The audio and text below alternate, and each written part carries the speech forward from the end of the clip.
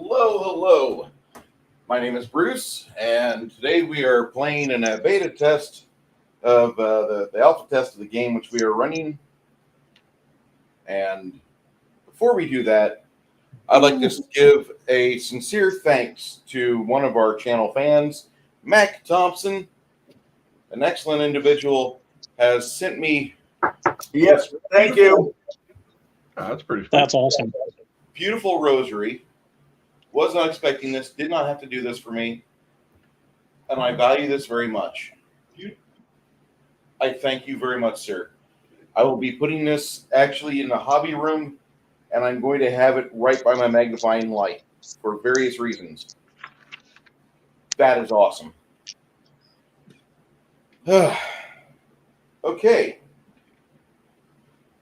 Before we get into it too thickly, I do want to say that with us today, we have a new arrival. Garrett, also known as Baron G-Rock, is going to be playing Thomas, the archer.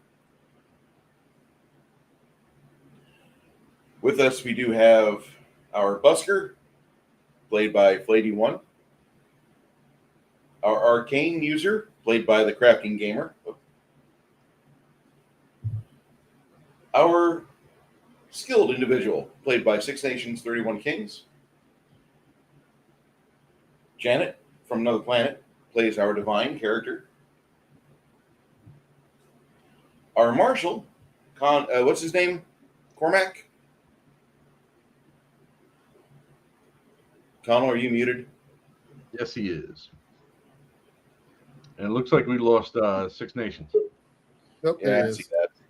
Ah, there we go. Got it. Yeah, his name is Cormac Stormrage. Okay. Because why not? And then Tomas's brother, Will.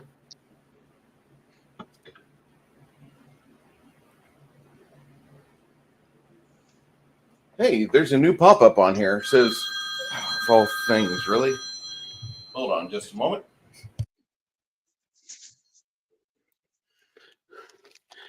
Watch, it's either Greg or somebody else from the other week's game calling him just to bug him.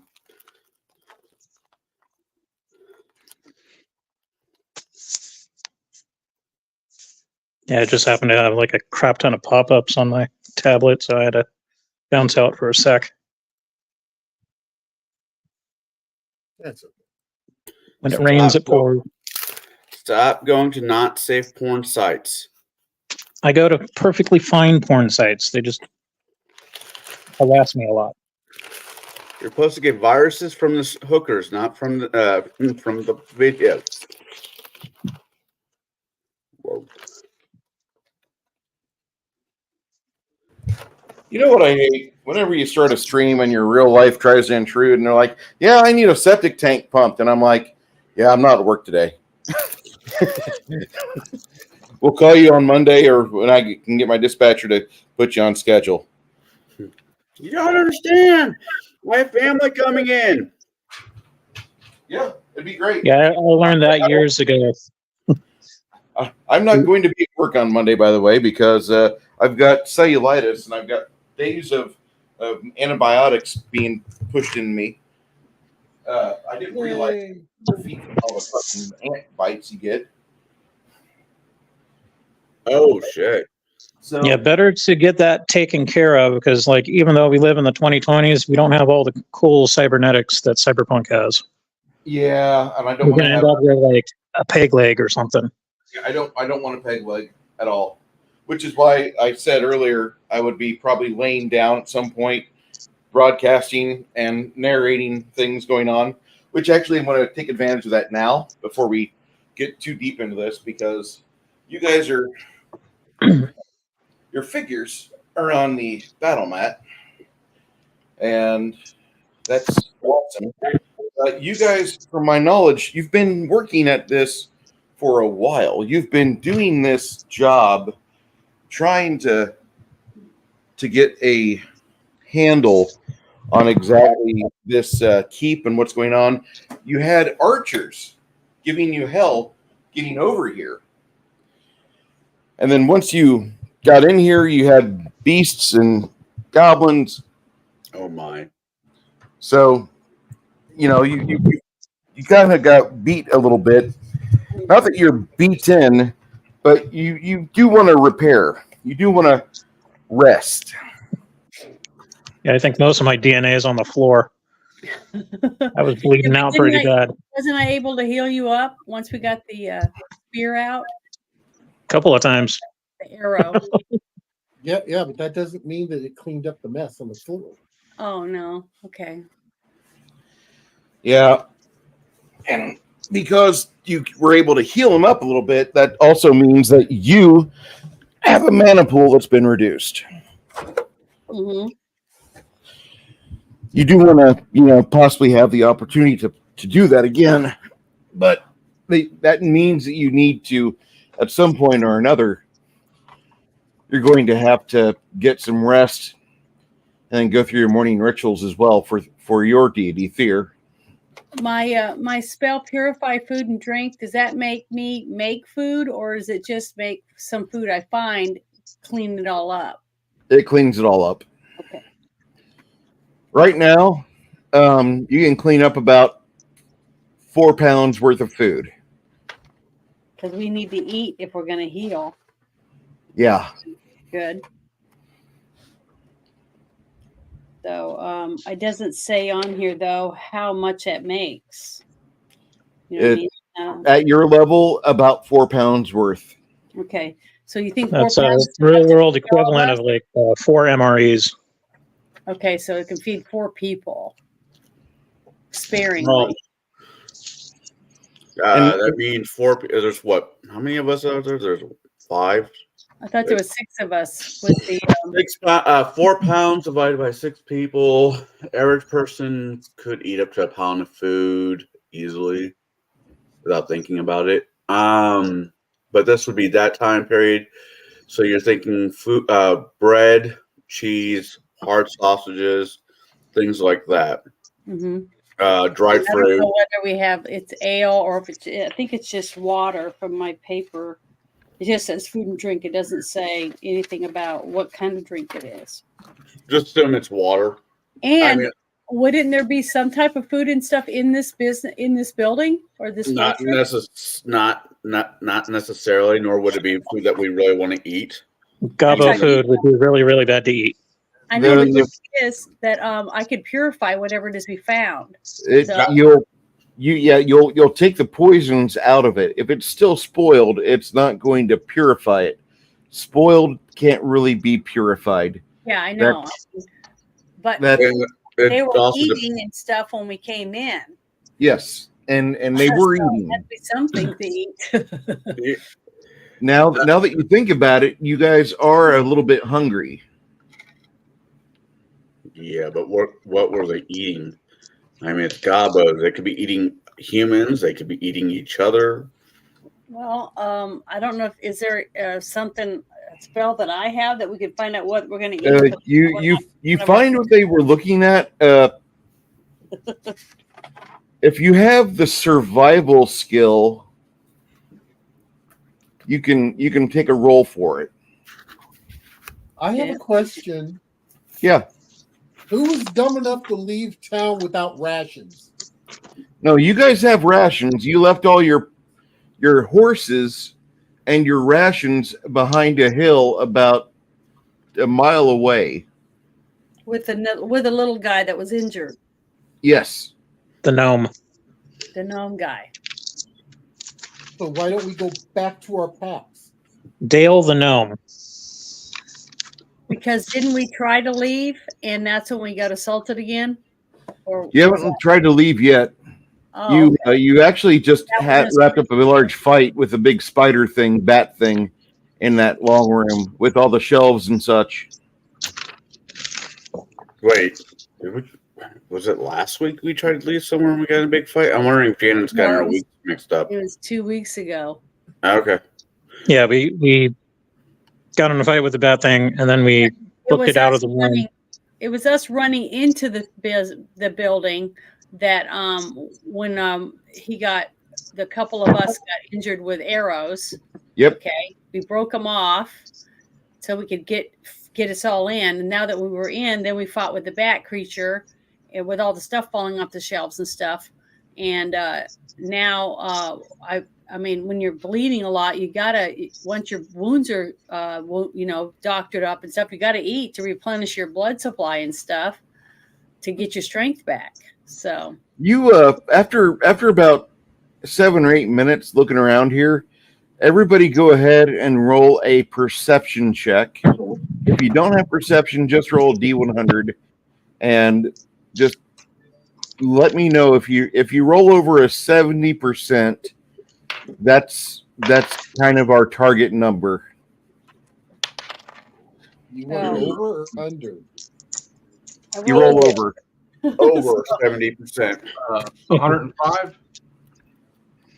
I got 112. Okay. what do we add to it? 87. If you have the skill, you add what the skill is percentile wise, Janet.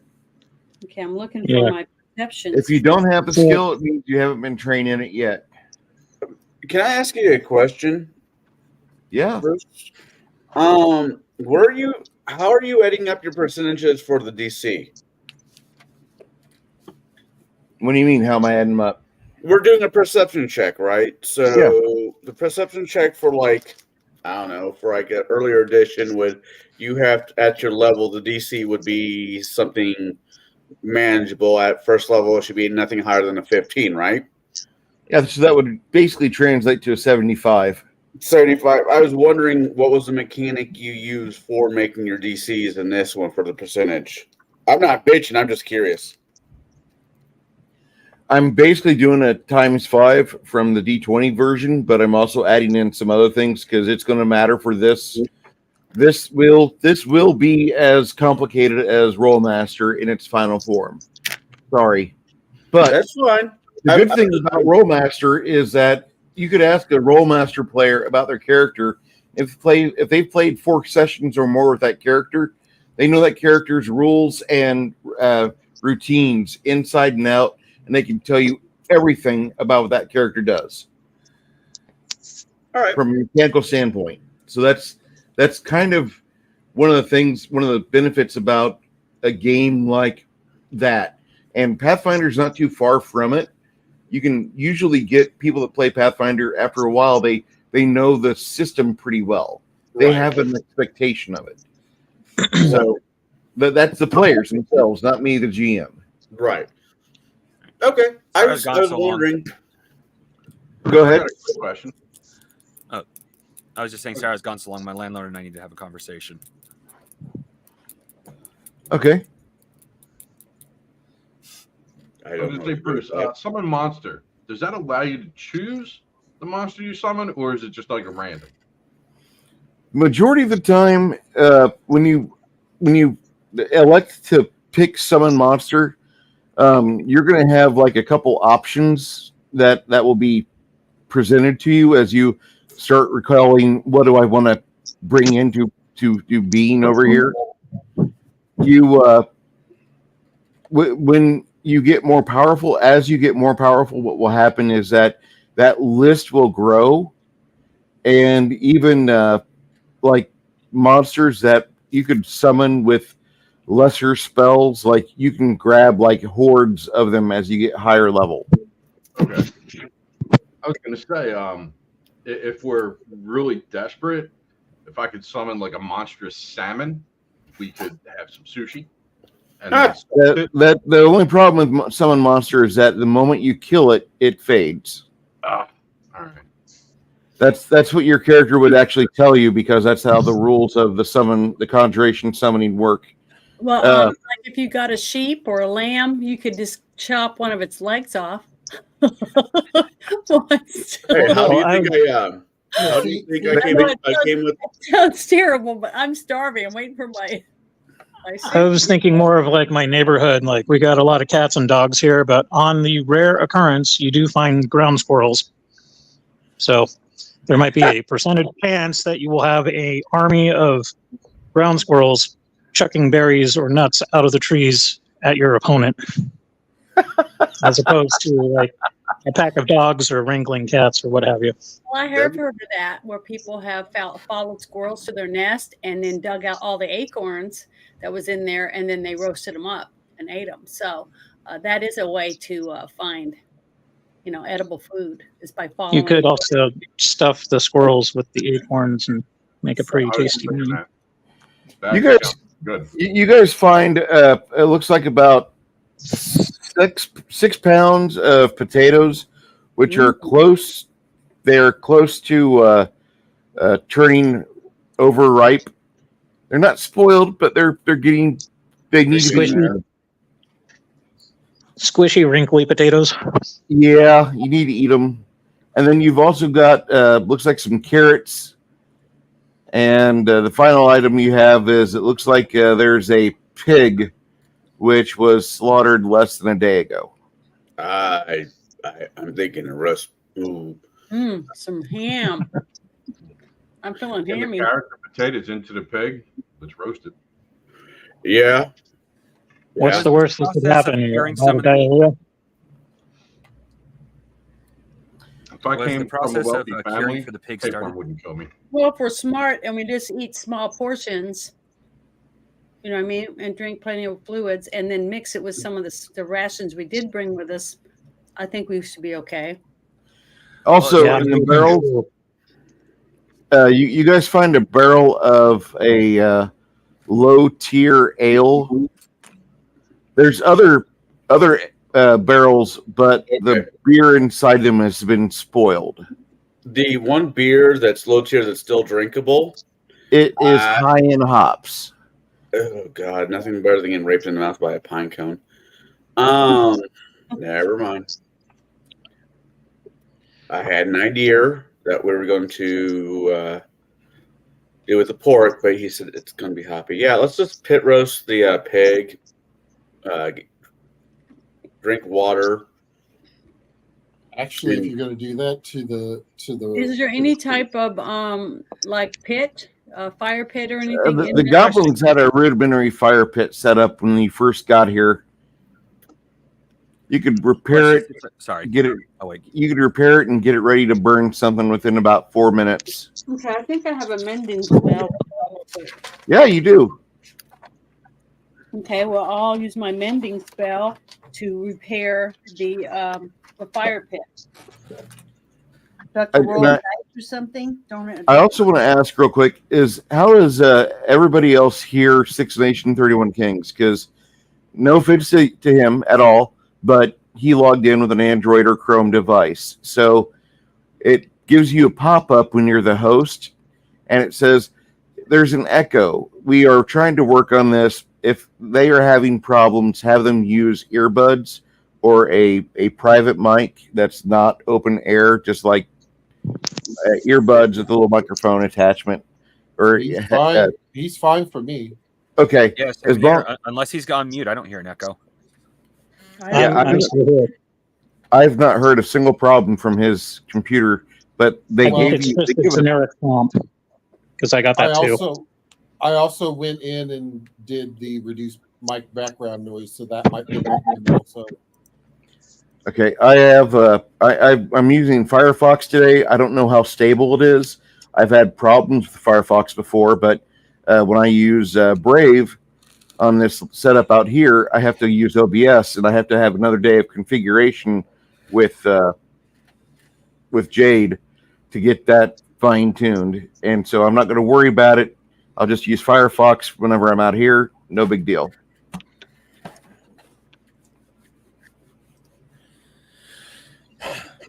Okay.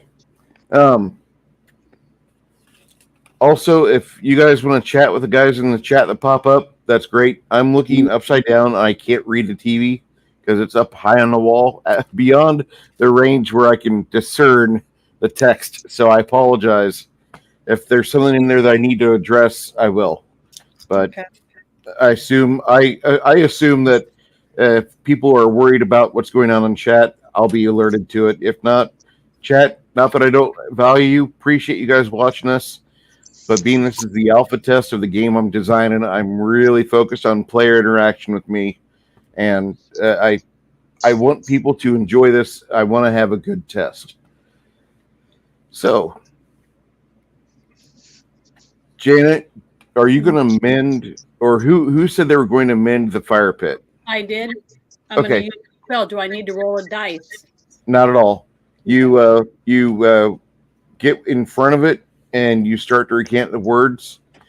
Mending, I believe, is a first level spell, Okay. and you will use 1 mana point, 1 PD point. Really, is what it is, because it's basically your divine casting that powers that, and you're able to get it to where the metal actually goes back to what it was when it was originally constructed, and it actually looks very sturdy, like it could hold a 50-pound piece of meat on it. The goblins had it rigged to where it was goblin rigged or gobbo rigged. With Bruce, Go ahead, Janet. how many mana points do I start with? The top. What's your wisdom? Hold on. It is 15. That's how many you have. Okay, so I'm gonna put that at the top. Thank you.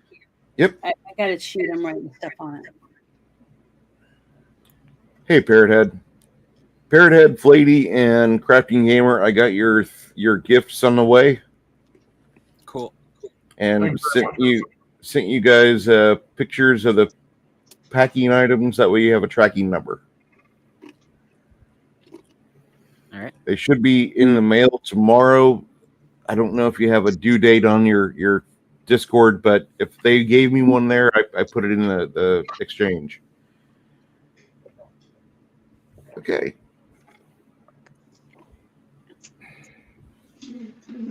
So once you guys get the pit fixed, you start putting together your food items. You can hear things moving around up above you on in the next floor above, but they don't really come down. They don't seem to come down and investigate. You guys made a racket. Yeah, we Go heard ahead. yelling and stuff before. Yeah. There was a bunch of armor that dropped, a battle that ensued. Yeah, I'm surprised that they haven't come down and tried to check out what was going on. Well, by their very nature, goblins are chaotic. It could very well be sounds they're used to hearing. Or they're just used to a lot of racket down here where they party and have fun.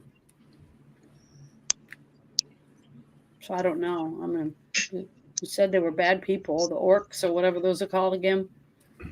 There's goblins down below. There were archers or bandits of some sort on the top floor that were using that. But so far, you haven't seen a whole lot of friendliness exhibited between the inhabitants of this facility.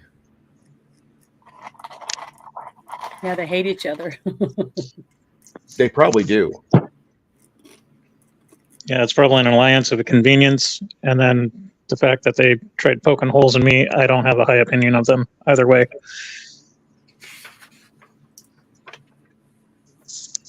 As you're continuing to root around, Six Nations, there is a you're still looking around at things.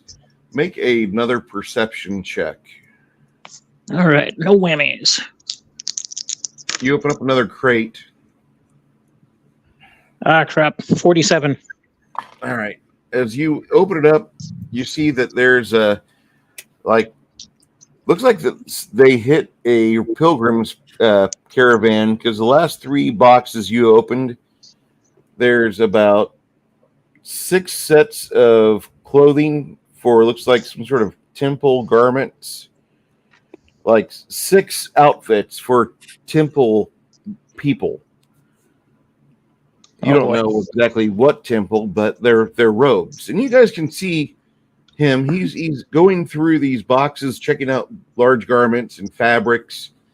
Most of them look like they are just servants' wear or low tier curates sort of stuff. Robes, a few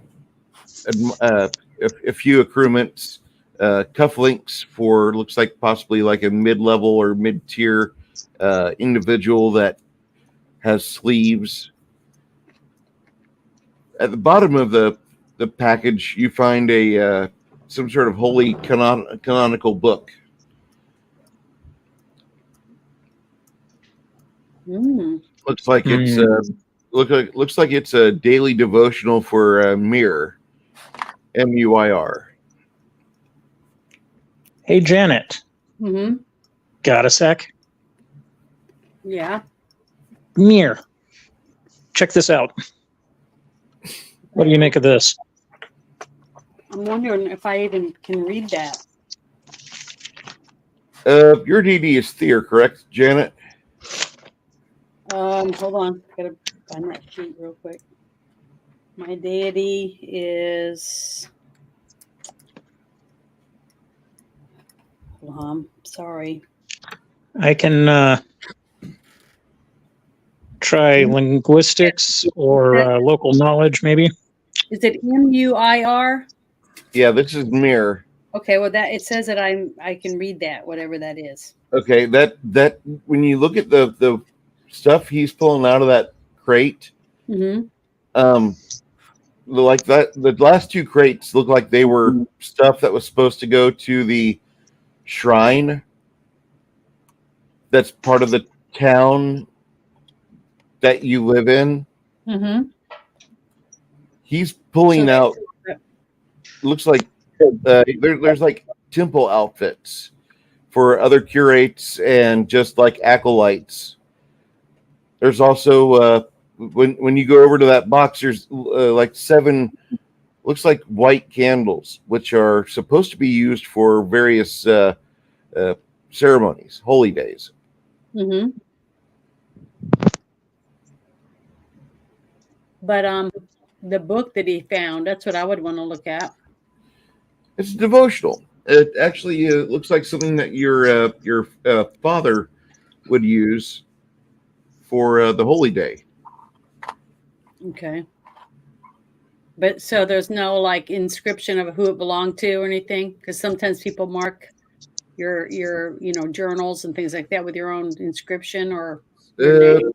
With this one here, your religion has a very special place in this region because there was a famous knight that he was very, very, very famous as a war leader, as a general, as a tactician, and eventually he disappeared about 120 years ago. Actually, about 320 years ago. Place called the Wastelands or the Desolation. Mm-hmm. Question, real quick, since I ended up missing the first part of this thanks to my landlord. Did we rest and come back, or did we stay here the whole? Or have we been? We haven't rested yet. You guys are eating food and cleaning up your wounds. Okay. Well, I didn't get wounded, so just making sure because it sits right now. I only have enough mana to cast sleep one more time, if that be the case.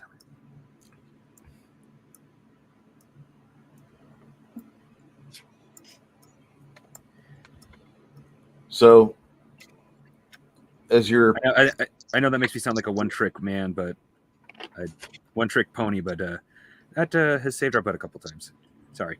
I just I'm down to the crafting gamer. I want you to understand something. In the early days, before 1999, first level wizards relied on the sleep spell almost exclusively till about okay. 4th level. At 4th level, that was like the last level you'd ever hear them cast sleep because they never cast sleep after 5th level. At 5th level, they fell in love. It was either haste or fireball or lightning bolt, and they liked it.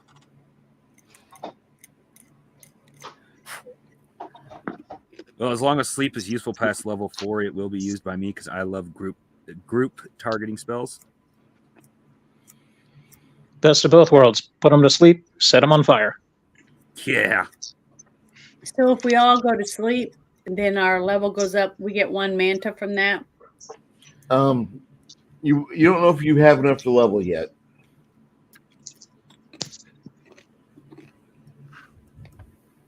No, I'm just saying because from last game when I went and looked at after he said that, I only have 5 points left. Yeah. Yeah. Those are a finite amount that you get every day. What time of day is it? Now that's a good question. Yeah, I look think it's outside. Looks like it's about afternoon. After all the stuff that's been going on here, it looks like it's afternoon. I'm about to say I thought we were going to go in as soon as the light was bright enough to be a pain in the butt for the goblins. Wait, you realize? My bad. I have the map turned around this time, not like last time. It's still it's before noon, about maybe 9:30. Okay. So we got some time. So it's still light enough for us to go back to the behind the hill If you want to go see Dale, yeah, you could. and get our other stuff, supplies, and bring them back. Rob tells you, he says, I'm kind of worried about these guys that are up top, their archer abilities. If they could bullseye us and make us to where we can't fight back, or critically wound us to the point where we die out here. Yeah, it's a I'm good going point. to miss my friend Rob.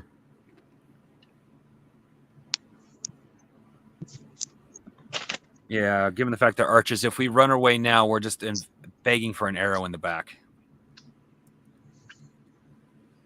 So we're going to hunker down here until we get back to our full health. If we can. I'm already at full health due to the magical healing. Well, Janet, we don't have enough food for today. We just ate all the food that we found and purified. yeah, So it took about an hour and a half to cook that. Mm-hmm. You heard people creeping around up above you as you were cooking the food and getting it ready for consumption. And then would you repeat that description? We heard them. What? Yeah, they were creeping around up above you. Like they were like, man, I'm hungry. That smells really good. What are they cooking down there? I don't know. It smells really good. I heard the word shuffling, so my first thought, what, they got undead up there? They might be undead, but they were using bows and arrows last time you guys encountered them. That was not fun for you. No.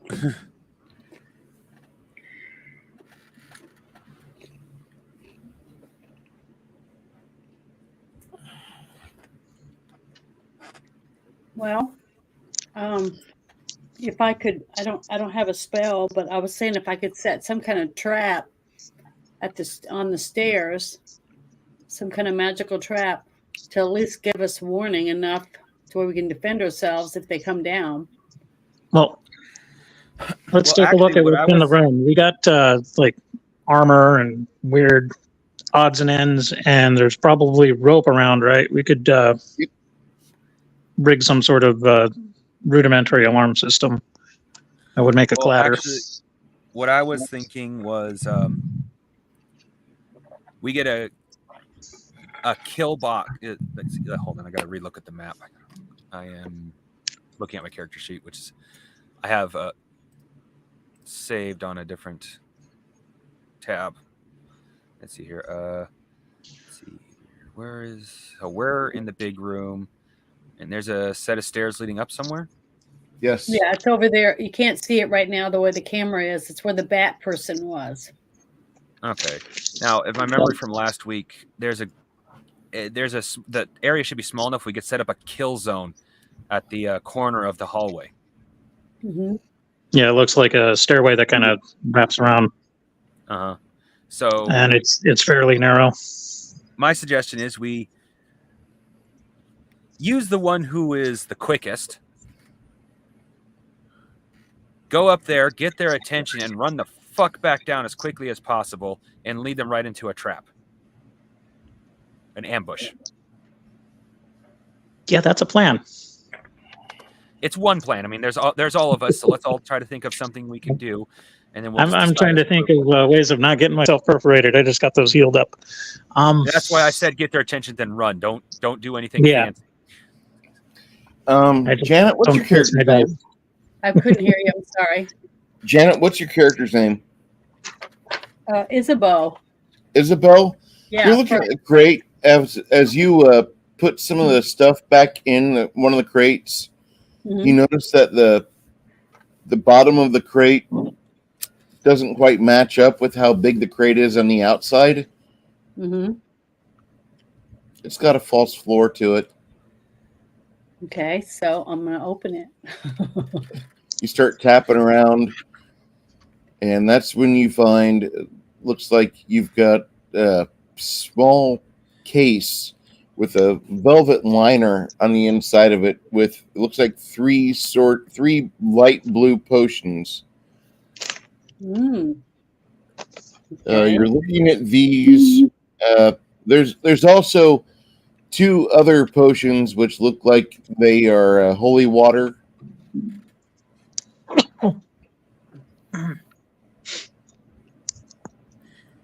These potions would normally be sold at the shrine or at the cathedral for about 25 to 50 gold each, depending who it was. Okay, so I'm writing it down. I got 2 potions of holy water, potion bottles, and then Yep. what was the other thing? Just something that was Thr- blue. 3, you recognize this as injury. These cure injury. Potions? Healing Yes. potions? Okay. Yes. Okay, I'm writing it down. Hopefully, they taste better than the goblin shit. And there's 3 of them. Yep. Okay. I And survived choking that crap down. the thing is, It's I've amazing. used the only spells that I have left that I can use is stabilize, virtue, and bless. I think has been used. So Oh, Janet, that's one of the rules about this game. You can use the same spell multiple times.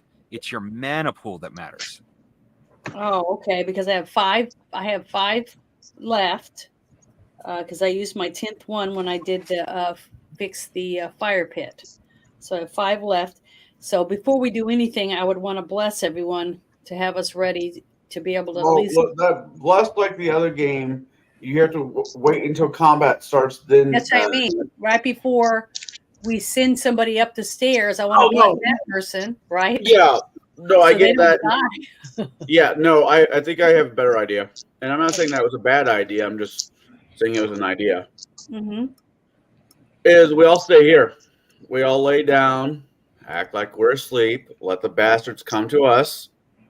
Then when they think they're got the handle on us, we get up and, well, we do what some of us do best. Well, the first thing they have is, to know we're down here. They know that we're still down. think we're the if they knew they were down here, they'd come here and try to kill us. They still think we're the goblins. yeah, but They the know- thing is, what he said earlier was the fact that getting them as they're coming down the stairs one by one is way easier for us to kill them one by one than having them running all over the place and us trying to fight them off one at a time. What stops one of the archers from being on top of stairs and continuously shooting down? Because the stairs are. Bruce, will you show him the map, spiral please? staircase, the one in the bat, where the man bat was. We can't see it right now because of the thing, but there's like a curvature thing. So when there's they a come corner. down, yeah, they would have to. They'd have to come around the corner before they could shoot us. See the turn right there. So if we see them get to the bottom right there in the flat landing before they come down into the room with us, that's when you kill them. That's what I thought that was a great idea. And if we bless the little guy, whoever it is that was sitting up there, and then bless everyone at that moment, he runs back down, or whoever it is. Then when they follow him, then we can take them out one by one, which is safer than bringing them out of that room into the room that we're in over here now and letting them just be all over the place. I mean, to me, we're risking ourselves and more injuries to ourselves when we can take them out one by one at the bottom of the stairs. Like, or that one person runs up there because they know we're down here. They smelled food. They know somebody's activities coming up here. They didn't come down here looking for a meal, so they're up there. One of us runs up there. They get ganked, so we're out of one of our teammates, and we're still waiting for the queen and her entourage to come down the stairs. We don't send someone up to go. There's probably a door or something. What they do is basically do the open the door, hi, slam it, and then run away. Yeah, high ganked out of a teammate. If they knew we were here, they would have tried to rush us by now. You're assuming They that they're think idiots. we're the goblins. Not necessarily. That's Can I interject for a second? What? Yeah. Can I interject for a second? All right. So we're taking a look at this hallway here with the stairway going up to the area that we haven't explored. Do we have enough clutter there to set up rudimentary barricades in case they do happen to shoot arrows and whatnot? So Oh, we as should. There was an entire closet of shit that fell on you. Almost fell on you. Remember? yeah, so like we could set up some obstacles and barriers, and then I or whoever else has a higher dex or movement can go up there, kick in the door, pull a Casey Jones, and then run like hell, and then hopefully effectively dodge any sort of incoming fire. And as they are coming down, then we can perforate them and make them regret their decision. Sorry, I didn't catch that in time. Yeah, I think that's our smartest bet, is to use the staircase to our advantage. How many archers do we have? There's Will and Tom, and then The third I think one died. One, two. yeah, Quinn and your character Oh, my guy's not big. has My- bows, right? No, my guy is not an archer. Oh, he just happens to be armed with a bow. Okay. Yeah, there was a bow and I grabbed it. Yeah, my character's not an archer. Yeah, I'm not an archer either. I would Hey, have Bruce. to sword. How much mana does mage armor cost? Say again? How much mana does mage armor cost? 4. 4. Okay. Well, that idea just went out the window. I was going to say, how about I just cast mage armor on myself, go up there, and then cast sleep on them while they try to kill me. But if I can't That's do both. actually a useful idea in two different situations. What can I do mage armor or not? No. That's an arcane spell, not a divine spell. All right, I would put it on you for you so you could run up there and do it, but I can't. I don't have that power. What if I were to like grab a shield or something from the clutter, if there is one? Have the mage come up from behind. Hey, we're And then forgetting it's something very up to the important. side. I just realized that. Is there a second set of stairs? Because if there is, that might be why we haven't seen them, if Connell's right about them not thinking we're goblins. I haven't seen another set of stairs that go upstairs. Not in any of the rooms we've been in. As far as I know, we've only explored 3 rooms out of quite a few more. Exactly. There's that other door that we haven't gone through. So I'm do going we to go want to check just that do out real that quick, then? make sure, first? and go see if there's a second set of stairs. I'll go with. What is this building made out of? Stone. Brick, heavy stone. Okay. Oh, yeah. It's a small Never keep. mind. I was just thinking about lighting the son of a bitch on fire and just kill anything that hops out. Well, I know there's that's what you another said option last too. time. Yeah, I just thought of it as another option too. If there's only one way up and one way down, we lock them in that room and just wait them out. They only got, at the most, they'll have a week, because I doubt they have too much in the way of water. I have another Possibly. idea. What if we, after we search that other room that's on the other side that we can't see now, but if we search that room and there's no more stairs and those are the only stairs, what if we were to take some of the fire from the pit and fix something up to where, like take a big bowl or a big cauldron or whatever and put some bunch of stuff in it that smokes, Smoke them out. and let it go up the Yep. stairs, and they'll think it's on fire and they'll come running down to get out, and then we kill them. You want to smoke them out of their smoky hole? Maybe. I mean, that might work because they do smell of cooking. so they could think that the fire spread and it's burning or something, or it's filling up the place with smoke. It's hard to breathe that way for them, but it's going to go up the staircase before it's going to fill the room we're in. Well, the one thing Bringing you have something to like that's pretty remember easy. There's a is lot of different. Sorry. they're shorter to the ground, so the smoke's not going to affect them as quickly. Yeah, but they I'm could assuming still that's also an area we're going to be going burn into. out. Could still burn out. Scare them. So they were using oil earlier. Are there any barrels of oil around? I don't Actually, know. there's two. You have two 40-gallon barrels Did I grab the wrong one? with oil. And that is big. No, I grabbed the right one. Well, we don't John, have to take on the this whole thing. barrel. We just take some oil out, put it in one of those little bowls, and put it down. I was thinking more of like rolling a barrel as it's open, let it splash out, and then light the son of the bitch on fire. But then that risks us getting burnt. And I thought we were fighting to keep this keep. Well, Russ. if we're downstairs and the fire's upstairs, it's going to cause a lot more panic upstairs than it is for us. And then, we can easily maneuver our way out, back outside. Yeah, but what if there's important stuff up there that we need and we're going to set it on fire with the oil? But we're burning goblins. At this point, any important paper up there is most likely became shit paper. You have shit paper. I'm saying the goblins would use it as toilet paper. So, Bruce, have you seen? Have you seen?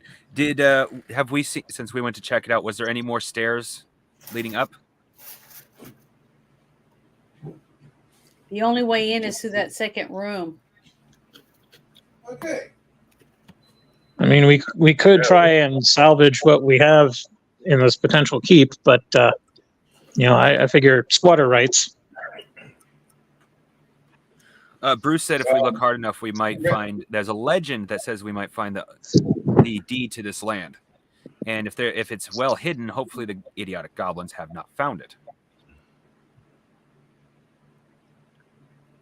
I don't know about you guys, but I would like to be able to get away from my parents. Yes, I love wine, but I'd love to be able to do my own thing. Well, that's what we took this trip for, is to try to earn our own names for ourselves, right? Yeah. No. Oh, I thought that. I thought it was 250 gold and the possibility of me not shoveling bullshit at home or something. Fame and money. Why I thought we took this job. We were kind of voluntold.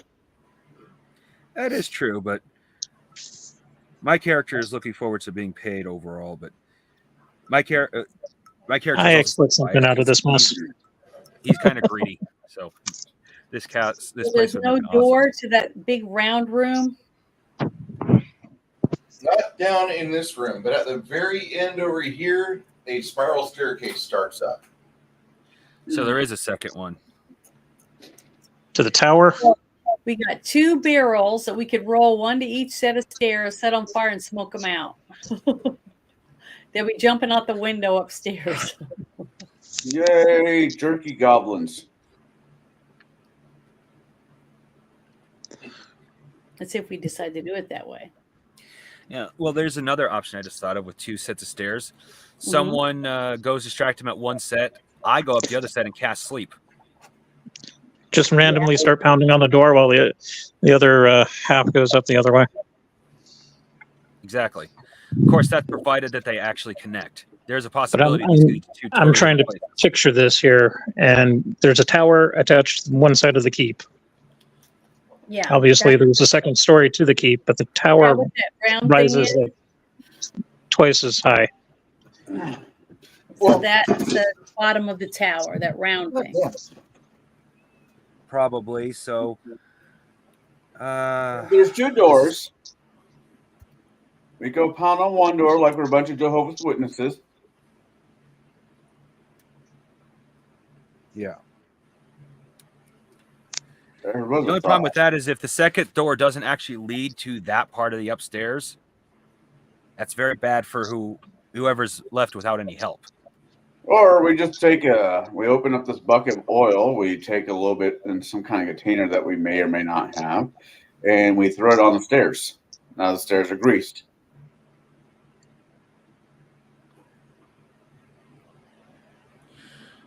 We're starting to get a lot of. I think we're starting to get a little too many ideas now because it's like just running out but there burning and it down is a. I say we pick Oh, one of side to course. go up and booby trap the We do other. 2 plans at once. Okay, we do Connell's one where we take the grease and put the oil and put it on the stairs, and we also do the smoke them out. So now when they kind of try to come down the stairs, they definitely will not be on their feet. I think that's a great idea. The whole thing of them tripping and falling in the oil. And then if they do fall in the oil and we do like hit them with a torch or whatever, they'll burst into flames because they'll be covered with oil too. Well, we want to be careful of that because the keep could get burnt down too. That's not necessarily a bad idea to burn down the keep. We could find the deed. The land is more important than what's built on it. That is technically true, but first we want to find the deed before we burn this place down. 50-50. There's no guarantee the deed's even in the building. That is true, and I have been considering that. With that said, we are so far, especially with the plans we're coming up, at an advantage. Hopefully. So even if in the end we don't actually find the deed, I think this is going to be worth it just from the killing of the goblins, opening up more of a pathway once more, and getting the fame and potential extra pay from doing that. Even if we never find the deed, that'll probably be a reward for opening up, because this according to Bruce is the primary or one of the primary roads between our 2 villages. Mm-hmm. So And it's the bone of contention between cities with bandits and whatnot occupying it. Yeah. So if we can get this keep at the very least cleaned out, we'll probably get at the very least a reward for that. I'm just really, really hoping to find the deed. You want that wizard tower, don't you? Yes. I don't know. The way I see it, I mean, I think the building's kind of disgusting, honestly, but that's we could clean it cleanable. up. But the thing is, it seems very sturdy and stuff. Then it could do us. I mean, it might work really well out for us for a place to stay in between little trips that we make or things that we have to do. Here's me being a jaded player, not being a jaded character. Yes, we got to keep that we never go to because we're busy elsewhere. Mm. The problem is that it's almost directly between the 2 cities, between the 2 locations of importance. If this is one of those games, It's not going to be one that like either municipality happily throws people at to staff. right? And we can also store everything that we can collect through the game. We have somewhere to bring it back and keep it. If we have like a few people that we get along the way to help guard it, take care of it. We don't keep stuff. We sell stuff. Well, who said we have to sell everything? You should know this by now. You're in the other game. We don't keep stuff. Because we did it in the other game doesn't mean we do it here, does it? What if I find it's normally the natural relationship with the game. Hey, you guys found X amount of stuff. Okay, who can we sell it to? As awesome as this all sounds, like me, if I wanted to be like a quote unquote thief or assassin or whatever rogue type character, I would love to have a bat cave. But this is smack dab in between 2 cities. There might be some sort of contention between the ownership, and I don't want to have to like freaking deal with the politics of that and then wait for escrow and all that shit. Why don't we just go up 1 set of stairs, kill the sons of bitches, and move on with our lives? Yeah. Yeah, use and the then we'll worry about it later. We'll eliminate the threat. We'll come out as heroes. We'll get the Skrilla, and then we can worry about the keep later. I'm cool with that. Hey, Bruce, how do we know how much our spells cost? Spell level determines it. So if it's a first level spell, it's that spell level times itself exponentially. If it's a second level spell, it's a four pointer. A third pointer, if it's a third level, it's 9 points. Got it.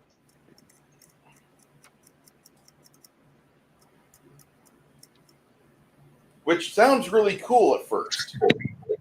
But whenever you find out like how much mana a 20th level caster actually has, if they haven't done anything to improve their mana pool, man, I cast Meteor Storm or I cast Wish, and that was like half my reserves. Fuck. Unless you got some alkalites or hostages or something you can siphon off of. That Say Well, I again. wish I had a spell I could give everybody more mana, but I don't. Well, how banged up are we, or depleted of mana are we before we head up? Well, I'm down to one 5. I have 6. Even if you're have enough spell, let's say we go ahead and go up there and take care of business. Even if crafty, you have the one spell of sleep and you're able to pull it off, the last few times you've done it, that has been dynamite, gangbusters, whatever term you want to use. Yeah. I'm a little banged up, but I'm better. I mean, a lot of us are a whole lot better than what we were. The two options we either have is to go up there and see what's what, or try to get some rest here for those who need the mana. We ate, and I would make an argument I would make the argument that the itis should be kicking in at some point. Yeah, lunchtime is rolling around, and after you guys eat, like, it's really easy for you to want to lay down and just rest your eyes a minute, because you've done a lot today that normally you don't have to endeavor in. And after you eat, that idea of like, hey, I could really use a nap, that really hit home there. I mean, I don't want to use the 5e term and have you blow up at me, but concept of a short rest. I don't know what kind of mechanics you want to add to or not add to. That's completely your call. But you're right. We just did a lot. We just ate pork is a heavy meal with potatoes. Mm-hmm. Most of us, especially, and I'm not trying to say the wizard or anybody else, unless you are a type of character that can eat on the move and go back to it, the itis is going to be kicking in.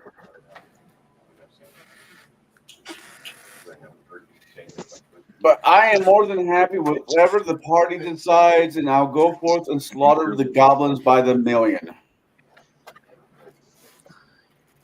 I just don't like the idea of sleeping in here with those guys upstairs. Even with my concept of thinking they think we're goblins, I don't want to find out what happens. We if were stay outside here. and jumped. What's the Tell difference you guys between for what you are. what? Well, unless there's some goblin blow, I would think that getting some rest would be a good idea. But then it also gets closer to dark, where they're more prone to be active. Right. If they're nocturnal people, cracking out for a few hours down here is more beneficial than, let's say, we try to go back to camp and we got attacked. No matter where we go right now, we're going to get attacked. True. Yeah. So we should go for it. I think we should. I know. I think that we should take a rest. There is me and a few other people who can take turns.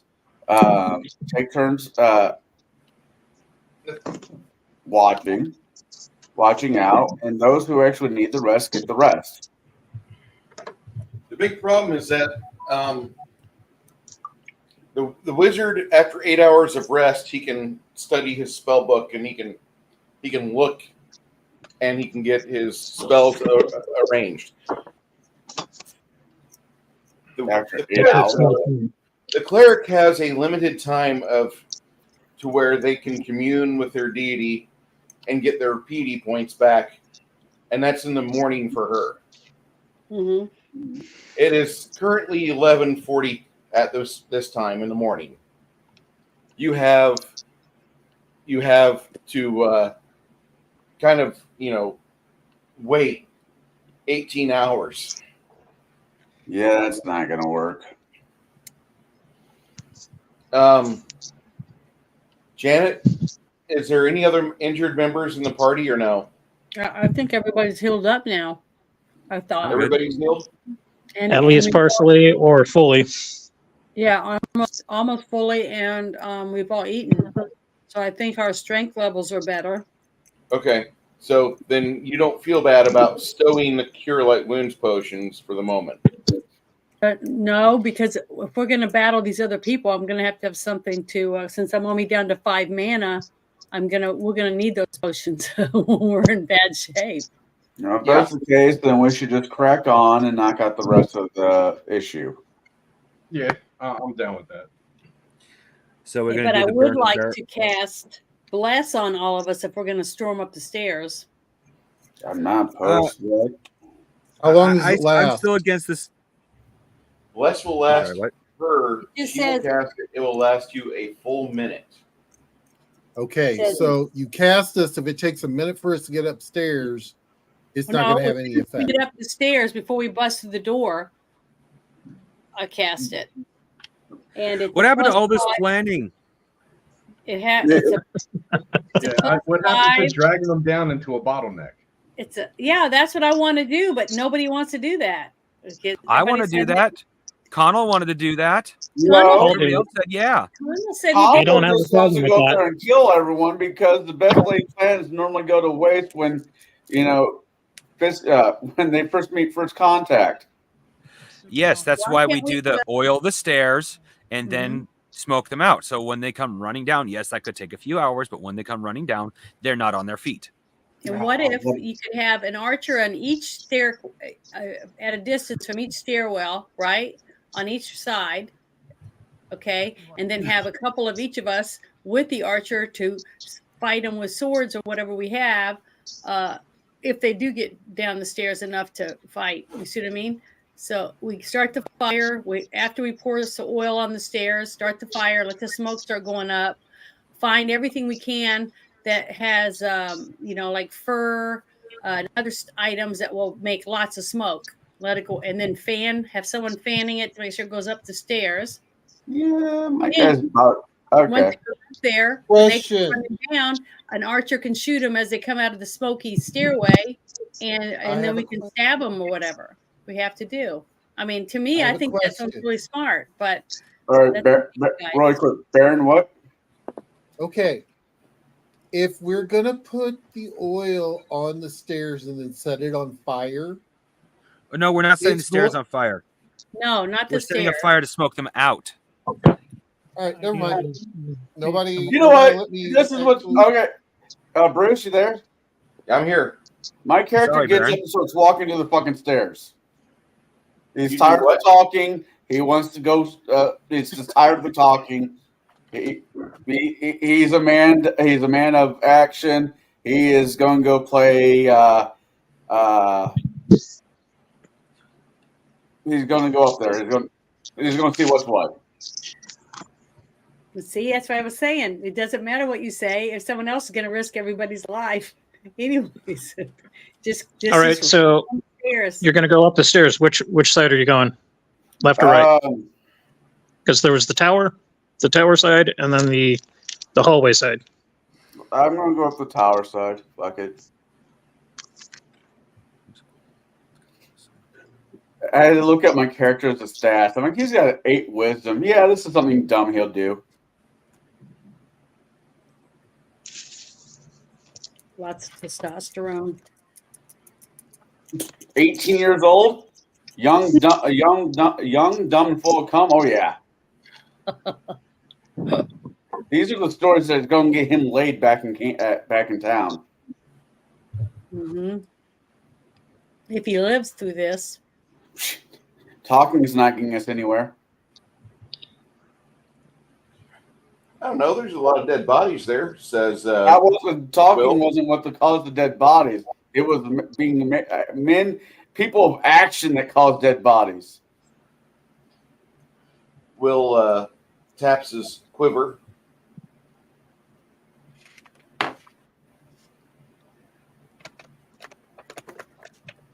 People of action and intelligence that can plan out an effective attack. I get that, and I'm trying to. Every time I'm seeing people do that in game, it never goes. Because if you remember 2 weeks ago, I was rushing into shit, and it got me all jacked up. No. I'm a melee character. I'm replaceable. The wizard and Clark's not. Yeah, I got an intelligence of 9, which reflected my actions 2 weeks ago. If that's the case, you should be on the stairs riding you. I just might. Okay. Cormac, anybody following up behind him or no? I'll be right behind him. I'm going to stay at the bottom of the stairs for when he and this thief inevitably comes running back down. I would advise one archer at each of the stairs. Will and Tom decide whichever side they want to cover.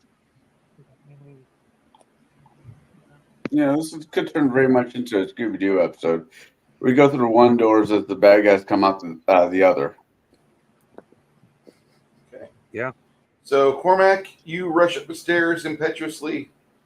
Yep. And you head towards the tower area. As you get to the tower, you see that there's a open air ledge with no rail right here.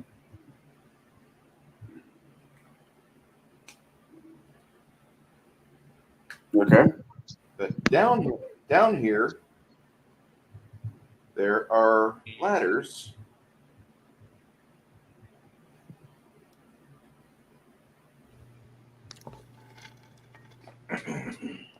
I just realized I assembled Connell's character. What? I just realized I assembled Connell's character. That's awesome. There's a large, looks like a pile of hay. As you kind of get close towards that, you see that it's not just hay. It looks like a nest. The dragon's nest. If there's a dragon in here, we're all fucked no matter what we do. Yeah, I was about to say, if Bruce sent a dragon at us at this early, it's one of two things. One of three things. He wants a total party wipe, period. We are meant to negotiate with the dragon, or we are meant to run for our lives and pretend we never saw it. Or all of the above. Yeah.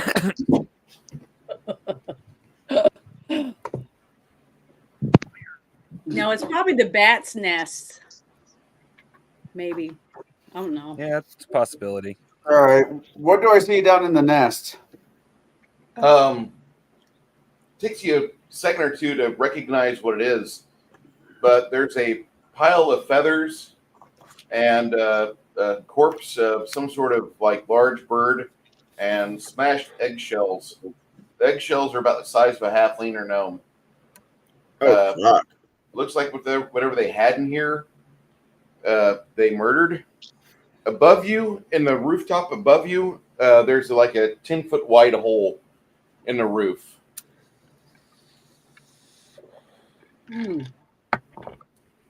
So it was a bird creature then, or do some dragons have feathers? I love you, Janet, but you're not there. She's right here.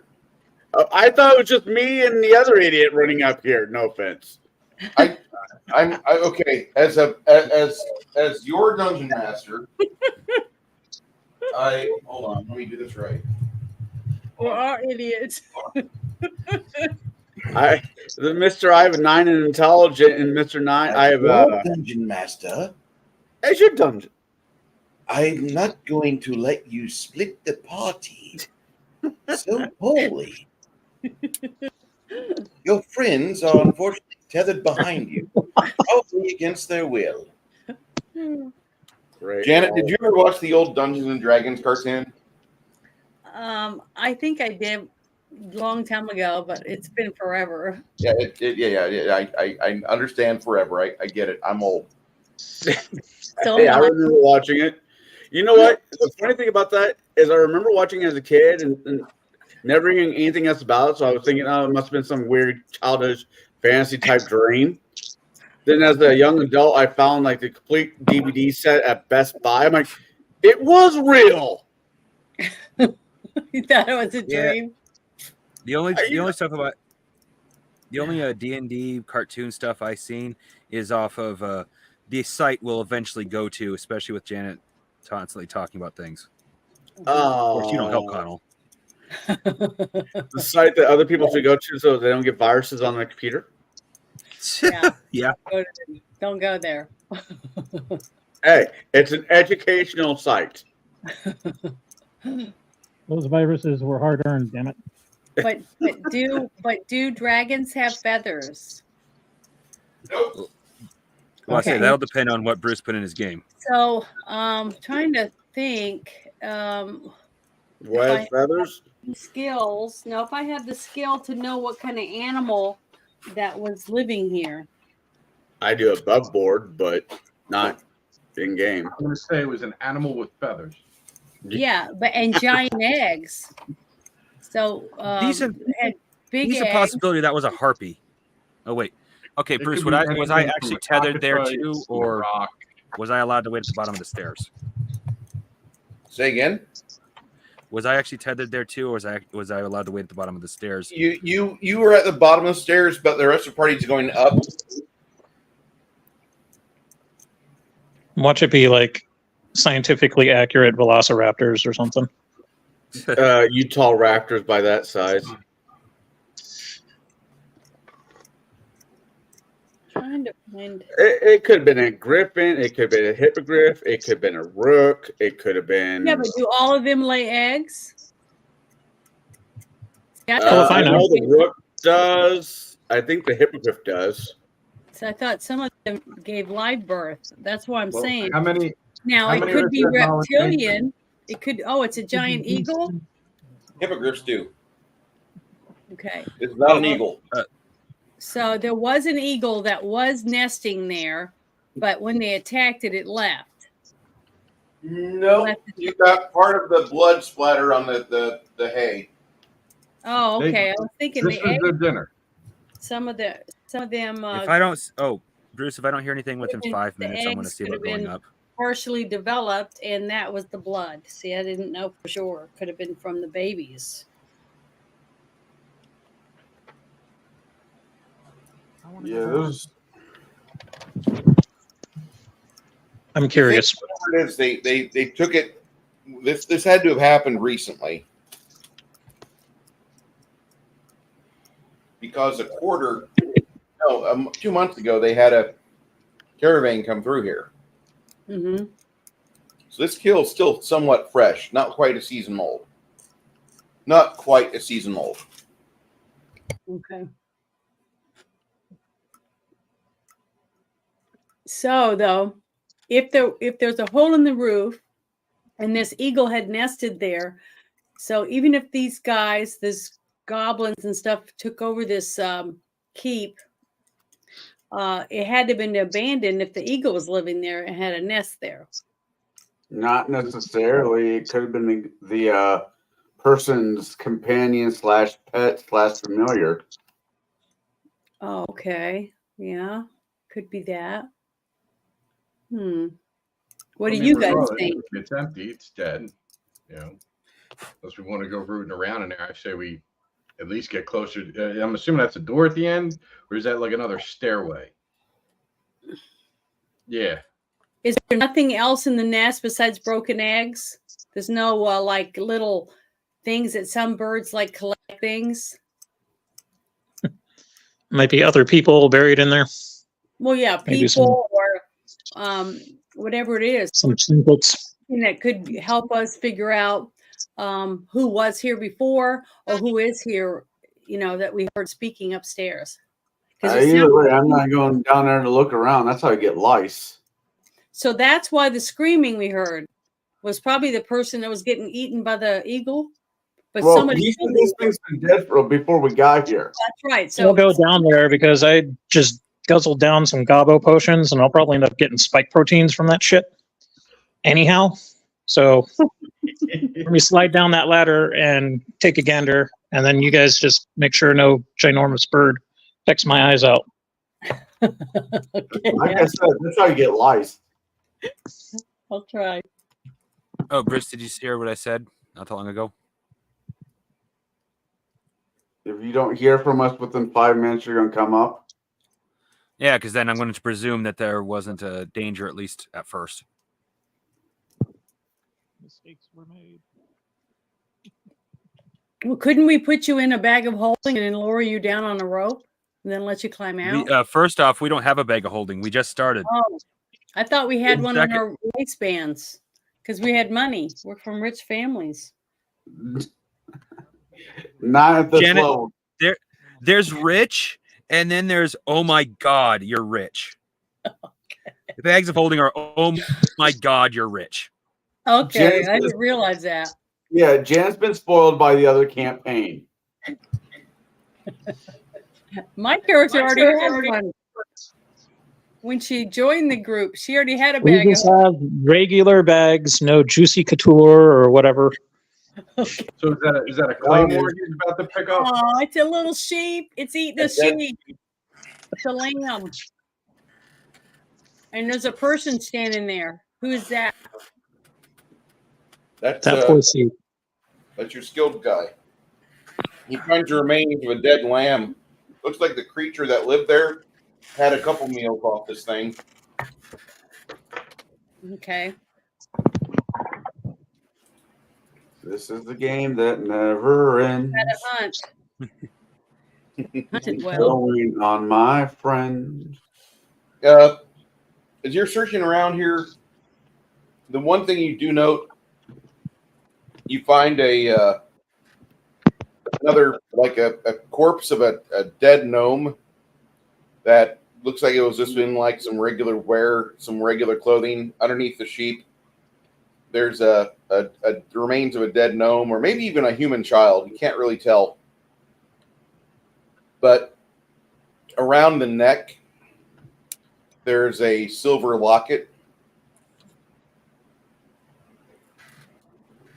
So you're going to take that with you to prove that we, if it's somebody that from city that we just left, the town, we might be able to show them that we found their loved one.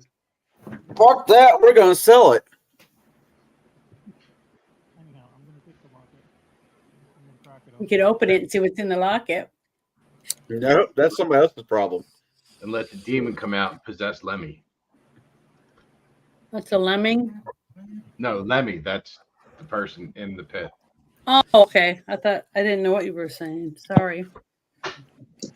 After you pull off the locket and look for other things, there's no coin purse. There's nothing much else, but there was a silver locket around his neck. The locket does have a hasp on it. If you want to open it, you can. I'd like to see what's in it. I'm curious. So everybody else stay away from me in case the spell comes out and kills me. I think I know what our group should be called. The Lemmings. Six Nations, I can hear you barely. You're really muffled. Hang on. Wow. It sounded like it was like 3 blocks away. I heard them really good earlier. Yeah, my tablet's dying. I got it Oh. plugged in now. Okay. So I'm going to take a look at what's inside the clasped necklace.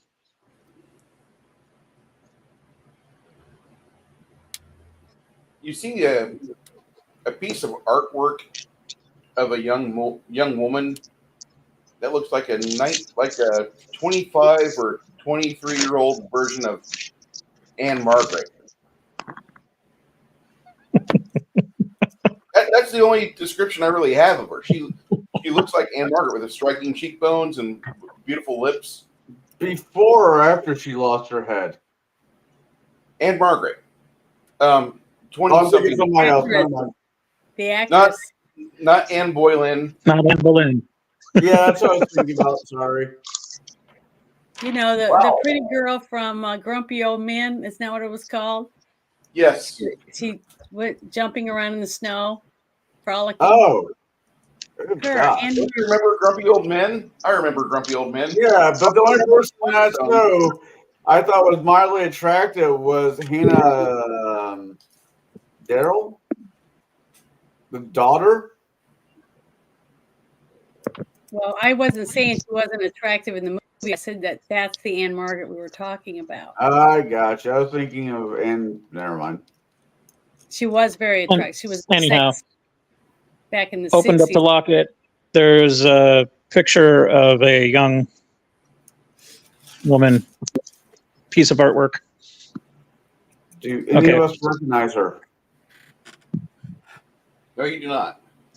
Well, this is going into sold at the local pawn shop pile. I close it up, I pocket it away, and then focus on the doorway down the path. Okay. Who's coming with me? Do you guys want to come up the stairs now? Yeah. Yeah, you can keep me in the middle. Since I'm up there already or wherever I'm at. I don't remember, but I'll go with them. Here I stuck in the middle with you. Okay, I just gotta. If you guys don't want me to do bless yet, then I guess we'll wait till we're stepping into the doorway. As soon as we get Bless is way combat, too the brief. first thing I want to hear coming out of your mouth, Shannon, is "Damn it, Carmel," and then "Bless." I mean, damn it, Cormac. Bless all of us. No, I'm just kidding. But okay, I'm ready. So, Garrett? lean up against the door. Hello, Baron G-Rock. Yes. I forgot to give you some things there. Armor class you have is AC 85 because you're wearing a scale mail outfit. Scale mail has a nice little cap to it. For your hit points, your maximum hit points is 12. Okay. All right.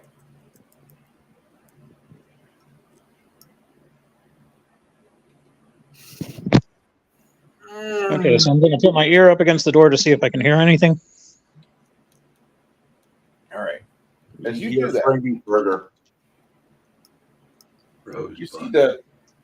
you see your skilled individual kneel down and start getting ready to prepare. Looks like he's trying to see if there's anybody there. As he gets closer to the door, he can see there's like an inch gap at the bottom of the door.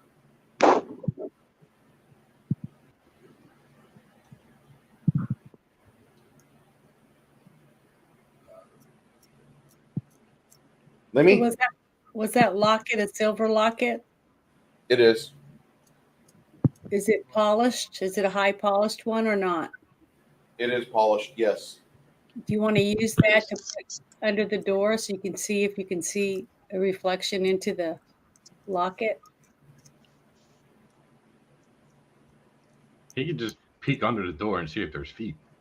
That might be less. Okay, is he speaking?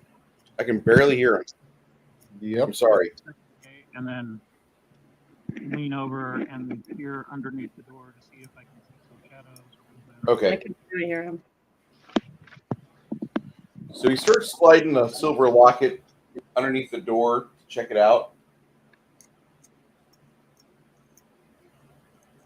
And there's stuff underneath or on the other side of the door. You can tell that there's somebody not too far away from the door itself.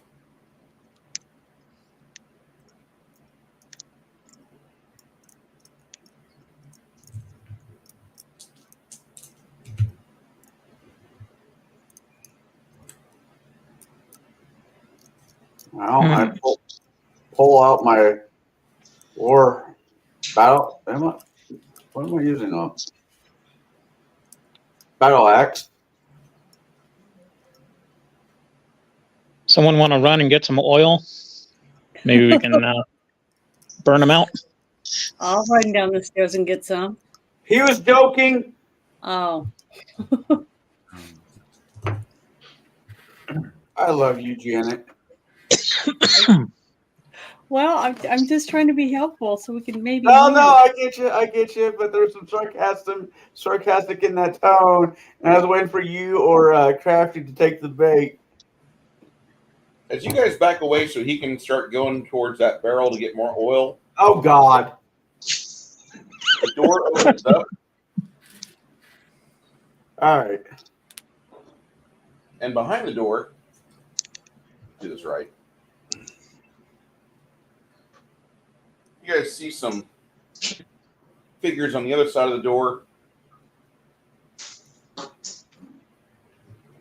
And I need everybody to roll a D8 for initiative.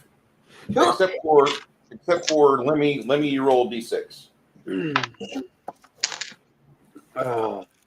Trying to figure out what my battle cry should be. I think I have it nailed down to 2. Do we add anything to that? No, ma'am. Okay. Did I catch up with the party, Bruce, or did I not catch up by this point? You're right here.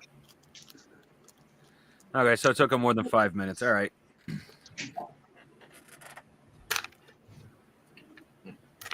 My character's a seven. My character's a 17-year-old, so even with his more practical view on things, he doesn't have much patience. I've never known very many wizards with patience. Shh! Don't tell them that. I don't want to lose them. Patience. I can cast magic. Let's go. Oh, wizards are all supposed to be patient. And I'm saying, have you never read Lord of the Rings? Gandalf was a straight out dick. He had no patience. All right. You've been worn thin. 1, 2. Damn hobbits. That would be me. 2. On 2. I had 1. All right. You rolled a 1, Garrett. I did. On 1, you can get your feet underneath you and figure out, oh shit, there's something going on. What do you want to do? Well, am I even upstairs or am I? Yes, you are. You're right here. Oh, can I see that they opened the door or they didn't open the door? They open the door. Do I see a target? Yep, you got 2 grown individuals. 2 men.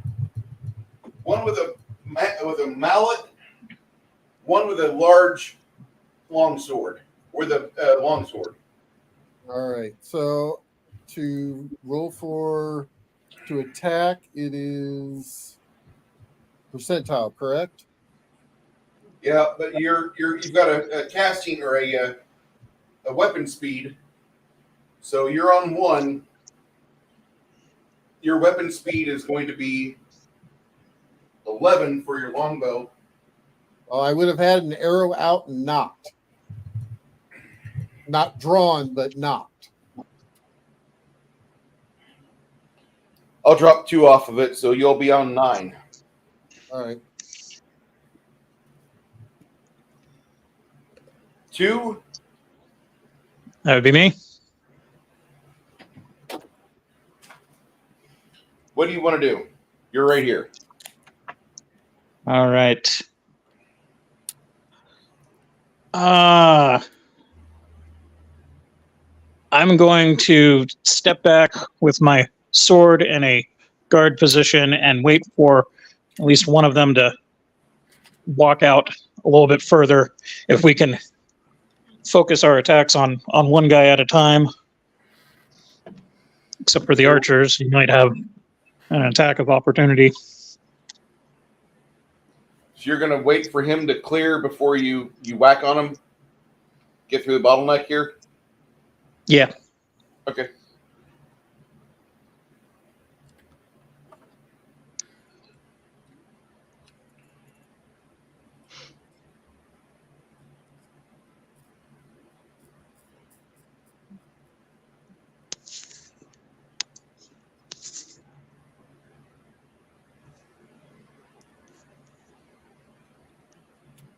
Almost panicked for a moment there. Everything went quiet. I thought my internet crashed out on me.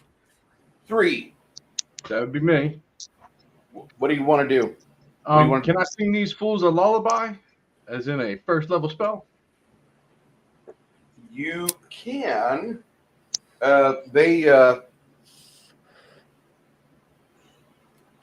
will get a save to it. What's your charisma bonus? What's your charisma? 13. 15? 13. 13. I'm Okay. a strong busker, not a charismatic. Okay. It'll take you about 8 seconds for that to get off.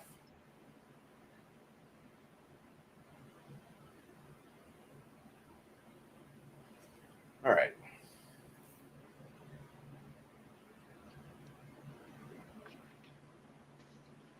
Three, 4. 4, that's me. What do you want to set up to do, Connell? Move me to one of the sides of the door. Did the door open out or open in? It opened out. Okay. Well, put me on the side of the door that on one of the side of the doors with my weapon drawn. That'll happen on Well, actually, I had my weapon drawn. So just move me to one of the on 9. You could be in position for that. 9. All right. Yeah.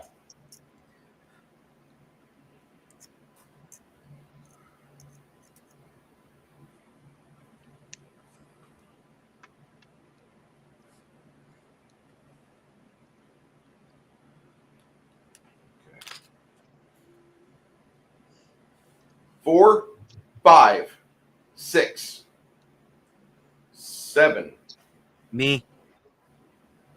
I'm at 6. Sorry. My mic was on. Isabel, what do you plan on doing? I want to cast Bless on my group, Okay. which should give them each a +5. Hold on. That'll happen on 13.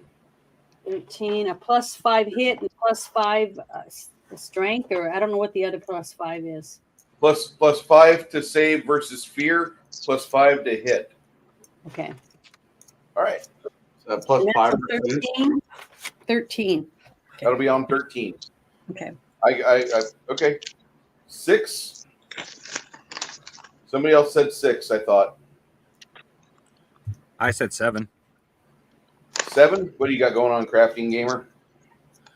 How does the party look? Like, how many people do I see past the door, if any, given where I am? You see 2 of them. 2.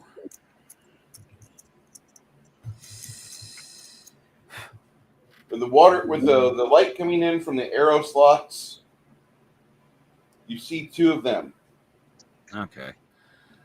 Yeah, I'm gonna go ahead and cast Sleep in the middle of that room.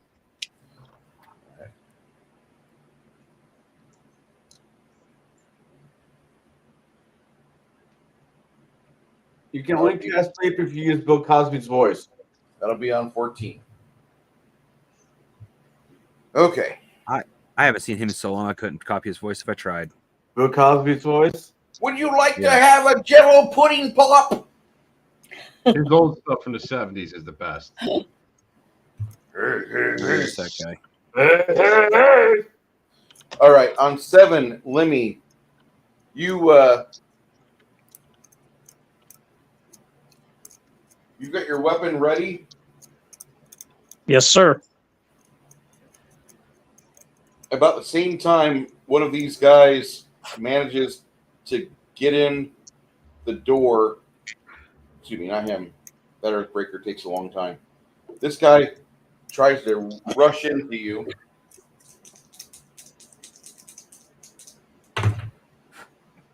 Oh shit, I rolled a 99. Okay. Yep, it's going to be one of those days.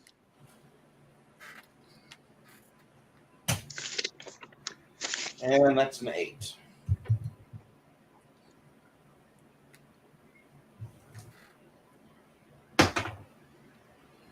And that's another 8.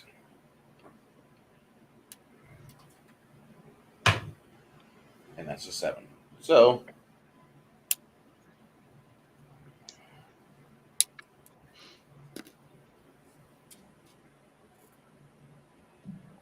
Lemmy, can you take 23 damage? Because that's what you absorb. Actually, no, wait. What type of weapon, what type of armor do you have? I've got leather armor. Okay. You take 22 damage. You're now a Capri Sun. And I drop like a rock because I got 20 hit points. Okay. He falls. That's what I get for using Grog's Wait a minute, character. and that's even with Bless on him? Yeah. Bless does hasn't nothing gone very- off yet. Bless hasn't Yeah. gone off Oh, yet, it Janet. hasn't gone off yet, damn it. Bruce I said should he have asked wanted if I to heard any play boss game. music first. I need you guys to talk one at a time. I'm sorry. I'm sorry. All I said was Bruce said he wanted to make a deadly game. Guess what? I wanted to do Bless before we went the door open, but oh well. It would have burnt time-wise. It would have burnt out. Not when it About- takes Oh, Bruce, Boss music. you forgot to tell me when sleep goes off. Sleep will be going off on 14. Okay, thank you. On 7, that happens. 8, That would be Lullaby from the Bard. Oh, wait. Was somebody talking? I'm sorry. yeah. I had 7. Also, Actually, that is 2 because your initiative was 2 plus 7. You go off on 9, G-Rock. no, I had 1, so I'll go off on 8. You had 1? I apologize. Yeah. Okay. Go ahead and let your arrow fly. Okay.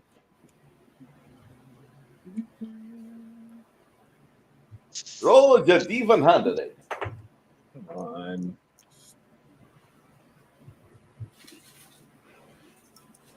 $97.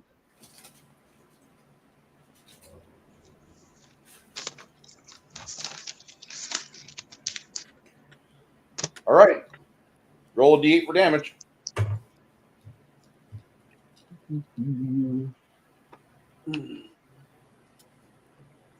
It would be 6 points.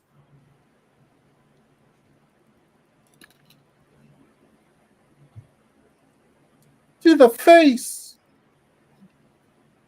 Actually, 99 is a leg shot. Pretty good, too. Almost in the balls. Brundle damage. That'll bleed nicely.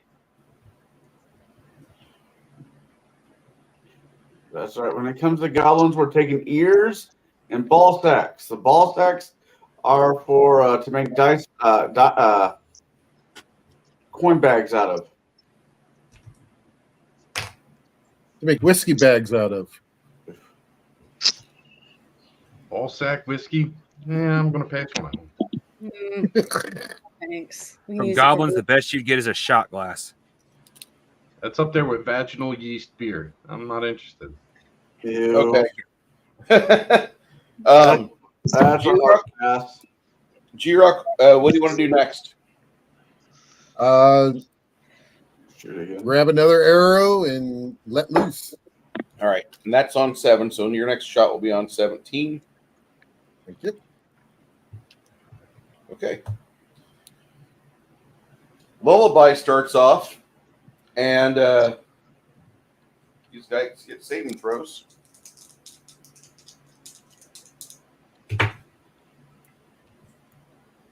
$94. He passed.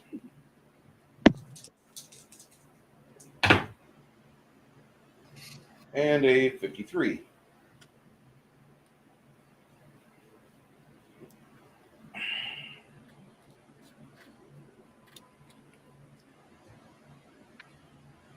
He passes out. I like that.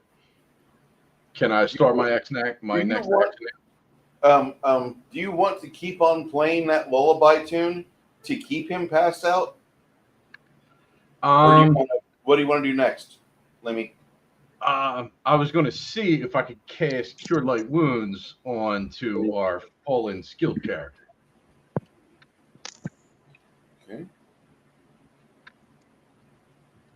Hoping that this effect will at least last a little bit till the other stuff happens. All right. You guys don't at least. That'll go off on 16. What did you say, Lemmy? Or Let me. Yeah, I just said so I don't have you guys trip all over my guts. damn it! I need to boost my volume a little bit. That's It's him. No, he's dropping out. It's on me. There we go.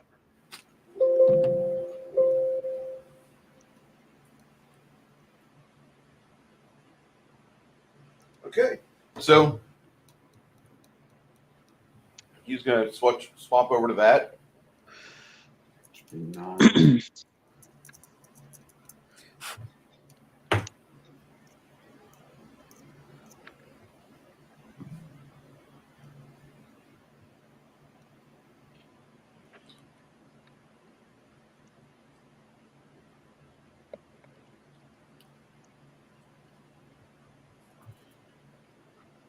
Cormac, you want to run up here and whack on that guy? Yep. The idea was me to be on the other side of the door, so when they come through, I guess whack at. But that works too. Fair enough. Go for it. All right. My war cry is hunger. Then I rolled a 79. Did bluff go off? Not yet. 13. Oh, my bad. Not yet. So that's 79. Do I have any bonuses from fighting? No. So that's a 79. You don't have any bonuses to your weapon skill? I have weapon skill. I don't see it. And I don't know why I wouldn't have. What's your strength? Strength is a 17, so that's a 3. So 79 would be a 82.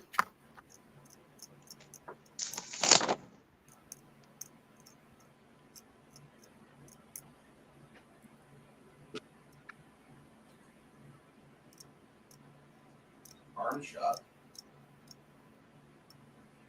As the little goblo said in Labyrinth. Did I hit it? Yes, no? Yeah, you did hit it. I hit something. Yes, no. I hit something. Yeah, I had. I'm just going over to the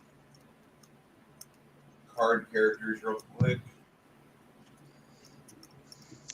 Mark character. I might have missed it, but I didn't. I mean, I know my strength was because I use melee weapons. You add strength, so that's a plus. That's a +3 to whatever I roll. It would have been an 8 if the spell would have. And this is not a jab at anybody, but if Bless was active, that would have been a +8. But is what it is. Your character actually is add another 5% because you have a 5% bonus. You get a 1-for-1 every level, like what fighters would in D20. You get a +5% to your to hit. So BAB is how much? 87. You have an 7? 87 from your bonuses, and then that translates into a leg hit, and that I need a damage for. And that would be a D8. Or was it D8? D8 plus 3. That's what I thought. That would be a 6.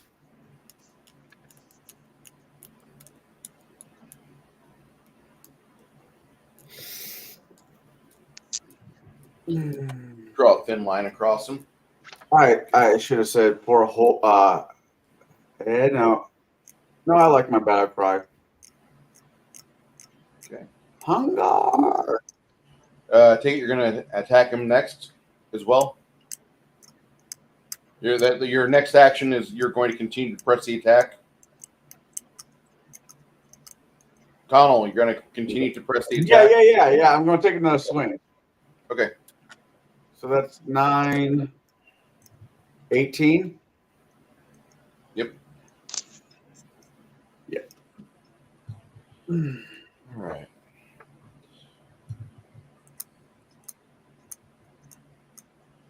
Ten, 11, 12. At this point, the sleeper.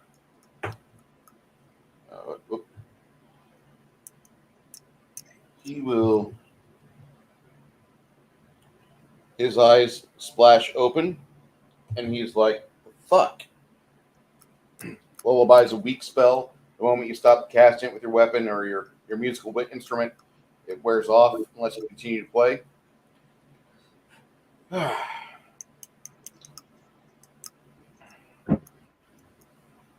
11, 12, 13. That's when Isabel casts Bless. So you guys get a +5% to all your weapon attacks and +5% save versus fear.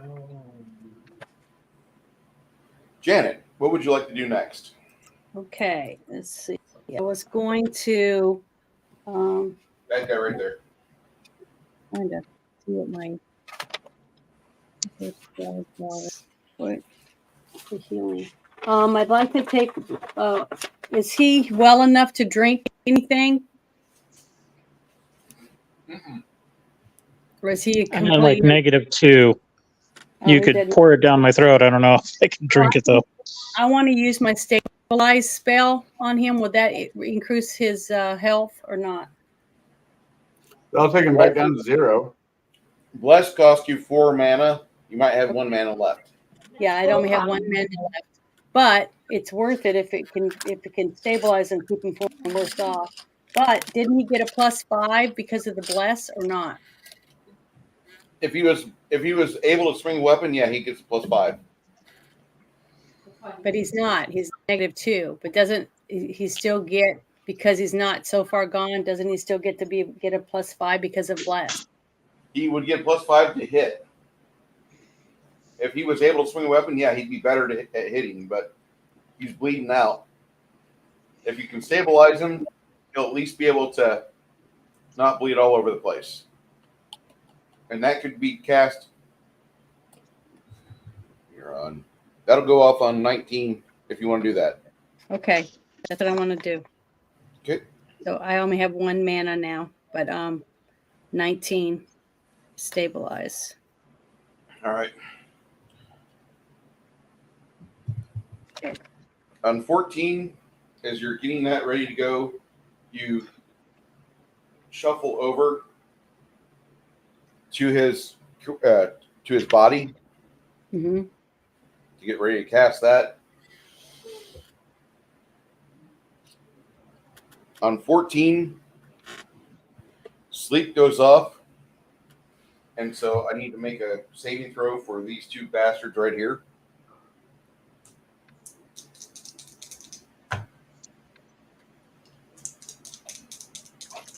What's your intelligence, Marshall, or Arcane? Mine? No, Crafting Gamer.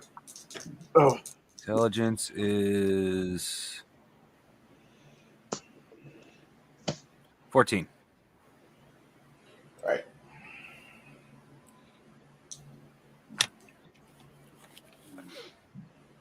Try as he might.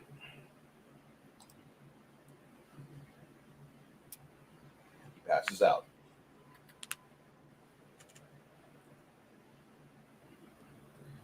That's on 14. What are you going to do next there, Arcane?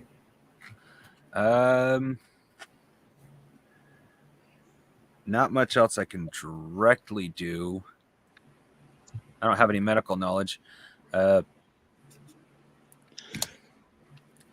best option at this point is back off and make sure I stay out of the way of the archers. Okay. Because I have 2 mana left, so I could cast a level 1 spell, but I need to... The ones that'll be effective, I need to get up close and personal for, so... Yeah. Coming back in the house, Callie? Or you staying up there with Daddy? Stay up there with him then.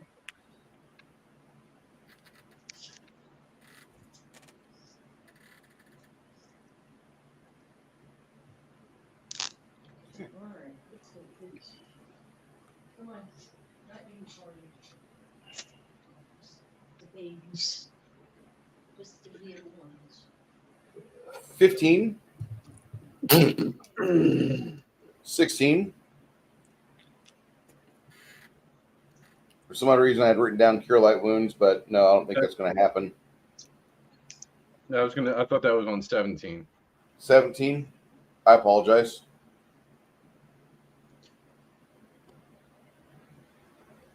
We have a bunch of things that happen on 17. First thing that happens on 17, this guy staggers up with his sledgehammer, and he gets murder in his eyes. Lemmy, I need you to roll percentile. All right. 74. All right. At the same time as you do that, your eyes kind of flutter a little bit, but you stop bleeding out as bad as you were. Hoorah. Tom, it's 17. Do you go on 17 or do you go later? I go on 17. Okay. Old boy that stood up. Will a 74 hit? No, sir. It deflects off of the chainmail he's got. All right. Next action, rinse, repeat. Okay. And that'll go off on, what's your longbow? 8. Oh, I'm sorry, 11. 11? Okay. So 17, that'll be 28. All right. Also, the Cure Light Wounds somebody had set up. That'd be me. What do we roll for that? Or is it a flat? You roll a die 8. 6. Lemmy, 6 hit points. Woot woot. So that means I'm up to 4 hit points. Yes. Woo! Great. I'm only mostly dead. I'm not dead yet. I'm okay. Ram! I'm still okay. It's only a fish one, pansy.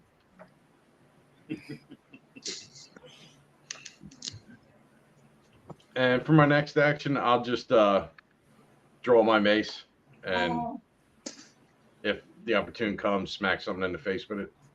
Okay.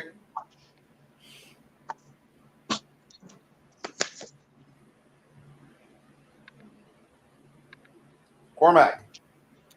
I'm gonna. Is the guy I've been swinging at? Is he still in line of the conscience, or is he flat on his ass? He's on the ground, sleeping. Well, Get a plus 20 to hit. yeah. Giggly go.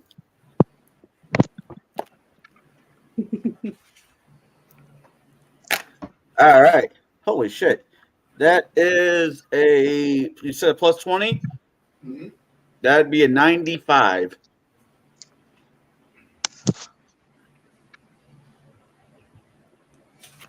Hopefully that hits. It does.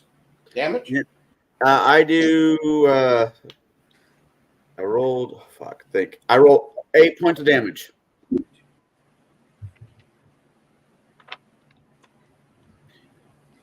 Here we are now.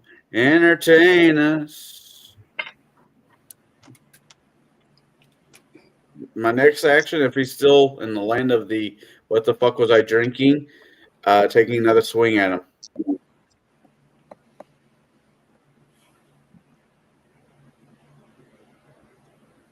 All right. This is how we're going to invent golf in this world. I'm going to cut off this guy's head, and I'm going to send it down the lane.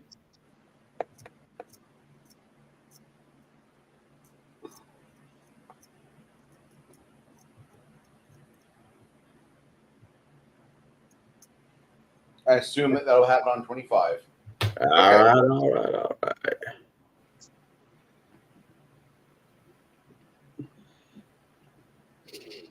He steps out of the way.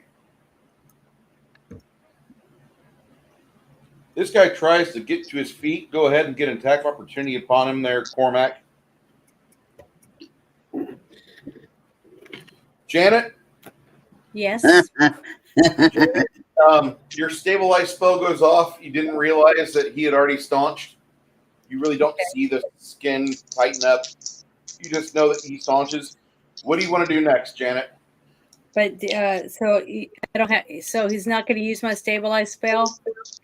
His body naturally staunched, but you wouldn't know that. Okay. So You do cast that. okay.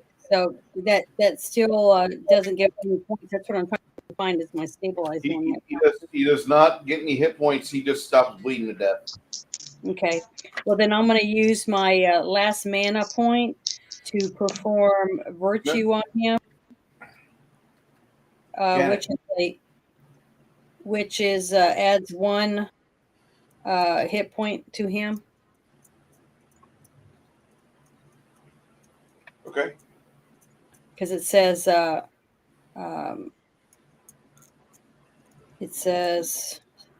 with a touch, you infuse a creature with a tiny surge of life, granting the subject 1 temporary point. You feel a little better, Mr. Lemmy, laying on the ground. Woohoo. And even 5. Okay. Temporarily. Good.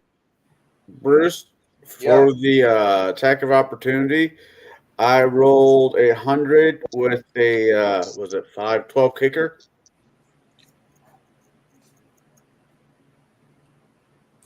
Okay.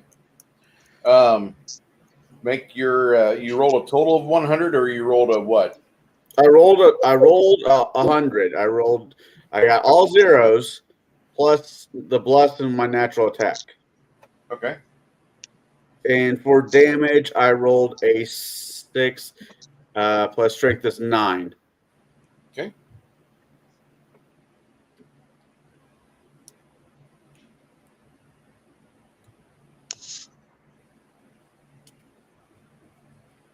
He doesn't look so good.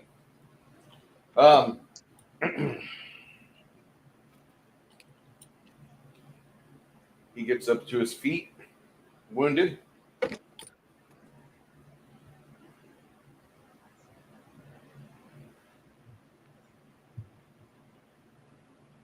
One. Then 22. He charges and attacks Cormac.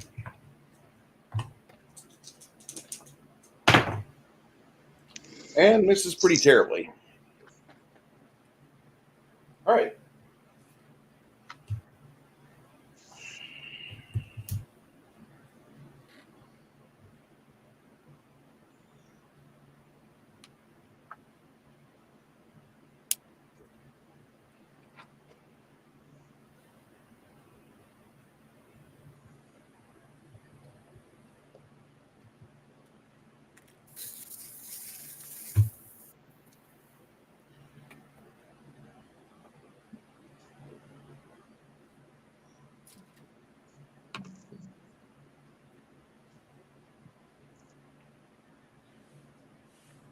Two. 23.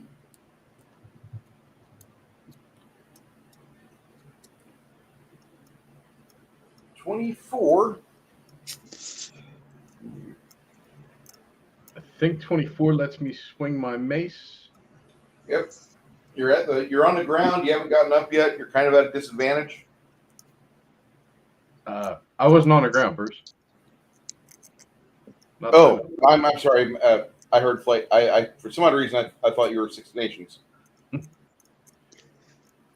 I mean, if I can't reach in, I can't. No. I mean, he's on the ground still. Go ahead and get in there. All right. Let's see if I can actually do something with this. Would That's the board. 89 work to hit? Yeah, that hits pretty damn solid. You got to be kidding me. 3 for damage. 3 for damage, including your strength. Yeah, I rolled a 1. Oh, that was terrible.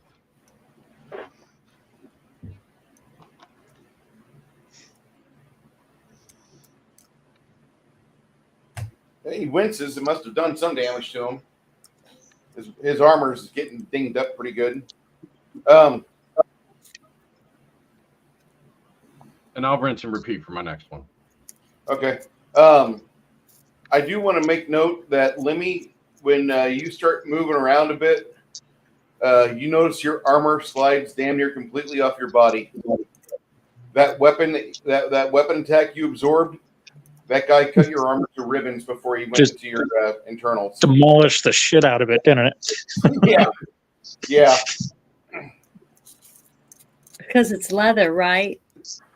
It's leather, and it has to be worked whenever it gets cut up or beat up or banged up. It has to be repaired a bit, and that doesn't really happen.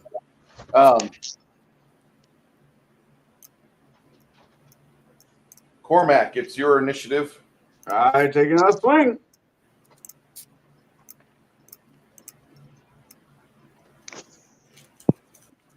So it's 12. Roll. Which would be a 83. So 83 plus 12 is a 95.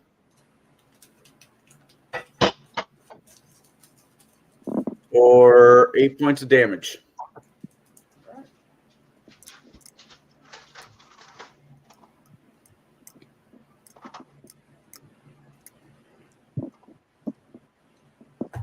Okay.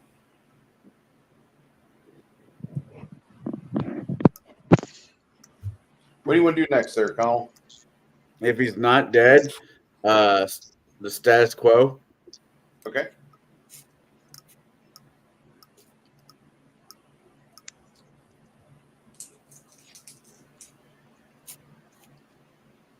Janet. I'm out of mana, so I can't really do anything. Okay. You watch your friends valiantly try to attack and defend against these ruffians. These two guys are pretty ugly looking. This fella.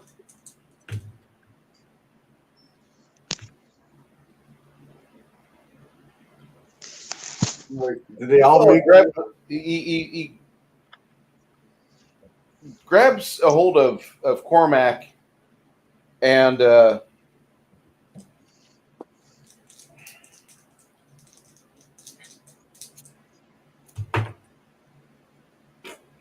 He grapples Cormac, but is unable to budge him. Looks like they're pretty much locked together right there at the side of the edge. We're locked in mortal combat.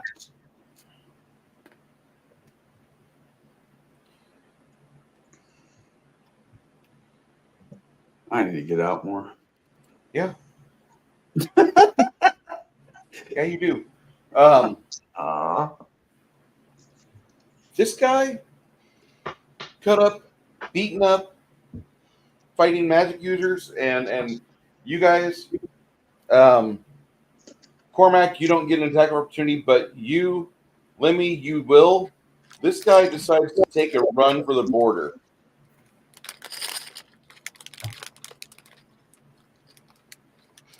Trying to disengage. Hey, the Wolf Breaker. How you doing, sir? The breaker of the woke.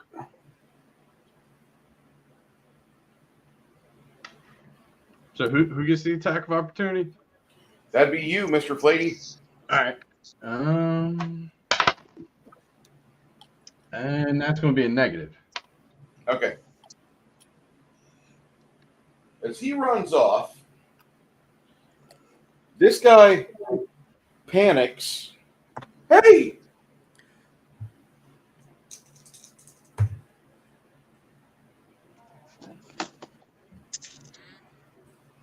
Connell, Yes. if you wish to grab an attack of opportunity on this guy.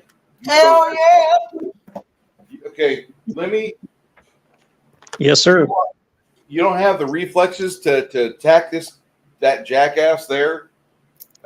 Your friend does, as these two both break and run. 96 plus 12 is 108 to hit. All right. Well, that would have conceivably hit him. So roll damage. I already did. I just rolled all together, which would be 11 points of damage. Okay. Both of these guys, jackasses. Sorry. Is my phone going off, or they're just happy to hang out with us? Did either one of those guys fall asleep at all? They did, but when you batter somebody when they're asleep, they wake up. It's really weird. Okay. Rixor and Thorgrim is what I'm calling them.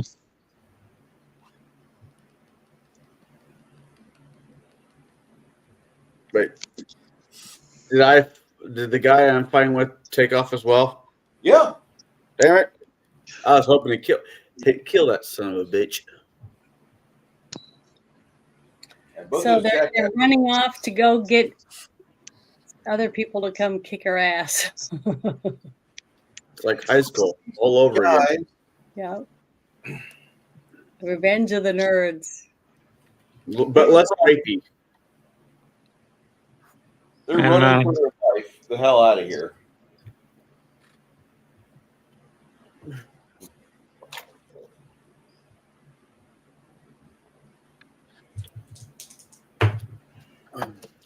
As the one with the longsword opens the door, a arrow slides in between his ribs. Will, your friend the archer,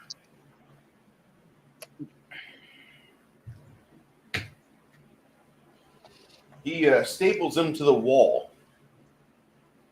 back here. And the other one puts his hands up like, I quit. I give up.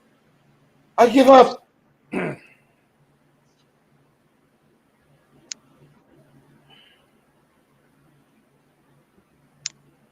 So he's in another room. Say again. They're in another room. Yeah, they made it over to here.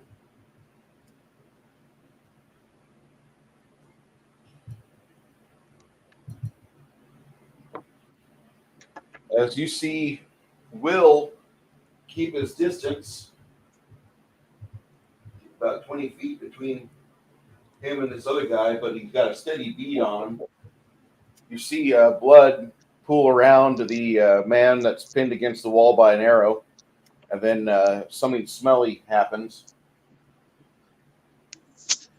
No. You're only dead when you crap your pants. Remember that. If you don't crap your pants, then you're really dead. Oh, no. You can crap your pants on a golf course like Trump did. No shit. I've seen the video. I've seen the photos. Who shit their pants? Our old president, back whenever he was, I don't think he was president yet. I think he was just a private citizen. But he was out on a golf course and he pooped himself. Which one? President Trump. Oh, really? I don't know what golf course it was, but he didn't make it in time. Apparently it was a shitty one. It's probably all that McDonald's. All that ketchup on his steak. No. It's all he needs. Who the fuck? Who would ever have ketchup on steak? Well, he does.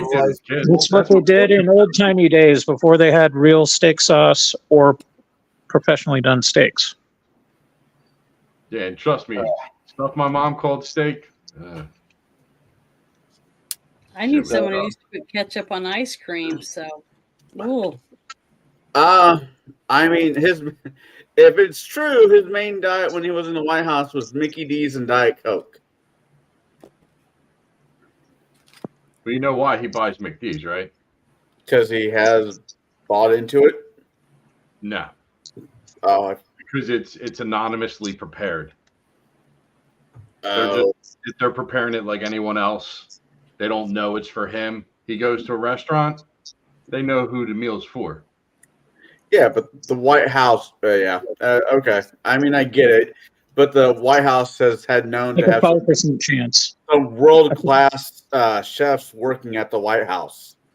And we've seen, dude, we had a government liaison straight up lie to the president about troop deployment.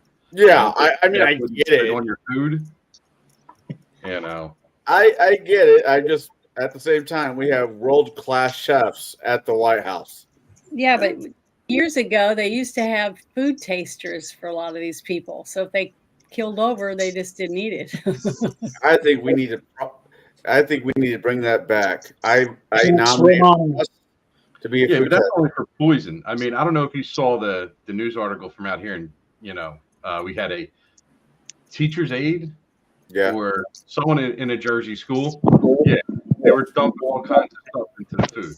Stuff I'm not going to mention here, but I've heard picture you would understand. I mean, I've heard the stories of the lactose or the shit brownies that the students made for their teacher. Yeah, the brownies with pot in them. No, the brownies with laxative. Oh, well, I remember reading somewhere, it was about 4 or 5 years ago, that somebody ordered something at a restaurant, and one of the people that worked there was peeing in. Oh, it was in an office building. He was peeing in the coffee, and everybody was drinking the coffee and thought it tasted like crap. He'd laugh about it. It must have been good coffee if you couldn't smell the piss in the coffee. It's been pretty damn strong. That's all I can say. Folgers in your cup. Fired over it. The guy got fired. I'm sure. This is why we only drink black. I like making my own stuff. Hey, Bruce. Yep. What is the coffee you drink that we can guarantee is piss-free? Insert advert. There we go. Yeah, I just That's put so much better. Bruce's political chat. I don't drink coffee very often, but when I do, I drink Blackout Coffee Company. And oddly enough, not just a cup. I drink the whole company. Oddly enough, yes, today's stream was brought to us by Blackout Coffee. Awesome. Blackout Coffee, one of the free speech enabled and 2A loving brands of coffee out there. Here's their typical shipment to my place, Morning Reaper. Fantastic medium roast, really good, very tasty, and it'll kick you in the dick whenever you're trying to wake up. You're like, What if you "Damn don't it." have one? Then it'll What if- give you a clam slam. Okay. Blackout coffee of winners. And this month's coffee blend of the month is the Coffee Hunter, which I'm not a dark coffee person at all. Okay. I've tried a lot of different dark coffees and they just taste like they're very bitter and nasty. And I mean, I feel like I'm drinking a Starbucks employee. But this actually is a really good dark roast. This is a very nice aromatic dark roast. This is a very good tasting dark roast. It's got a little bit of a chocolatey caramel side to it, but that's just it's kind of weird because it's grown in South America, and it's a very good Arabica style blend. Look at those, some amazing dark pretty. roast coffee. Yes, Very pretty. and this is a really good dark roast. And that's one thing that you get at Blackout Coffee. They have an option for a subscription. They do have a coffee of the month as well that they send you. They have a couple of subscriptions, I should say. If you like hot cocoa, you can get a hot cocoa there. If you like a various loose leaf tea, you can get tea there. But then they also have their flavored coffee, and then they have their roaster's choice coffee, which is not as flavored. But for this being a quote unquote not flavored coffee, the flavor to the Coffee Hunter is an amazing dark roast, which is really pleasant. It's not hard on your liver. It's not hard on your kidneys. I was very surprised at how easy it went down for me. And you guys know right now that I'm kind of fighting a little illness myself, got a little infection in my leg, but I'm telling you that I'm not in a whole lot of pain. And this stuff here, it's making me see things a little differently. Just for the fact that I had pretty much the half pot of this within like 15 minutes of the thing being brewed, and I have a feeling I'm going to be up all day. Usually Saturdays, like if I'm running a game, once I get finished, I might have a nap. Then I go talk to Kai for a while. I'm not going to sleep tonight. I'm not going to sleep. Yeah, he's going to be like Rhonda Shear. He's going to be up all night. It'll be All night. Bruce hosts the Bob and Tom of the RPG world. I wish I could be as funny as those guys sometimes.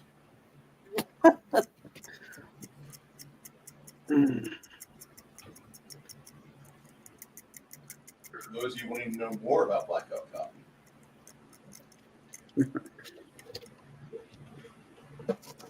Go ahead and yes, go check out that link there. Mr. Baron G-Rock, if you will put your link, or if you'll put your code in there for the checkout code, I'm going to put mine in there as well. Oh, hold on. I got to. That code right there will get you 10% off each and every time you use it. However, I do recommend you get on their texts and emails link, because that will get you other links and other discounts as well. They recently had a hot cocoa sale. You buy two, you got a third with like a super discount or free. I can't remember which. I think I'm going to use Blackout this year as a Christmas present to a few people. I recommend it. I also recommend, if you have the money for the 5-pound bag that you like their flavor, they have a 5-pound bag for like $75 or $80. It's really good, and it will keep you in coffee for about a month. Mr. Flady bought one of those, and well, the guy's a coffee addict, but you know what that, you know. Yeah, I actually had to switch back to Coffee Brand Coffee just to get the 5-pound bag because they were out. But that's half gone, so I'll switch back. But I did stock up on the flavored coffees. It's not a bad price for a 5-pound bag either. No, You know, No, I mean for like a,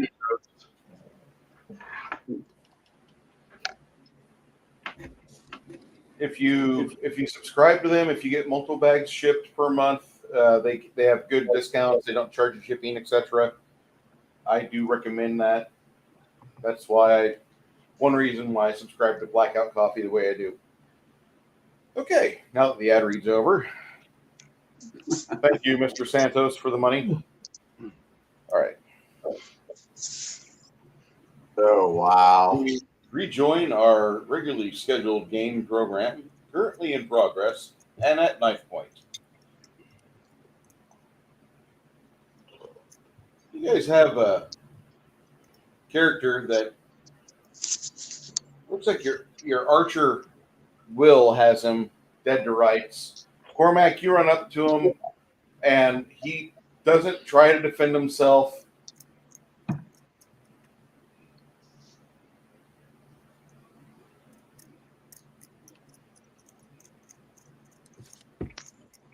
Hello? Yeah. I'm sorry. Just wondering Okay, real quick. what you guys doing? All right. I move up to the guy who is surrendered. He hasn't really surrendered yet. He just is like, I give, and then you put the point of the sword in his skin, and he's like, I give. I ask him very calmly, how many more of your kind are in here? We had 3 until yesterday. Now it's just me and my cousin who's shit himself and bled to death. So, okay. Sorry, I don't. These were the 2 we just fought, correct? Correct. Okay.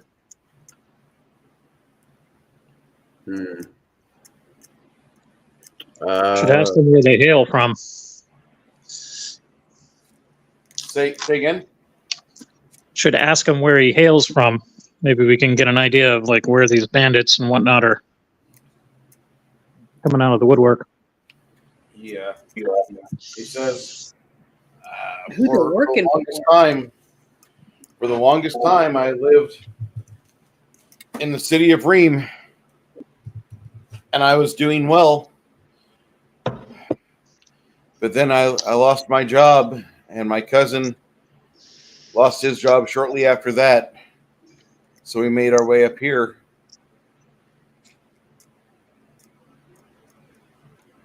You're going to kill me, aren't you? Not necessarily.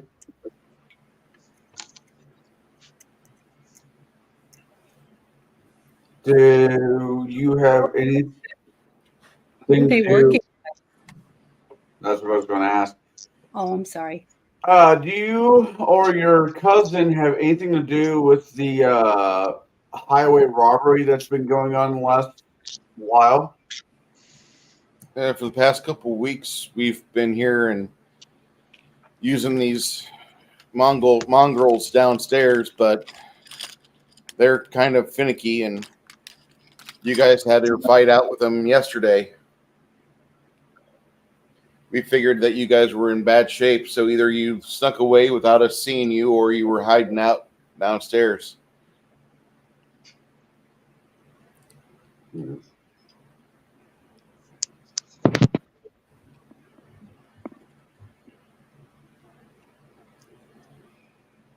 Still think you're going to kill me. Well, here's the thing. I'm not going to kill you, but I am going to bound you so I don't have to worry about you doing anything you shouldn't be doing.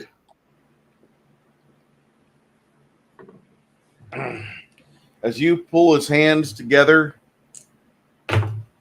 he tries to do a double axe handle bash to your face.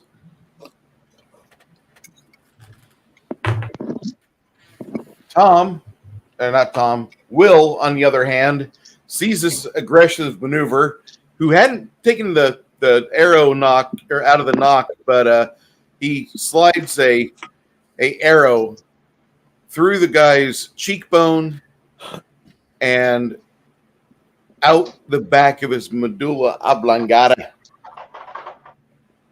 Oh, Miss that's Brian. why he was so ornery. The real question is, did he smell burnt toast as he died? as he dies, he smells like burnt toast and poop. What, did nobody ever watch Sam and Max Freelance Police? No. I've watched Sam and That's Max a what couple times. Because that's the reference I was making. Quick, press down on his Dula Blangata. $5 says he smells burnt toast. Somehow I missed that, Jim, growing up. You missed it. Well, sounds like that's something you can do as a review for your channel now, doesn't it? Is that from Waterboy? No, that's from a old. I think there was a game series, Sam and Max. Also a TV series and a couple movies. Yeah, it was actually pretty good. Oh, yeah. Janet, at some point, you'll need to look up Sam and Max Freelance Police. Oh, God. Actually, I think I remember. I think one of the guys is voice actors that drove me up the damn wall. Listen, it can't be worse. It cannot be worse than Powder. Powder was a good movie. I still would watch it again. Willy's Wonderland, maybe? What was that movie with Chevy Chase and he snorts the white magic powder from around the floor of the bed, around the bed? Remember that? And he says something at the end of it, yeah, or something like that. And here's straight up. I can't remember the name of it. Hey, Janet, what do you think of Suicide Kings? I liked it a lot. That was great. That was I such couldn't a believe good I had choice. never seen it. I love Christopher Walken movies. That as such was a better choice than the second Boondock Saints movie. Sorry, Bruce. That This was derailment was my thanks to, fault. Bruce, because I hadn't seen it before. Mm.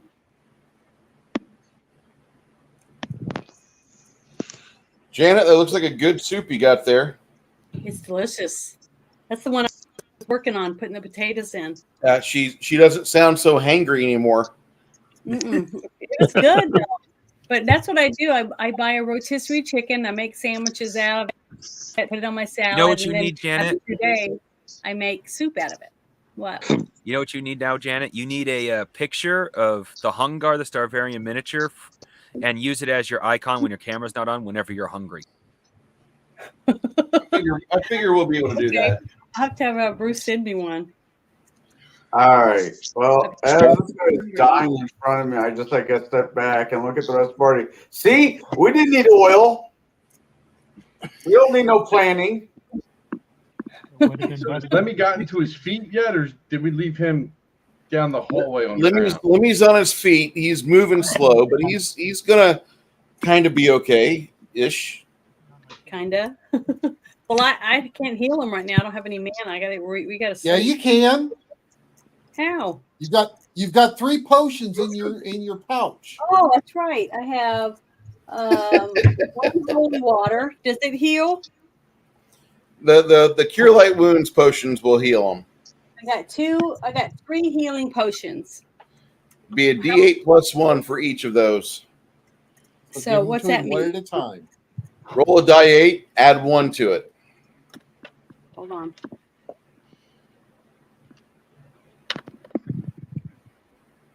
Plans. Jesus. Roll the wrong dice. Sorry. That's the right one. Nope, that's the wrong What's one. the god of luck in your world, Bruce? The what? The god of luck in your world. Ooh. Hungar, the Sarbarian, because that was my battle cry.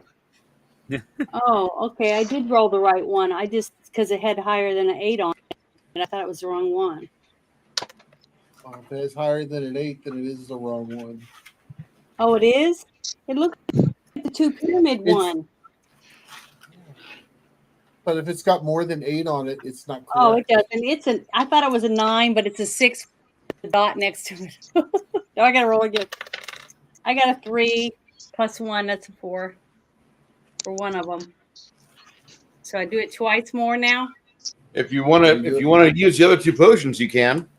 Okay, let's do them one at a time. How high are you? I'm at 8 now with that potion. With that, So I'm about- I'm about halfway. okay, I'm gonna do one more then. One more potion. So that'll be 2. Let me mark that one off real quick. So I got 2 left. I'm gonna roll. I think I'll the stick same to dice. soft foods for a while.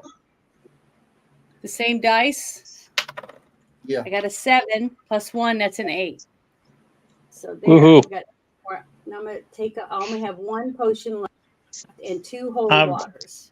Hang on to that potion. I'm good. I'm at 16. I'm just 4 down. I might have to poop in Anybody a bag a little bit, but I'll be Anybody fine. else need healing? Does anybody else need me to heal a little bit? Nope. No, I'm gonna have to give me some more. What can I use the holy water on? Was that for undead? That's for undead. Okay. Or for All right. grundle damage. And christenings. Or There you it could is. do what a player in one of my games did, was start collecting holy water to make alcohol with. Holy beer? That's how I played it. Holy moly! Fail. All right. Well, if this guy was to be trusted, and I recommend it's not, this was the last of the assholes that were in here. Well, So we he need to said. finish walking through the place to make sure. Oh, God, yeah. In.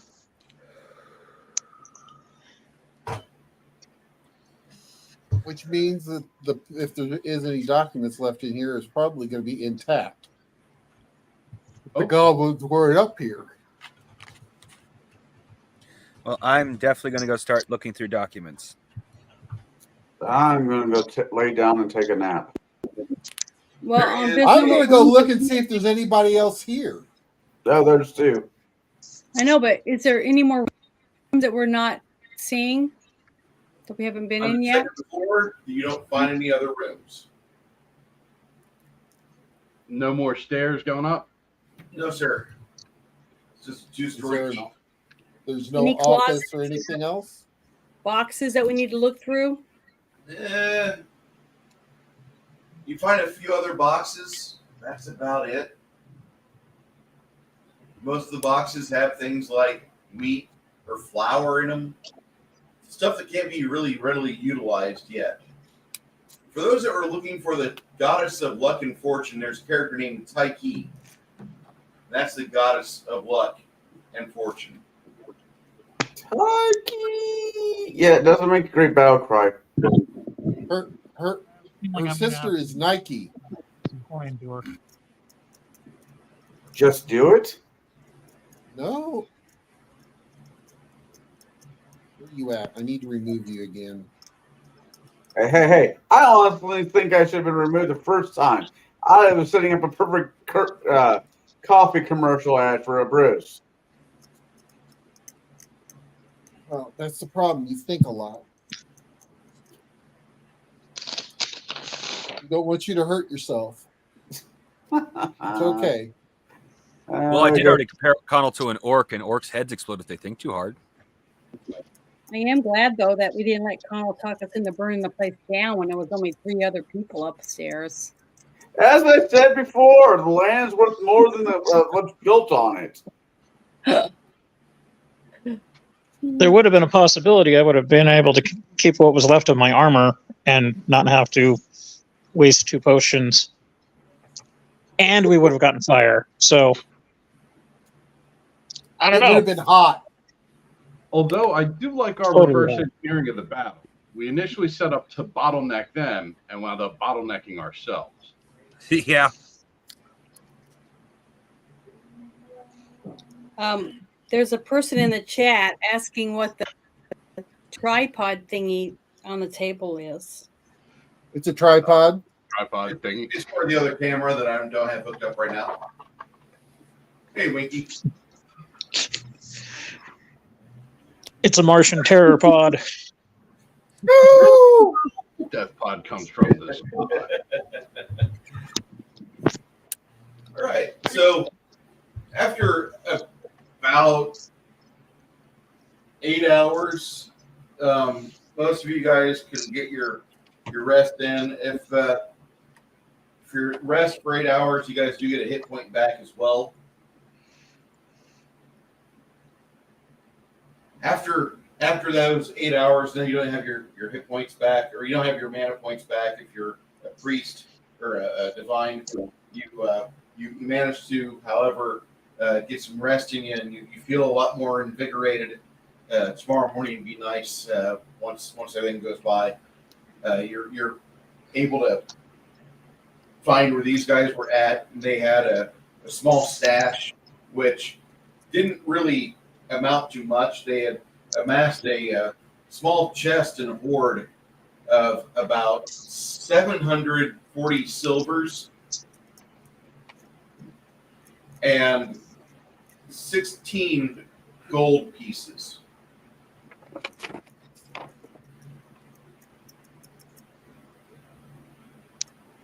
That sounds like we still do this as I don't adults. remember what my hit points are. I'm trying to find them real quick.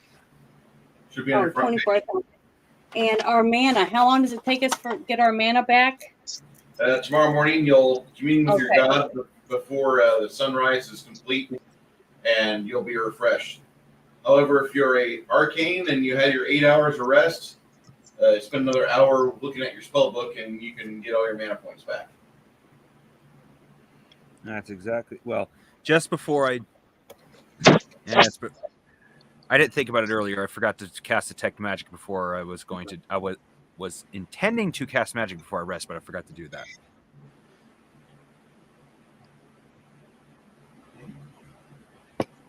So as soon as I get the opportunity, I want to cast detect magic. See if there's anything magical here. Probably not, but I'd rather be safe than sorry. Is there any armor worth salvaging to wear in this whole mess that we made? So no furniture or anything in this upper level? You find a few pieces of furniture. You find a couple places where they have bedding, throw bags or bedrolls and such. Mm-hmm. But you don't really have a whole lot other than that. You've got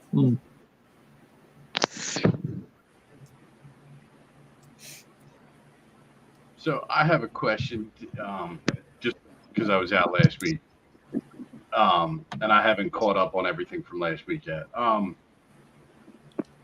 we on a timetable? No, you aren't. Although there is another group of priests that are at your horses. Okay. Because if we're going to rest up, I'd like to cast detect secret doors, make sure there's nothing hidden that isn't magical. That's just a mechanical type thing. It doesn't take you a whole lot. You go out and about. As you're walking around, the setting rays of the sun are going behind the hills, so it'll be very dark soon. You feel pretty happy about the fact that you're in a good area. You think you're safe. It's pretty all right.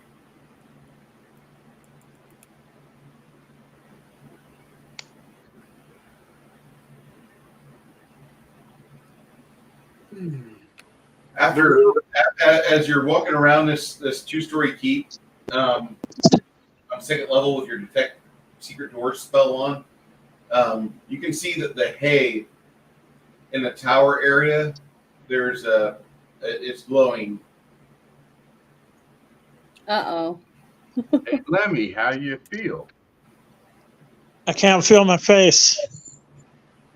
You want me to go down there and set that shit off? I'm down. I'm not very good Well, with if you that can't stuff. feel your face, just remember to go face first. Then it'll hurt less. Nah, he just can't Um, feel his face when he's with us. I'm gonna look up that I see. spell guidance and see what it tells me. And it gives you a +1 to hit for Pathfinders to be +5 here. It's a very low level plus.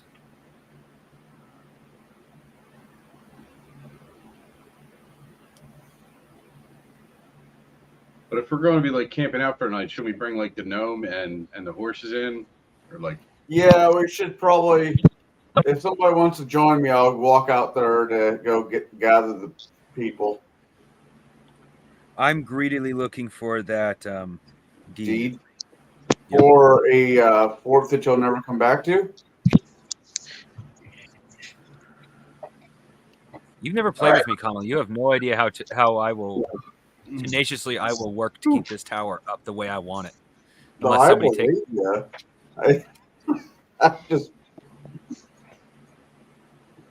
I'm just thinking of like some scrupulous version of Presto the Magician ransacking the keep.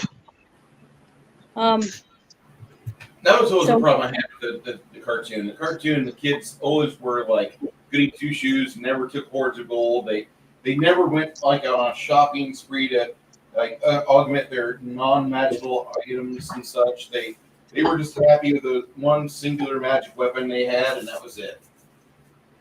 Like, no, you missed out completely on this. You're supposed to completely be accumulation master.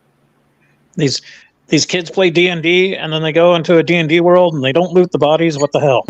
I know. And they were accurate. The third episode, they were talking about killing off Venger to solve their problems. You guys don't remember that? That's true.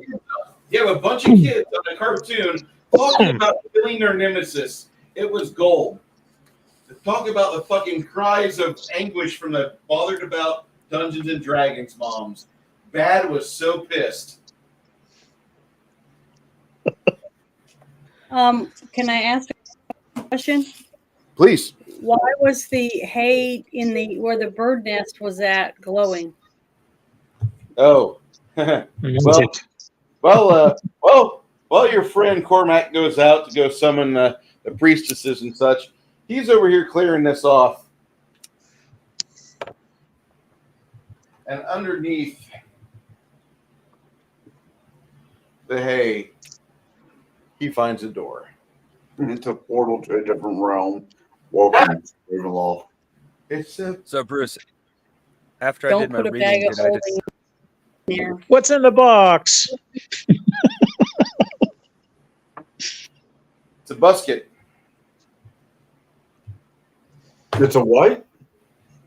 It's a busket. Oh, I thought you said it's a musket. Underneath this trap door, when you open it, looks like there's some cellars underneath here. well, we know what the real goblin horde is. And The only thing is, how do we know?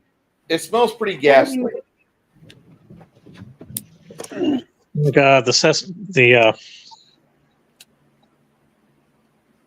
the cesspool of the keep. I bet. Oh, if only it was Is just there- a set pool. Is there Go ahead, Jake. any way that any magic that any one of us has that could tell us what type of portal it is and where it might likely take us if we were to go in it? Not a portal. It's not a magic portal, Janet. It's not a magic portal. That's somebody else fucking with you. Looking right at Connell. This opens up and you see a stairwell going down. Oh, So we okay. found the bilge, is what you're saying. It's going into the like a cellar. Yeah. What the fuck did I do? Telling me there was a magic portal. I made a joke that, with Bruce, it could have been the entrance to the Ravenloft. Well, I'm gullible. I believe everything. We love you for that. You special order that, Bruce? This is a STL file. You can download this and take this to a person with a 3D printer. Uh-huh. And they print it off for you for cost. Yes, Sharon sent me the file, so I'll be printing one as soon as I have resin. And they have different sizes. When you print it, you tell it what size to make, and it adjusts. Hey, speaking of Hungar, He's in our chat right now. So you can you have him? Does he sell the actual figures, or did he just sell the pattern to make one? He's not selling Neither. it. You can get it for free. You get it for Oh. free. But I just got it today. So, how do we get a 6-foot Hungar miniature? Get You a go to his cardboard house. one made. You go to his That's house. really That's how you cool. get it. How can I get a pattern for me? Have someone print me out. Talk to Chris. Talk to Chris nicely. Pretty certain that'll happen. Hey, Bruce, Because I'm going to need to I was take like a wanting to do a 3-minute print break. out. real quick. You need to take I a wanna- 30-minute break, Flady? No, like 3. 3? Okay. Yeah. Bio break. Bio break. For those of you that don't know what cellulitis looks like, this is Al Bundy porn right here. This foot, Oh, Bruce, your poor foot. yeah, that's why I'm going to lay down and elevate my foot above my heart for about 20 minutes. He has Yeah, you need comments to to do do. that. You should have it wrapped. Do you have any compression socks or an ace No. They said do not wrap it. Do not tightly wrap it. Do not do that. My bad, Hungar. A 5'8" to do when you have mini. feet, because that's what it looks like. Oh yeah, Pregnancy like that. it reminds me of Thunder off of Big Trouble in Little China. Right after he watches Yeah. David Lopan die, his foot swells up. I'm like, now I know what it is. It's cellulitis. He died from cellulitis explosion. Okay. Thank you for coming to my TED Talk. All right, so you guys going to go on a intermission or? Yeah. Bio breaks. Bio break.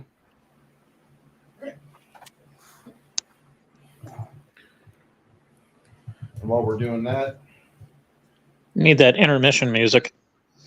I wonder if I can play that drive-in theme. Let's all go to the lobby. You guys think I'm joking, don't you? No. Either that or the Monty Python intermission music. I always like that one too. I would like that, but that's copyrighted. Yeah. Damn you, YouTube. Damn you.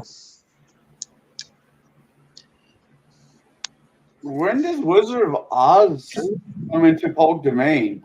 Because that's got to be hitting about 100 years, almost 100 by now. 39. Couple more years. A couple more years. We got 16 years more, technically. You said 60? 16. Oh, 16. 1-6.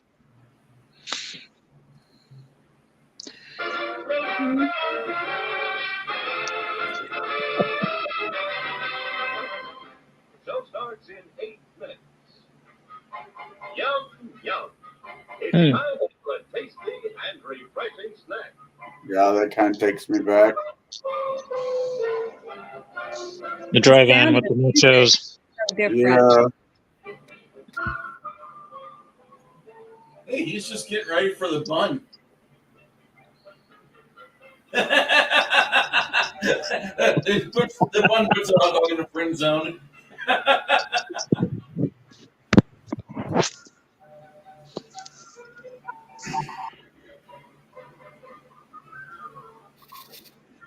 I need to lay down for a second and get this foot elevated. I'm sorry, guys. You good? Do what you gotta do.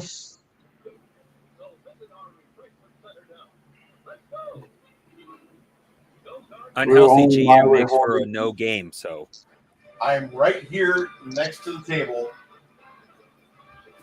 Once we get everybody ready to go, I'll resume. So, yeah.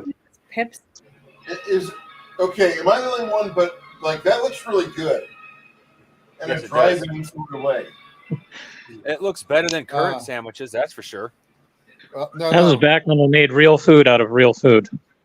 Yeah. I miss those days. Back when when you're sitting your kids to school, they're actually going to eat the meal, real food. Oh, my school got a lot of pizza, especially not Papa Murphy's, Domino's pizza.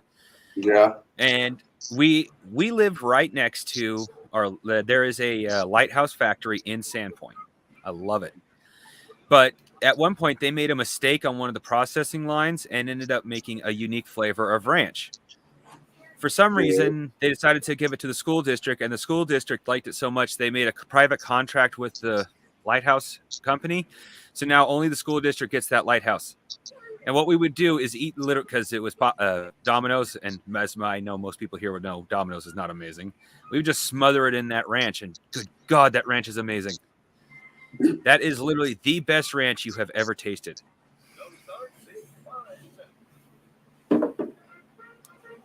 I really, really wish Lighthouse sold that particular ranch publicly. Did any of you guys ever get to go to a real Pizza Hut Yes, Yeah. it's just really expensive.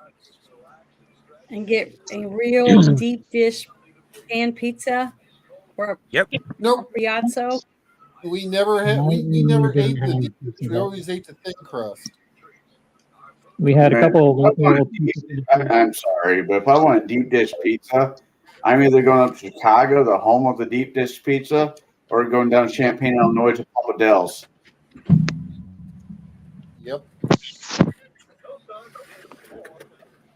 Although Giordano's does deliver. Do they really? FedEx, UPS. Yep. We had Round Table outside of the local pizzerias. Like if you wanted good quality pizza or semi-good Italian food, upper crust pizza kind of fit that. You could get raviolis or pasta, pizza, salad, that sort of thing. Someone was trying to tell me the Olive Garden was good Italian food. I'm like, what the fuck are you smoking? Now, Alfredo's, the local Italian restaurant that's no longer in business. Back in the 80s and early 90s, that was the shit as far as Italian food. Now there's... I think it was in Kansas City, but my sister-in-law a long time ago took me to a place. It was called the Spaghetti Warehouse or something. The Spaghetti Factory?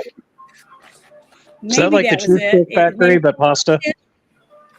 But they wore costumes. Each people wore a different costume. And then is this intermission going to be long enough I can get something to eat real quick? Yes. I don't really like spaghetti, so Okay. it was good though. It had Okay. a lot of different stuff on the menu. Sorry about that. Come here, A Harley. long time ago.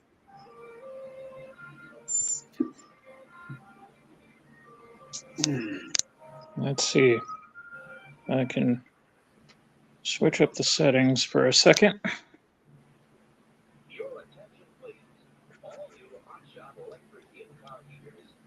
I don't know. I mean,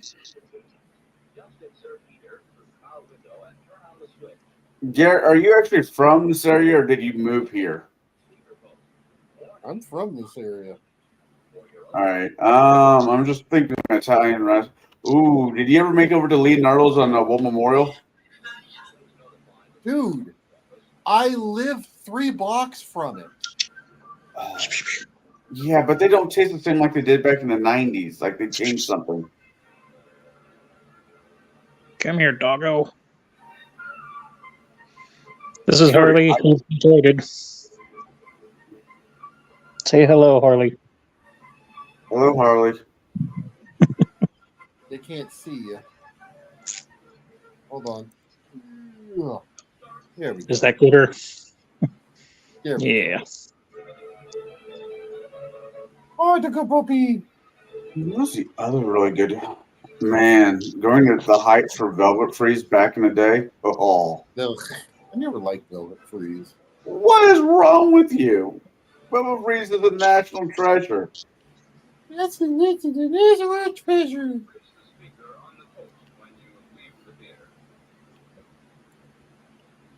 One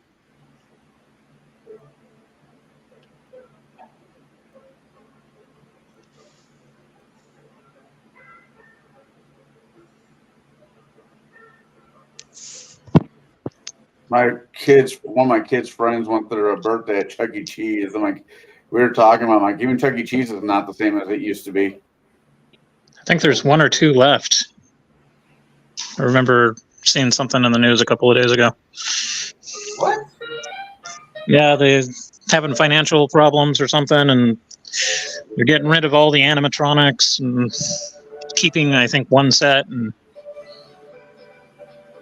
Well, it used to be. I mean, when I was going there as a kid, they had real arcade games. There's 6 of them Yeah. here. We have 6 in San Antonio.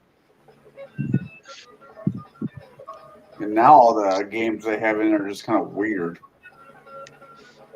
yeah, I remember the one off of Tully Road in San Jose, Santa Clara area. But we primarily went to Bullwinkle's, which was basically like Chuck E. Cheese, but Bullwinkle themed, before they went under. Apparently, it costs a lot to run cartoons 24/7. What was it? I go to Chuck E. Cheese. Favorite arcade games was either the Simpsons ones or the Ninja Turtles ones back in the 90s. Wow. In all of Texas, they're only in Austin, San Antonio, and Corpus Christi. I mean, it kind of makes sense. They're going the way of the dodo bird. They've been around for a while. Well, it was Showbiz. Then Chuck E. Cheese bought it. Yeah. They owe me a check for $75.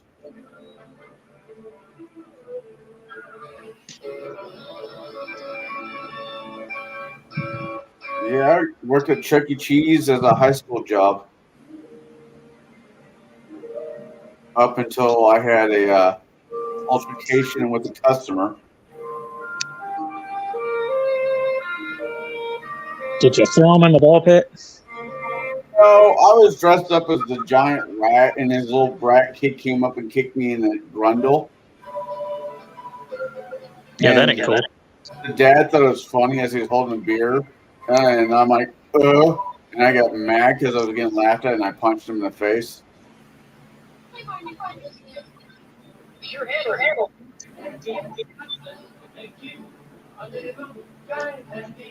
Was it right? Probably not, but it was justified. Yeah. The Cutlass S, Oldsmobile Sporty Fastback. Price is less than you might think to help make you really drive happy. You know, at one point, Pure, Illinois was the Corvette capital of the world because of Caterpillar. Look at Clyde Garfield's Cadillac. I believe it. And then take a drive. Oldsmobile, Cadillac, or one of the five. Service by Clyde's 21 factory-grade versatile and expert craftsmen.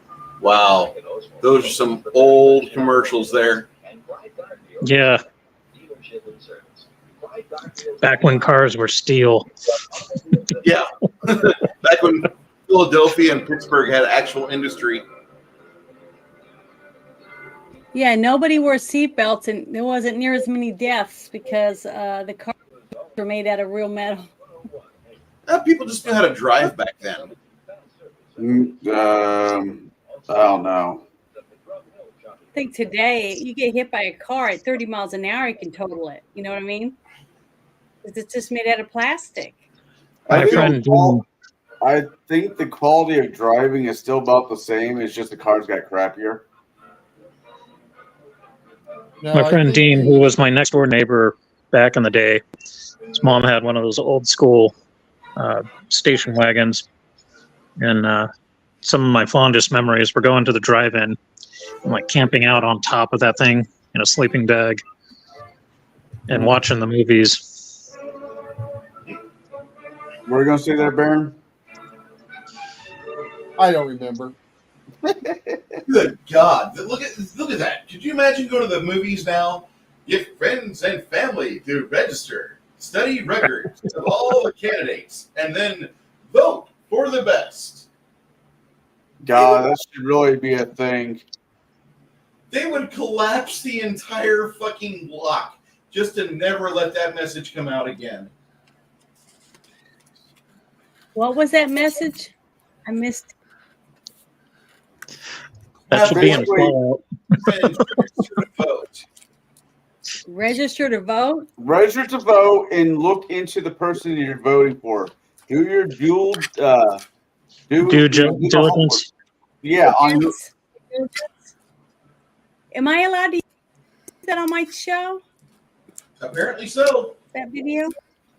Oh, great. I'm going to take a piece of that out and put it on there because, dang, that's Back when there was only 2 genders. Oh my God. They're There monetized. we go. We weren't monetized to begin with. I never went in and fixed it. They're gonna demonetize us for that. I'm gonna have the Google police show up at my house and they're gonna Did you not hear what I just said? Go ahead. I said that I never got a chance to go in and flip it to monetize. So you're fine. hey, You're still put on a list, just like I am. It's all right. Here's a question for y'all. What was the first movie you had? What? The first I said your hair looks nice. I said, what is the stop it? What's the first movie had a cross-gender character in it? What's the first one? Well, could have been. Charlie Brown, No. little redheaded girl. Oh, no, I should say cross-gender. Let me rephrase this. First one I remember was that movie with the guy that was Stargate, and I'm trying to remember the black actor that fell in love with him and found out he was a man later on. I think whoever said Tootsie, I think that's accurate. Tootsie was accurate. I know the movie Alien, the sci-fi movie Alien, had a cross-gender in it. The Crying Game. Oh yeah, Alien. Technically, there was what movie? It was the other female in Aliens that was technically started off as a male. Bullshit. Look into it. Sure. I have to look it up. She's not cross-gender. I'm not talking about Ripley.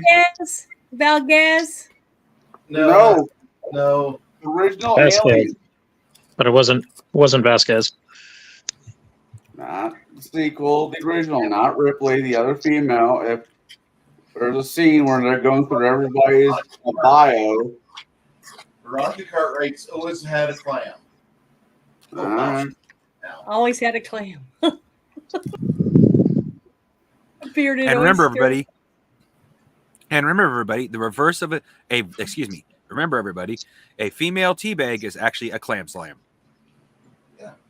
Clam She was slam. on the Children's Hour. She was on the original popular Daniel Boone God, you series. guys back- have really up my vocabulary. Doesn't count if it's a zombie. we Just had saying. to find new and exciting ways to lure women into bed with us. Good God, did you know Veronica Cartwright's had 3 spouses? Wow. 3 husbands? She's had 3 husbands. What is she, a Black Widow or something? Basically. And who is she? I mean, what does she look like? She was the mom off of Flight of the Navigator, and she was eventually on, or before that, she was on the show, the Alien movie. That's what I'm looking up right now. I'm trying to find out if anybody was transgender in it. No, nobody's transgender in that. Veronica Cartwright? Is that who you're talking Yeah, about? I'm talking about Veronica Lambert. Cartwright. Yeah. She's not a transgender. Lambert. The character she played in that movie was a Gender? No, she wasn't. Yeah, she was. Type it in. There was Synthetic Person, which was Bishop. Bishop, no, Ash was. Or in Alien, it was Ash. It's on. Just ask your Google who was the trans and alien, and they'll say her. No, because you can't trust Google. They rewrite history. Hold on. Same thing with Alexa, Wikipedia. transgender character in the movie Alien. Sorry, I don't know that. She doesn't know the answer. All right. I I'm think finding she's an playing it article, and I'm safe. just sending it to Bruce. Okay, here's the closest thing to what he just said. Shredded condoms were used to create the tendons of the beast's ferocious jaws. That's not what I said, and that's nor is that the closest. Okay, there's no mention of Yeah, trans. listen, I don't want to take from game, but it is a thing. I'm sorry, Bruce. It is a thing. It's not a thing. I'm about ready to send you something on Discord. Let's send it. All right, hold on. The slime using I will win this argument even if it kills me. Damn right. Is it because of the creature that grabs a hold of your face and sticks something down your throat? Whether you're a man or a woman? No. Jesus, people. Those geeker face fuckers or whatever you call them. Yeah, the face huggers. All right, I just sent it to you on Discord, Bruce. All right. It takes out your tonsils. Tonsillectomy. Screen Rant. You're gonna believe what Screen Rant says? Are you? It's not just them, but it's one of the easiest ones to know over. Who is Screen Rant? Never heard of them. Okay, so That character right there. What's the alien? they're trying to say that Screen Rant tried to say in February of this year that Joan Lambert is the only other woman on the crew of the Nostromo aside from Sigourney Weaver's Ellen Ripley. Lambert snaps and is the first to suggest abandoning ship. But she's the most important of Aliens cast in terms of film history, which this is Screen Rant. Remember that. Okay. Joan Lambert was actually a trans woman, according to Screen Rant. Okay? This is And I the believe definition of retconning. this is the same level of journalism as when you walk by the Weekly World News at the supermarket and it shows George Herbert Walker Bush shaking hands with a gray alien. I'm gonna watch it tonight. I believe it. Might as well throw in safe and effective in there too. Oh my God. I'm gonna watch Alien tonight after we're done because I know what scene they're talking about. I'm gonna pause the movie. I'm gonna take a picture. That's the scene right there. Okay, so subject is Despin convert at birth, male to female, which, yes, this is an unaltered still of it. No indication of suppressed traumas related to gender alteration. They actually, wow. Remind me when I meet Ridley Scott to kick him in the dick for having this. Hey, what did I tell you? Real quick. What did I tell you about editing? He might not even have known it. It was an editor that put that in there. And then they would flash this shit on the screen so hard that you don't know about this shit. This is an Aliens movie. This is Back in '79.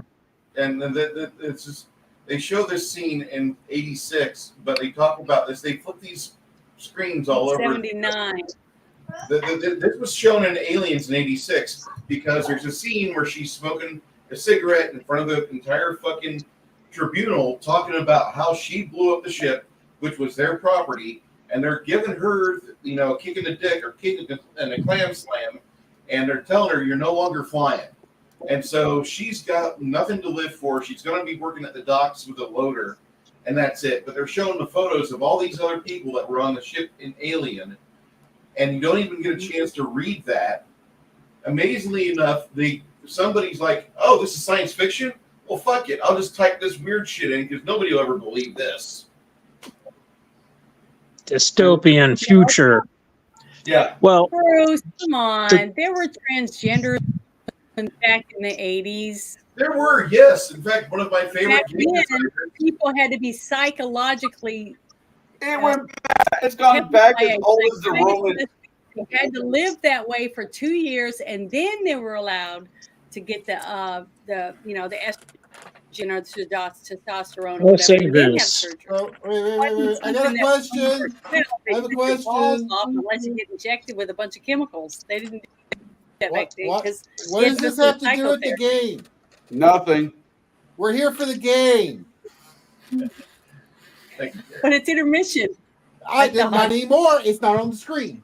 Oh, Better sorry. to be eaten by the alien Hold on. than the Hold on. alternative. I can take care of this. There we go. We can't hear Janet now. Oh, that's not. Oh. Bad form. Bad form. I never said I had good form. No, he's doing gender equality. He treats all of us equally. Yeah. Yes. Well, no, So, not quite, because I didn't actually remove her from the stream. I just muted her. Okay, that's fair. Hungar's mini on the table looks like he's ghostly appearing before us. Yeah, it kind of does. Get back to the game. Pretty much. Go into the oubliette, dig through the corpses and the poop, Bruce, find the shiny Just put magical whatever the hell it is. Go ahead, Janet. I said it didn't seem like your foot was up very long.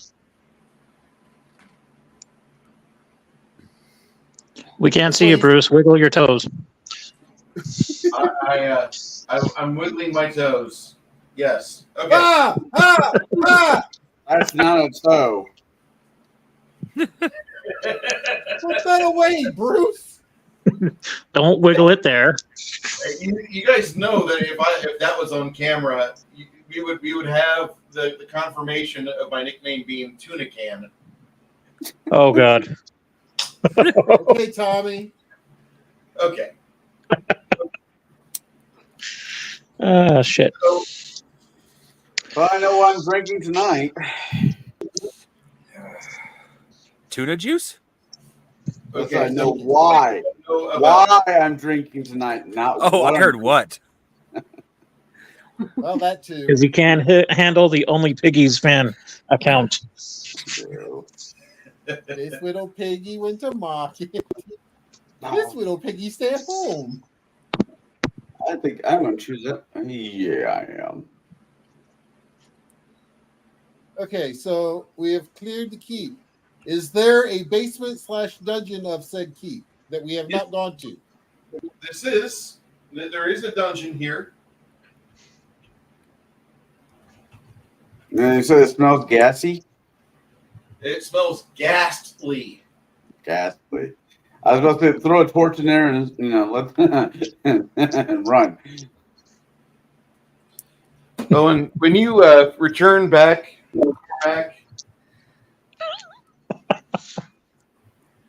Cormac, when you come back,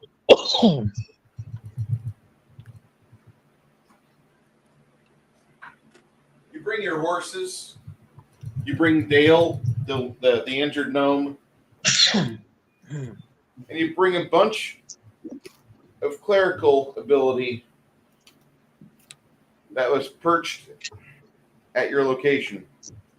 Remember these guys, girls? Yes. Okay. Hubba hubba. Yeah. Wait. Do they have the ability to heal? Mm-hmm. Okay. Fix our guy. They go over to your friend Make Lemmy. his armor.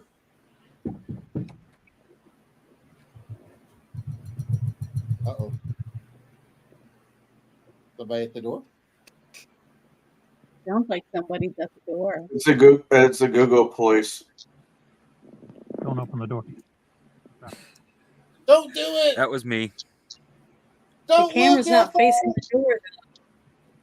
Too late. Can't Oh, my see. camera's not even on. And don't open the door. Is it great to insult all the people in chat? That's what we're missing right now. We're missing a table that is mostly ungrateful to an audience. That's I don't understand my friends, but whatever.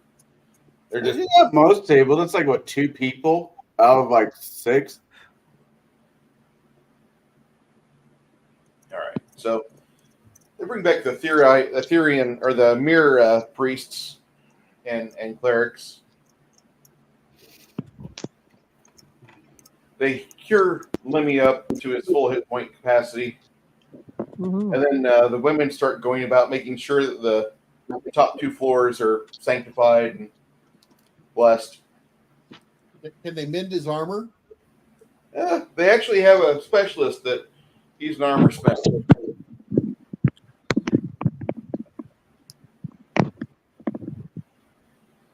Either that or go after one of them dead cows out in the yard. Say again, Six Nations. I was going to say it's either that or go out to the front yard of the keep and grab one of them dead cows, carry some armor. We're gonna need to get him like. You sound like Charlie Brown. He said either that or go out to the into the yard and get one of the dead cows. That's what I thought he said, but I being hard of hearing, I didn't want to gamble. I have headphones on, so I can hear him. Oh, sort of. That I can sort of hear him too. I've got a television set right there. What? Huh? What? Hey, where you get off my lawn! It's like going back to the nursing home. Holy fuck! All right, so they have a leathersmith work on his armor for about 10 hours, and you get your armor back, but where some of the armor is like severely cut, you have like whole new patches of cow. Like over it. This is going to probably be maybe a little bit heavier whenever it gets wet, but it's going to suffice for your needs. How's that sound? Sounds good until I can get some new stuff. Yeah. I ain't gonna complain.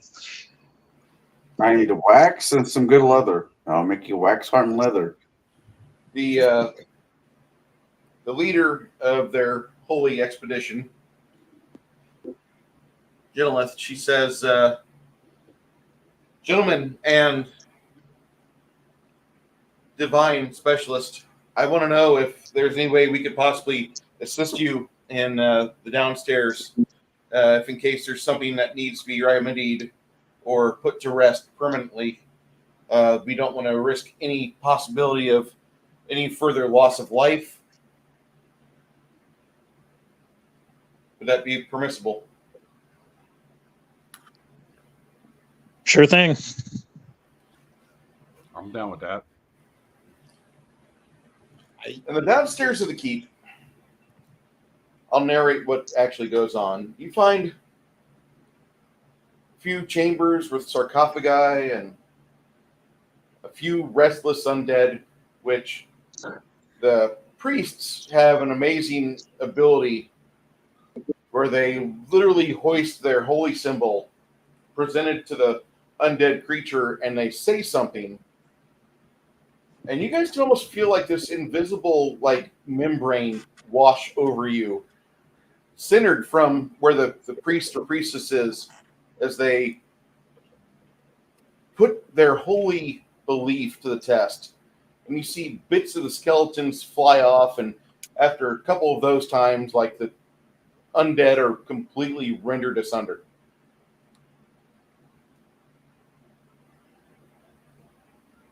For about 6 hours, you're down here eradicating undead, making sure they can't get to the priestesses. Everybody seems to be teamwork enabled. As you put the last one into the grave permanently, Geneleth instructs her people to head upstairs and secure the keep for the night. And then she turns to the rest of you.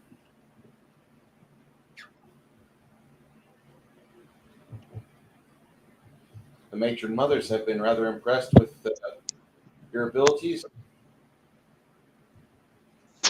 We understand that you have duties to attend within your home city, but if you'd like to, you could come back with us to the Fenrir Parish, and we could talk to you about some other things that are currently on our horizon, if you would.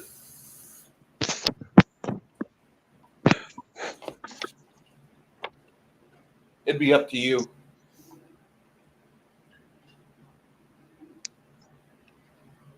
Well, they've been pretty nice to us so far. I don't see any harm in doing that. It's not like they're going door to door. And what kind of things will they do for us when we go with them? Mainly, they're going to load your horses up with gear and items that would normally be traded back down towards Ream, and they're going to send you with a caravan. That sounds pretty good to me. So you guys will make the 170-mile trek. Takes you about all of 2.5 to 3 weeks to get there. For those of you counting, it's 16 hours or 16 days, 8 hours, and 31 minutes. till you see Bruce, civilization again. Yes, sir. while I was at the fort, did I ever find the The deed negative. No, Okay. sir. You guys did a very good job of cleaning out. The priestesses followed up your efforts. They found nothing. For 3 weeks, you guys journey on back towards the parish of Fenrir, which it's actually a parish. It's a fairly good sized little county. It's on a kind of a hilly rise going up towards the northwest. Weather doesn't really change much. You still have your occasional rains going up there, but for 3 weeks, you guys are for 16 days. You guys are given rain and wind, and it's not really pleasant. When you arrive at your location, there's no inns on the way up there. You're camping roadside every night. When you get to the parish, you notice that the settlement that you first come to is really overjoyed to see you, and the ladies are excited because on the northern side of the settlement there's an actual inn. It's an actual multi-story inn. It's not like just a roadside house with a large common room. You sleep on the front floor in front of the fireplace with the occasional fleas that will give you visitations in the night. This is an actual inn with people that their job is to clean it and be hospitable. There could be baths too. Oh my God. And Hot while baths. the beds, you get an actual bed. The Genelith pays your way there, and she equates it out. She's like, we're going to send you back down to Ream with goods and services. Out the Shadowed Keep is empty and without a threat. The way it's safe. And by the way, what you guys didn't pick up that was trade goods. You guys are hauling that up there. The perishables you go through first. The things like flour or unmilled wheat, you carry that with you. You get up into the Fenrir Parish, and they load you up with all sorts of things after the first couple of days where you're just relaxing and taking a break. The about maybe third day that you wake up here, which is actually day 4. A carriage swings into town, and you see a very nice looking man and his staff debark the carriage. There we go. Don't know if you recognize that guy or not, but okay. He says, "My name is Brandon Van Hoos. I am the governor of this parish, and they told me that you would be here. You're from down south towards the city of Riem, I hear. And now that the local church found you down there and helped you clean out that miserable bandit hideout, I'd like to say that we appreciate your efforts."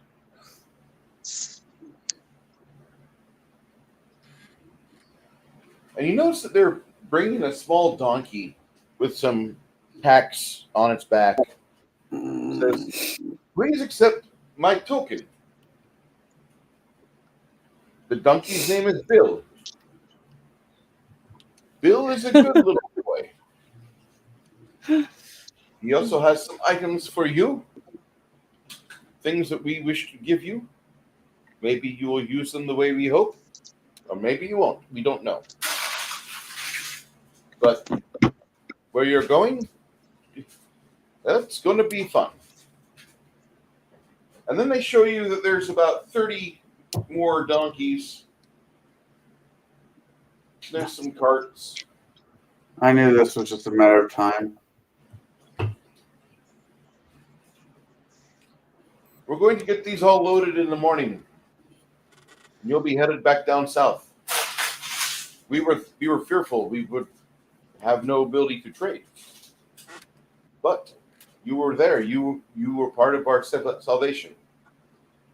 Without your ability to bring those ruffians to justice, we might have lost our holy sisters.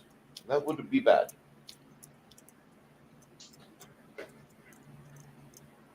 Bill opens up one of the bags.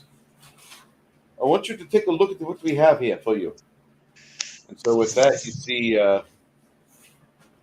Isabella and Tom go over there and peek in the bag. Their faces light up. These are for you. Thank you. He shuts the bag and pulls it off the donkey and hands it to Mrs. Isabella. Isabella, you now have a 30-pound bag.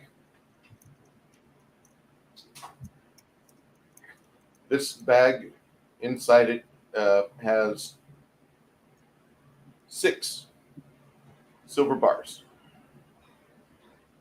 I know it's not much. Maybe where you're from, you expect more. But each of those silver bars is worth 3,000 gold. So, should you decide to keep it, your family will be very happy. Or if you spend it, you spend it.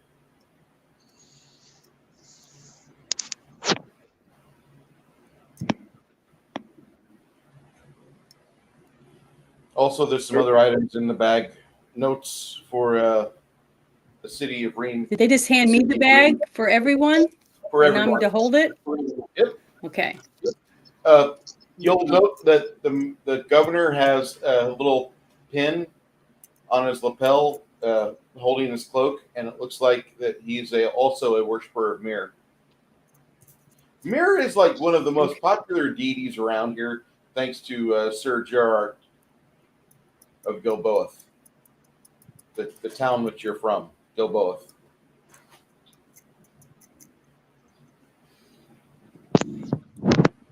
So they probably know my family then.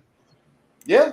In fact, whenever like half of these people see you guys, they start spitting out family names and they get a 60% accuracy rating because the families that you guys are from are fairly popular around here. That's good for us. No, it's good for our liver. It keeps us healthy. Well, I mean, it's good that they're on our side of things right now. Better to be famous than infamous. Yes. So how long do we have before we head back out? hopefully tomorrow morning you start on your way back. All right. Well, is there something that you I'd like to found- get cleaned up. Oh God, yeah. You guys have running water available at these places. And after that, perform in like the little room, at the inn, and try and keep people company, but also see if I can pick up any rumors or conversations while just trying to mildly entertain. If I gain some cash, that'd be great. But it's more information gathering that I'm interested in.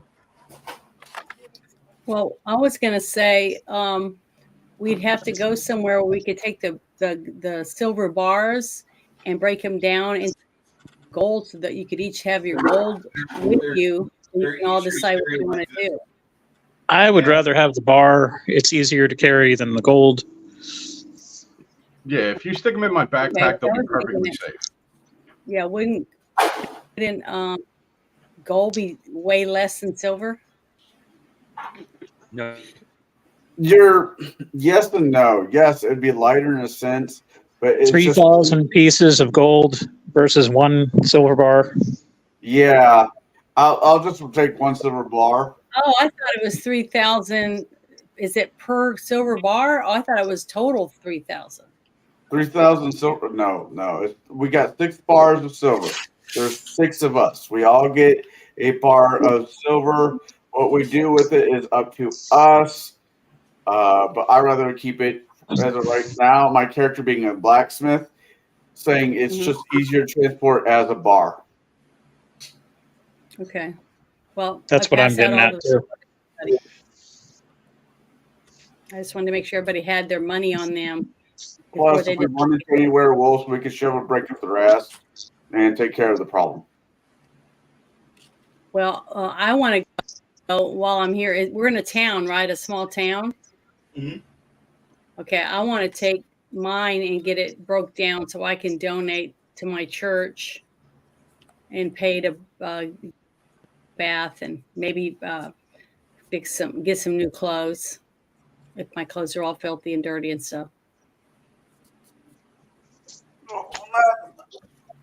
No, I got to take a quick phone call, Bruce. I'll be right back. Go ahead.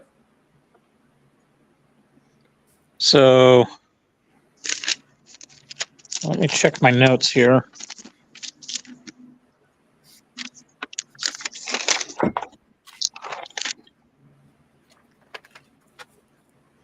We also found 750 silver pieces within the keep.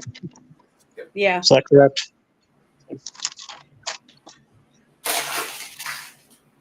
But can I pay someone to help me learn better on how to use my simple weapons so I can be more efficient at defending myself?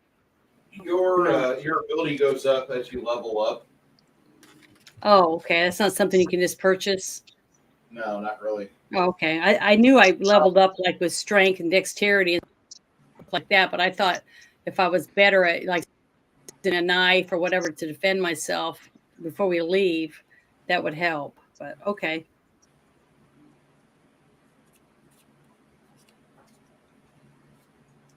But I still want to donate to my church or whatever. I'd like to donate some of my money.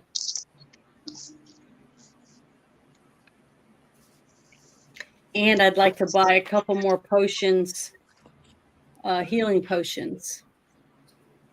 Janet, you're assuming this town has a lot. You're assuming this is not a town we're currently in. This is a monastery. Oh, I thought you said we were in a small town. You're in a small town. There's not a whole lot to buy here.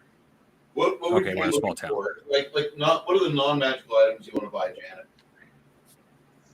Okay, well, I want to donate to the church then that we're staying at. They tell you, sister, although we appreciate your generosity, if you wish to donate, you may, but you don't have to. We know what you went through at the keep. We should be the ones paying you.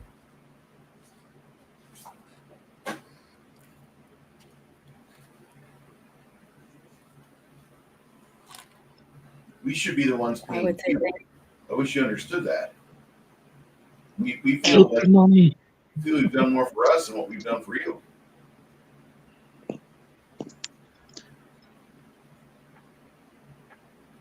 And how much is my thing? Is worth 3,000 gold. Say again? So I have 3,000 gold from that silver bar. Those silver bars are, those 6 silver bars are worth like 3,000 gold. Yeah, They're That's actually, what. That's they're actually not worth Nice. 3,000 gold. They're worth 300 gold. But the majority of the majority of places that you interact with that aren't magic shops are going to be transacting in silver. So you can either have a bar that's 6 pounds of solid silver, or you can have a lot of poundage in silver coins, which I don't recommend.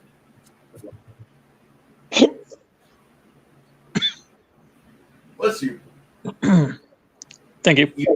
You guys, this is about maybe 170 miles away from Finria, is your town of Gilboa. And then hopefully you guys know the city of Riem and drop that off.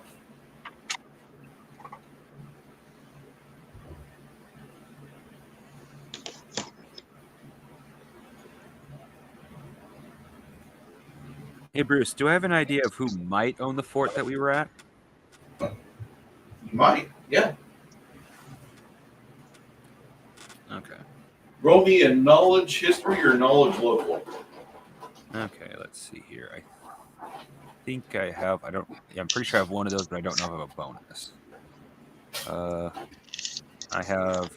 Oh, I have both, and the same exact bonus. I'll go probably local. That's probably the one that would be the best information. 90. Okay. You, as much as that area is contested land, you recognize the construction of it and know that type of construction is from the Germain family, because the Germain keeps used to be all the rage about 100 years ago. Okay. So these keeps, there's like about 13 or 15 of them around the greater Gilboa area. Okay. That is good to know.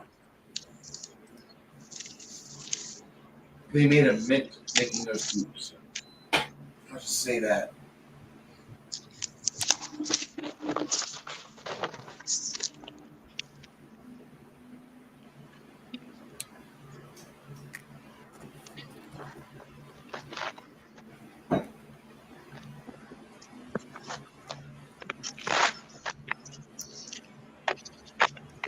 Anybody else have anything to ask? Or No, was I able to pick up anything in the common room? Any rumors? Anyone suspicious? what we have for you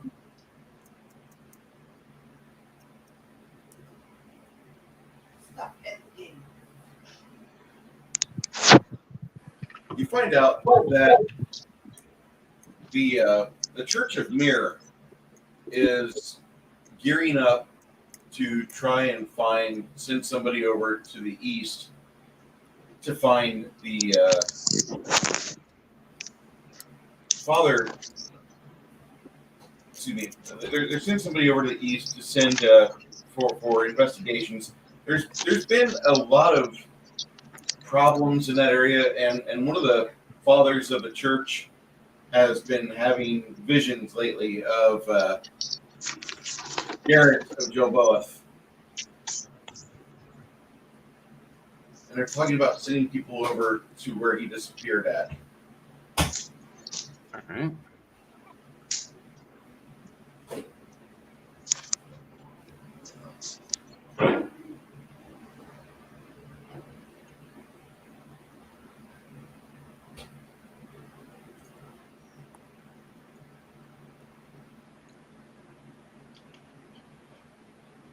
Do you guys see the map I'm panning around or no? Yeah. Okay. Where you're hearing about things, here's Bard's Gate, which is to the east.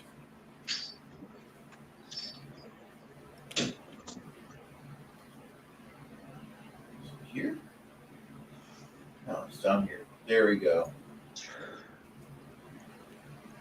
Okay. This is the Forest of Hope.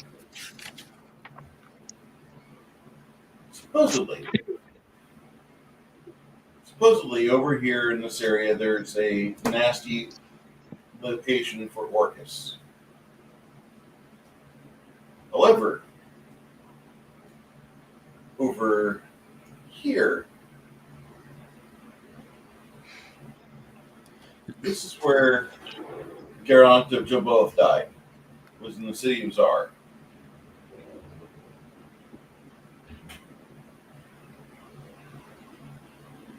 They're talking about sending some people to the east.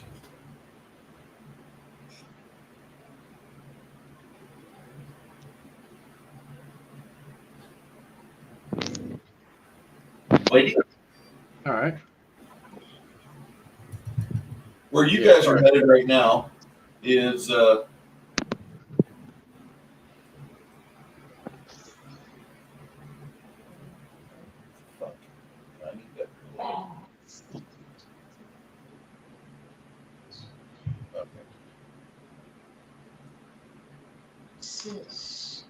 apparently I can just pick up the stars anywhere I want. Okay, there we go. Reload. Okay. You guys are supposedly going down here to the city of Reen. Where you're at right now is in Finria. This parish area is just south of Dunhaven Wood, to the northeast of Barons Wood. That you're going to be heading over here. But the one thing you keep hearing in the settlement is that they're talking about they have potentially new travelers, and they're wanting to get people to explore because the great nephew Darren Gilboa is wanting to know what's happened to his uncle. He keeps having dreams about him, his spirit being not at rest. And so he's doing everything he can to talk about sending people over here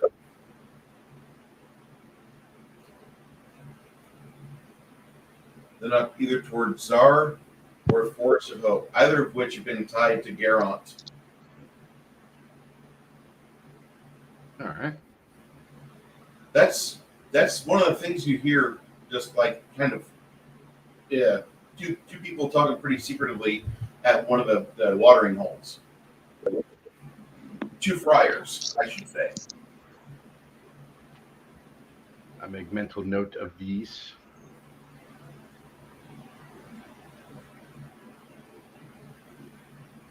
Connell, Garrett, does this place look familiar over here?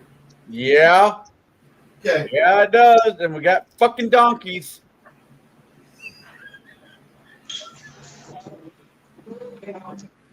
Sorry. You're lucky you're What does that mean? Chris. Okay. Somebody likes donkeys. No, it's just a standing thing with him. Bruce likes donkeys. Wait, are we going to Tijuana again? All right. So the next day, after you guys have yourselves a hearty breakfast in the morning, and when I say hearty, I mean me hearties. Yes.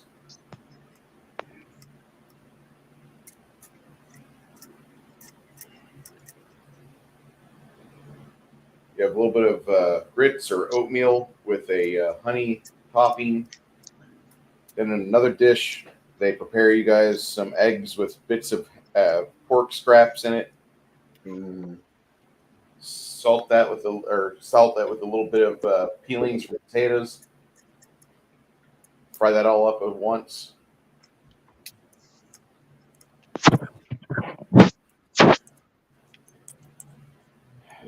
Then they give you your traveling gear because being that you're on pretty much this job for the city, they give you guys 240 servings of MREs, which are basically it's a package of about maybe 13 ounces.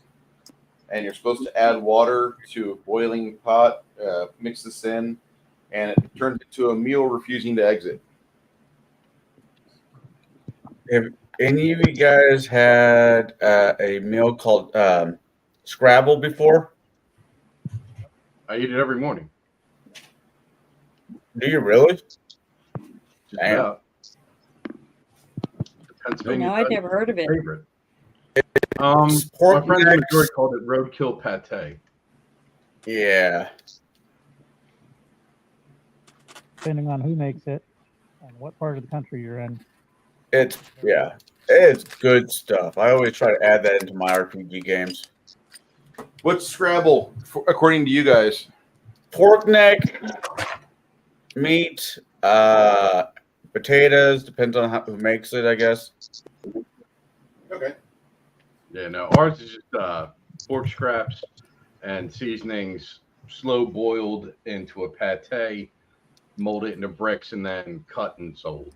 Yeah. And then you fry them up.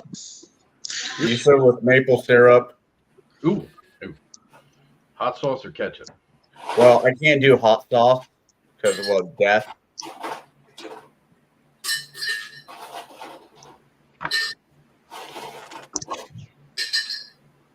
But yeah, I heard you can make it out of possum in the Midwest. Ugh. That's a greasy fucking animal. I mean, I wouldn't know from personal experience or anything. I've heard skunk's good eating. Yeah, as long as you I've can never. get that. I'd be rinsing that in some ice water for a while. I'd be rinsing that in gasoline and setting the son of a bitch on fire. But, you know, when you're in need, use what you can.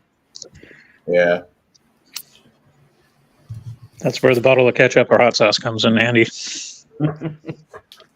Hey, staple of every chow hall, mess hall, galley table.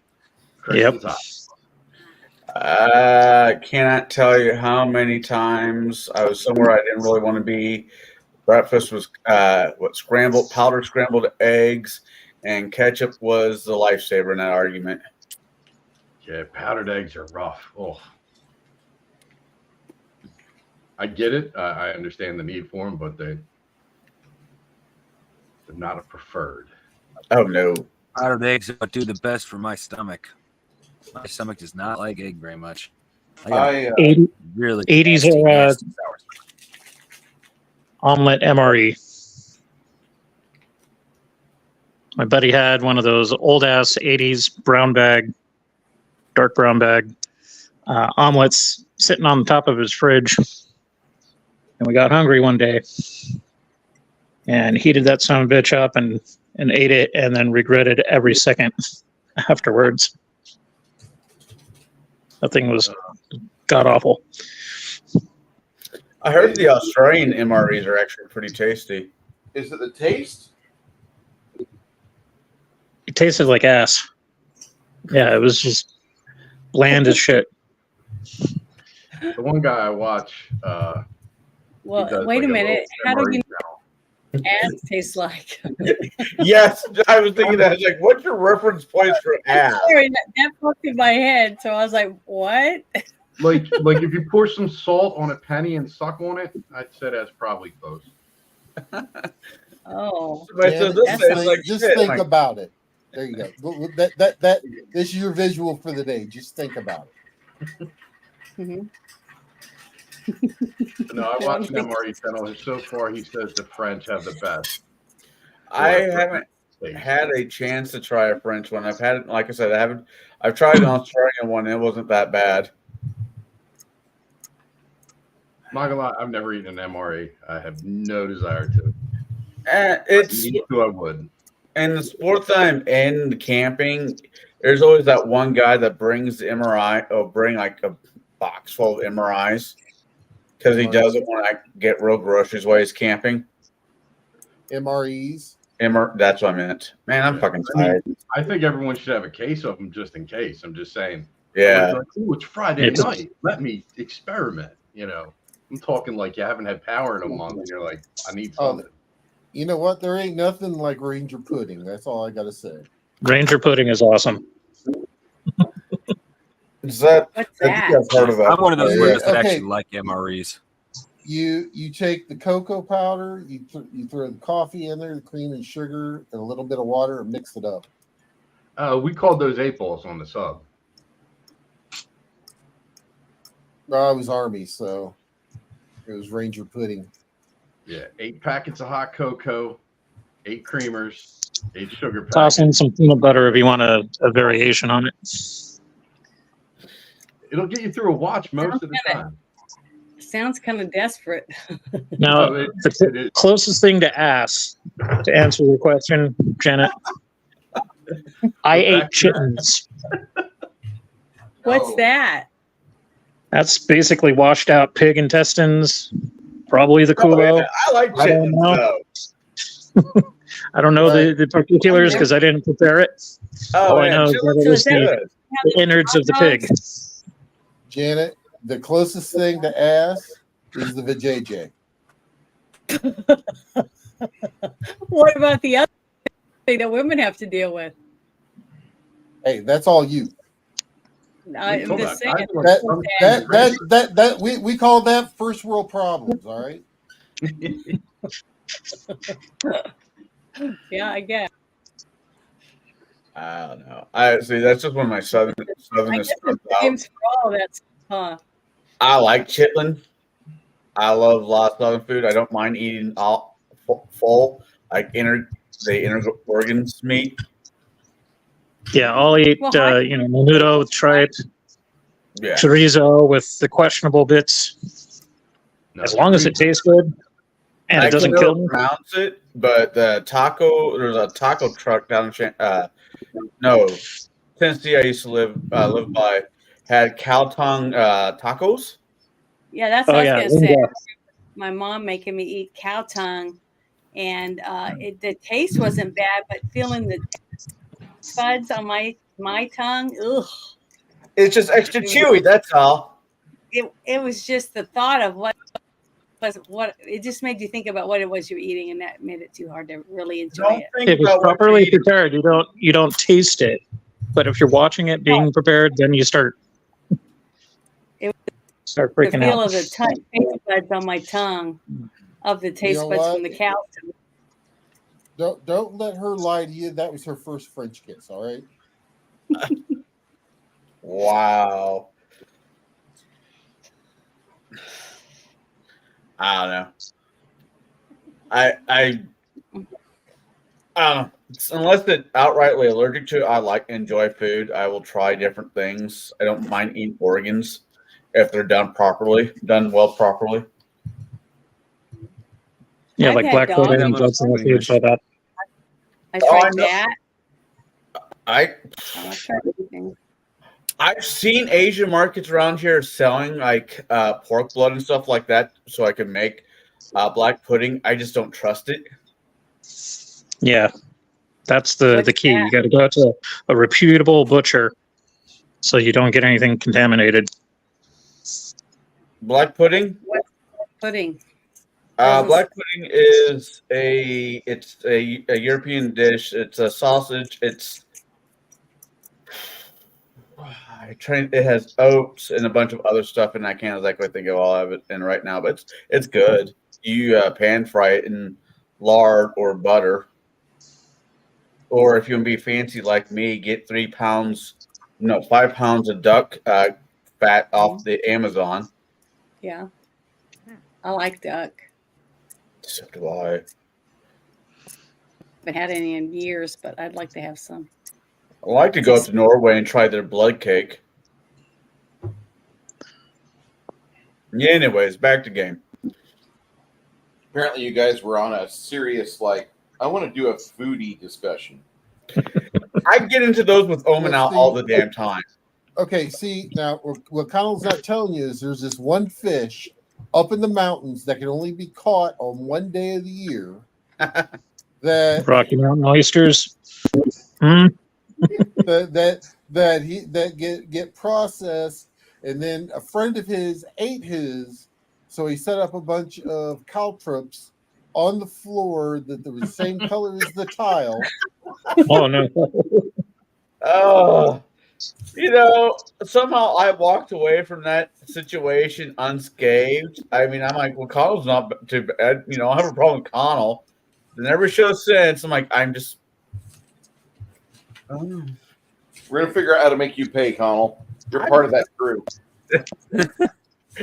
One of the few times I've done a Mac show where I walked away unscathed. No, that's gonna follow you around like If a. you ever have to go back to the keep, you need to keep those. I can always draw it again. It's easy. So with all these I keep that is daydreaming. all these video game and role playing game cookbooks that they're making, you could totally do a sideshow with culinary info and whatnot. I think Connell should write a book about that, right? Connell would be the guy to write a book because, like, he's got it. You know, I mean, he's a professional chef. He's done hospitality a lot. Well, Binging with Babish has that. He has a guy that does like the anime dishes. Yeah. Some of those look fairly simple, and a lot of them look fucking complicated as fuck. Yeah. Yeah, Connell needs to do a romantic coffee book. Talk about different types of. What kind of coffee do you get with a flat earther? Yeah, stuff like that. I would Flat love- earth coffee, you know, and talk about what you get mixed into your cup. I don't know what type of how you would classify that when you take that to the, you know, the publisher. Like, here's this book. It's how to date your flat Earth girlfriend and how to romance her based off her preferences. He could call his cookbook, you know, like erotic coffee or something like that. And how what's the best way to serve it cold or warm? What kind of coffee does the best enemas? Yeah. You know what type of coffee does that? Folgers. Folgers. Best coffee on the planet, hands down, Sanka. Oh God! There's a Folgers commercial, and it's not a real Folgers commercial. A Folgers commercial. The only one I ever saw drink Sanka coffee was my grandmother, and it was instant. Yeah, I think all Sanka's instant. It's not coffee. It's. Oh, I just remember her pulling I it think out. it's She also had a little reactor. tin that she'd open and take a pinch of stuff out and put it between her teeth. Snuff or something. I don't know what it was. Oh, snuff? Yeah, I know what snuff is. It's a tobacco product that you snort. Oh, she snorted. Snuff? Yeah, there's snuff. There's snuff for the nose and snuff for the lip. Oh, she did both because I've seen her do both. The snuff for the Put it on the nose back is of her British, hand. and it's a Put it on powder. the back of her hand and sniff it, and plug one side of her nostril. Yeah, that was. So back in the mid '90s, I was invited to a Vietnamese restaurant out in Santa Clara, and they were brewing up some coffee. And they kept asking me, do I want tea? Do I want this? I'm thinking, no, I'll just take a regular cup of coffee, whatever. Just give me the coffee straight.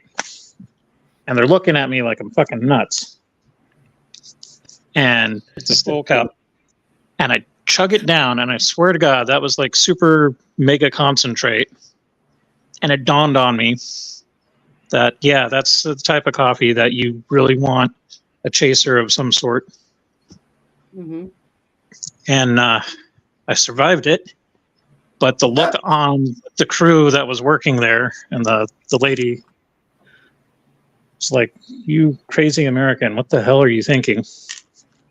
And it was then that I learned that there was a definite cultural difference between American coffee and Vietnamese coffee. It wasn't like a little cappuccino or espresso. So I make sure that I have a nice milk tea to go with it. I think it's because of my ADD, but coffee puts me to sleep.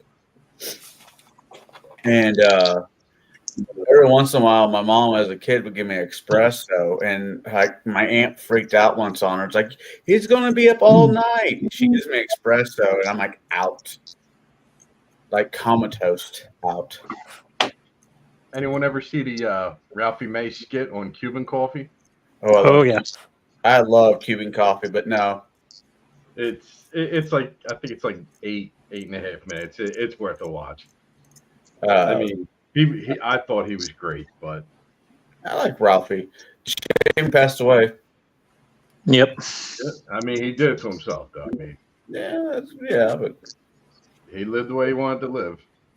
what's the other type of coffee? Oh, Turkish coffee with baklava. Oh my goodness. I've seen that, like where they heat it up with the hot sand. Like, I'd Yeah. like that. Yeah, that's a trippy way of doing it. I like that. No, I no longer do, but I know how to make it. I know how to make that type of coffee.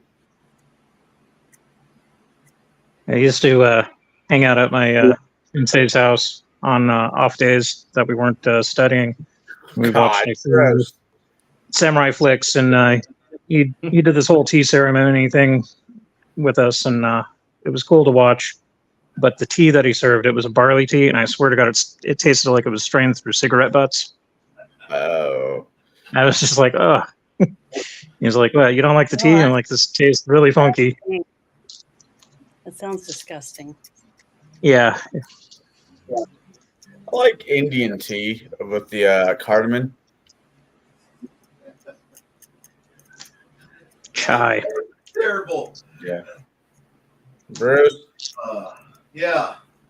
There's gonna be a special place in hell just for you. And you started rolling that out right as you were talking about tea, and I had that girl brewing up some bad tea. Are you all right, Bruce? I'm fine. That was funny. Your foot was really, really big. That is what? Bad for you. Your foot, not what you think there, big boy. Your foot. Your foot is really, really swollen, and I really wish you would just sit and put it up. Yeah. Giggity, go. Hold on. Okay. If you can elevate it in your sleep, that should help too. That would be great, but you know what happens in my sleep? I kick anything underneath me, and so there goes that pillow. You should roll over. Oh yeah, I have like 9 pillows when I wake up. What you need to do is you need to lay down in your living room and put your knees up in your couch, your feet up on the couch while you sleep on the floor. That's like a favorite way to There's a couch somewhere here. Hey, I have plantar fasciitis. I understand. You got a chair? You have a chair. Then lay on the floor in your bedroom. Put your feet up on the bed. You got a wife, right? Have her hang you up like a deer. Should be okay. You just have to have your head lower than your foot. She would kill me. She had a chance. If she had a chance to kill me while I sleep, because I snore when I sleep, she would kill me. Enough said. She would murder me as I drift away. You're dead. You'd already be dead. Believe it or not, all you guys, your women would have already killed you if they wanted you gone. The best threat my ex-wife ever gave me is you gotta sleep sometime. Mm-hmm. All right. So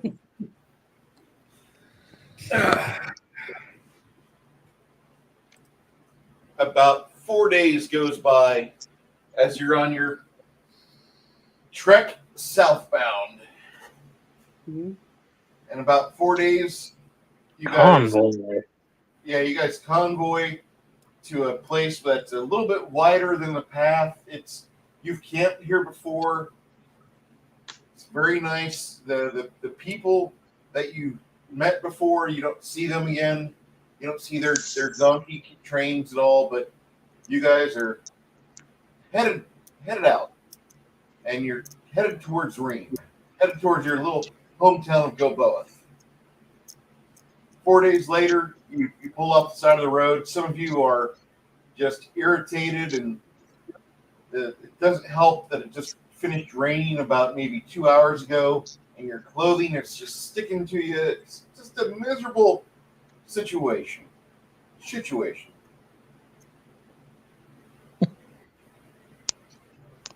We're tired. Me? No, I'm not tired. No, all of us are tired, and our feet hurt Tired, boss. from walking. I'm not tired at all. I'm laying down for the moment just for the fact that Janet wanted me to elevate my foot. Talking about the group, all of us in our group on our trek. We're all Cold, wet, tired and worn tired. out. Cold, wet, and tired, and looking at posters of a low-grade character who's known in this area as being a donkey killer. Whatever happened to our gnome companion? Did we leave him at the last town? Dale? I don't know. Dale's with you. Okay. What the fuck did we pick Which up a one gnome? is he? The little green goblin-looking guy? He's up here. Hold on. Let me get him. Dale's only 3 feet tall, right? Yeah, he's tall for a gnome. He's like 3 foot. Do you have a chair that you can pull around behind you? Because you can put your foot up behind you, with your knee bent. Yes, And then say, Mom. "Oh, what a wonderful tea party."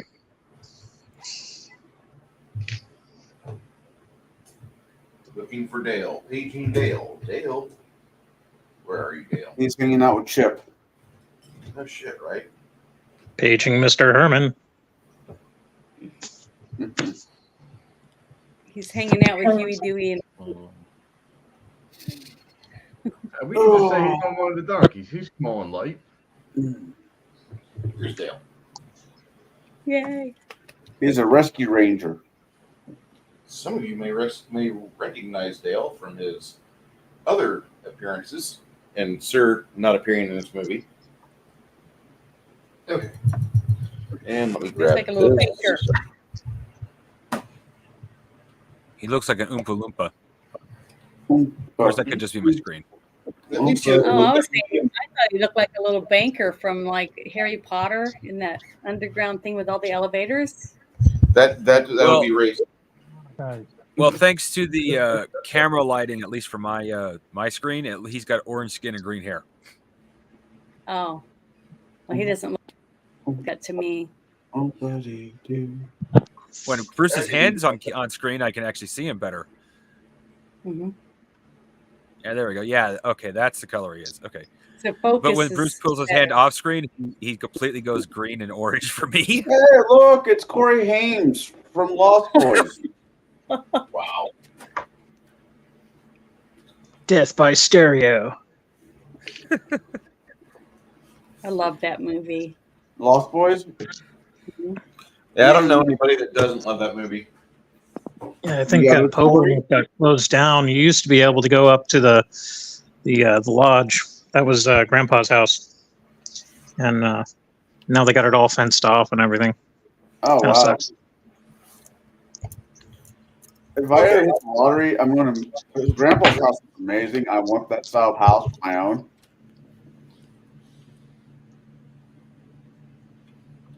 Fuck. Oh, nasal spray and stop pain. Awesome. Okay. So now I'm in a position that Janet should be happy. I'm prone. What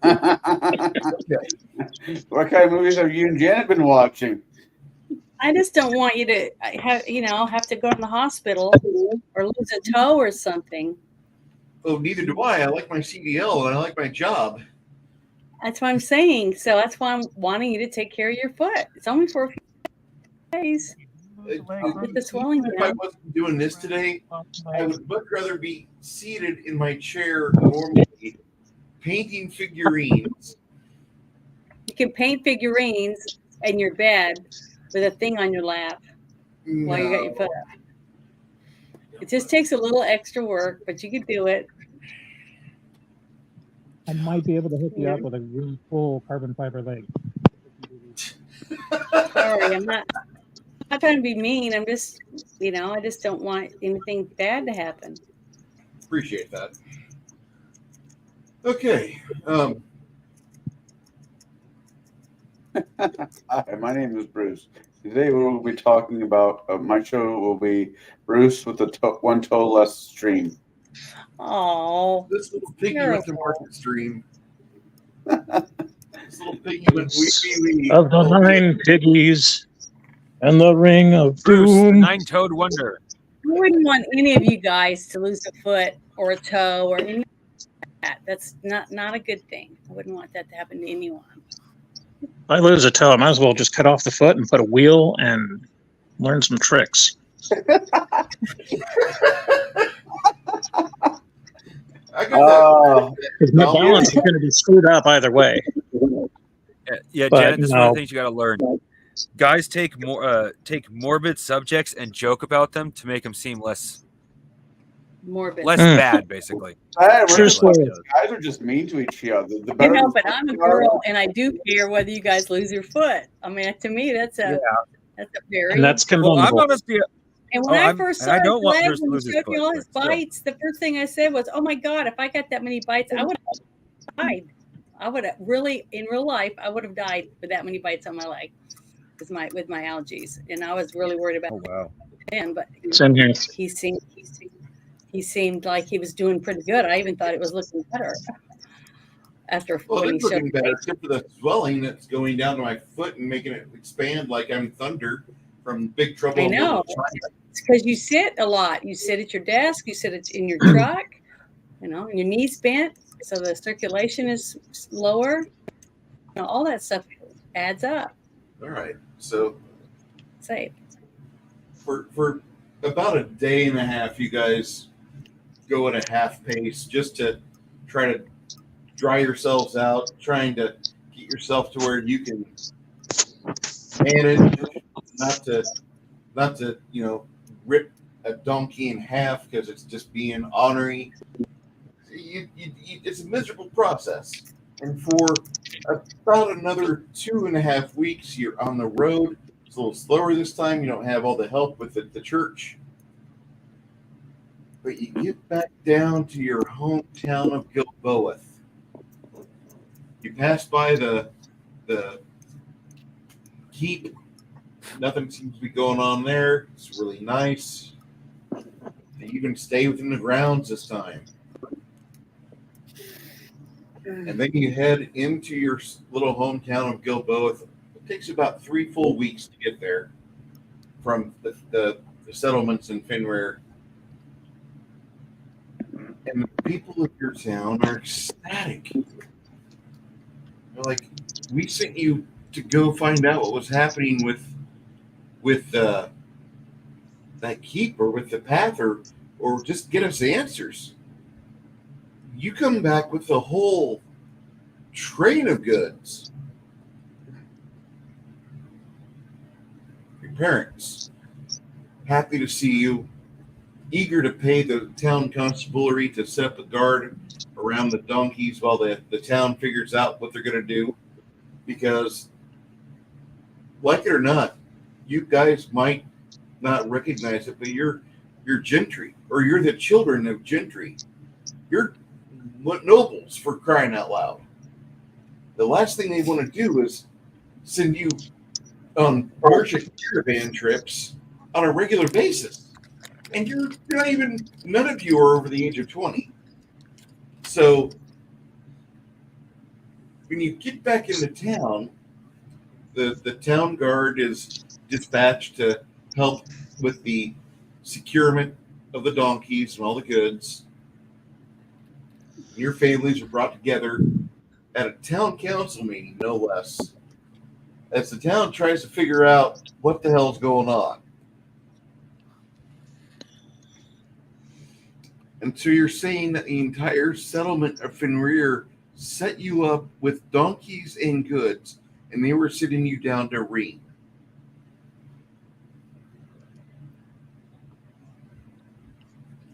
That's about right, right? Inside a smoky room, all of you are seated there with your families. You're sitting in front of your families, all 6 of you, and they're kind of going a little crazy.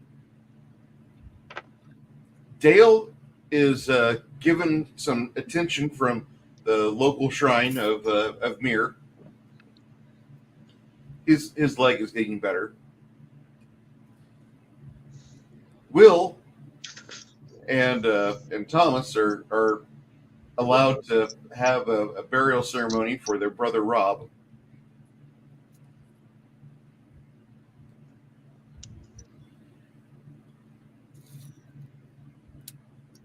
Then you have Isabel, whose family is just completely nuts. We did not expect to see our daughter again driving a caravan of donkeys. She is better than that. After the family's vent, after everybody gets their piece, if you guys want to pile onto this, go on ahead. I'd like to do a diplomacy roll with my parents. I rolled a 95 with my bonus to explain to them that, due to all this fanfare, I will need an increase in my allowance.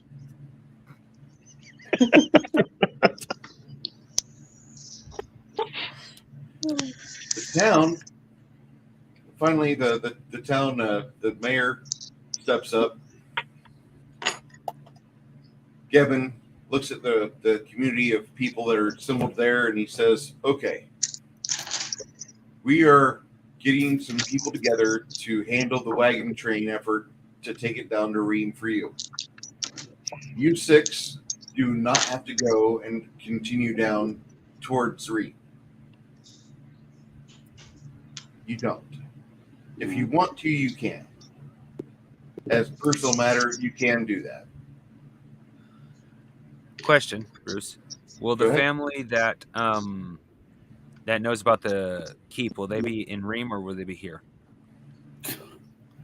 Damn. People that know about Ream, about the keep the best, are here. You. Okay. Well, I'm trying to track town ownership of the keep. Don't mention the fire. We will put an inquiry into the settlement of Fenrir to see who exactly owns that, because this is something that's been on the books for at least a few years, and we think that maybe that Fenrir's got a better chance of that, maybe not. You want to buy it with the keep? Are you serious? Potentially. Okay. Yes. Okay. I'll pitch in a little of my money that I collected to help purchase it. Oh, I suspect I'm going to have to save money to buy that. Well, we're all going to have to save, but I'm saying I'm going to help. I would like to help you. Okay. What's the bottom line of the price? Well, that's what we're trying to figure out now. We don't know yet, but we'll put the inquiry in tomorrow. We'll see what happens. We will see what happens because we don't know who owns this keep. This is very weird. And the fact that people mention this to you, that's not normal. Yeah. Okay. So tomorrow we will have a lottery among the artisan and lower classes to staff the wagon train and send them down. If everybody here wants to go down with them, that's fine. Well, I got paid to watch the wagon train, technically. I mean, yeah, it was a reward, but I also consider it a bit of a payment to do so. So.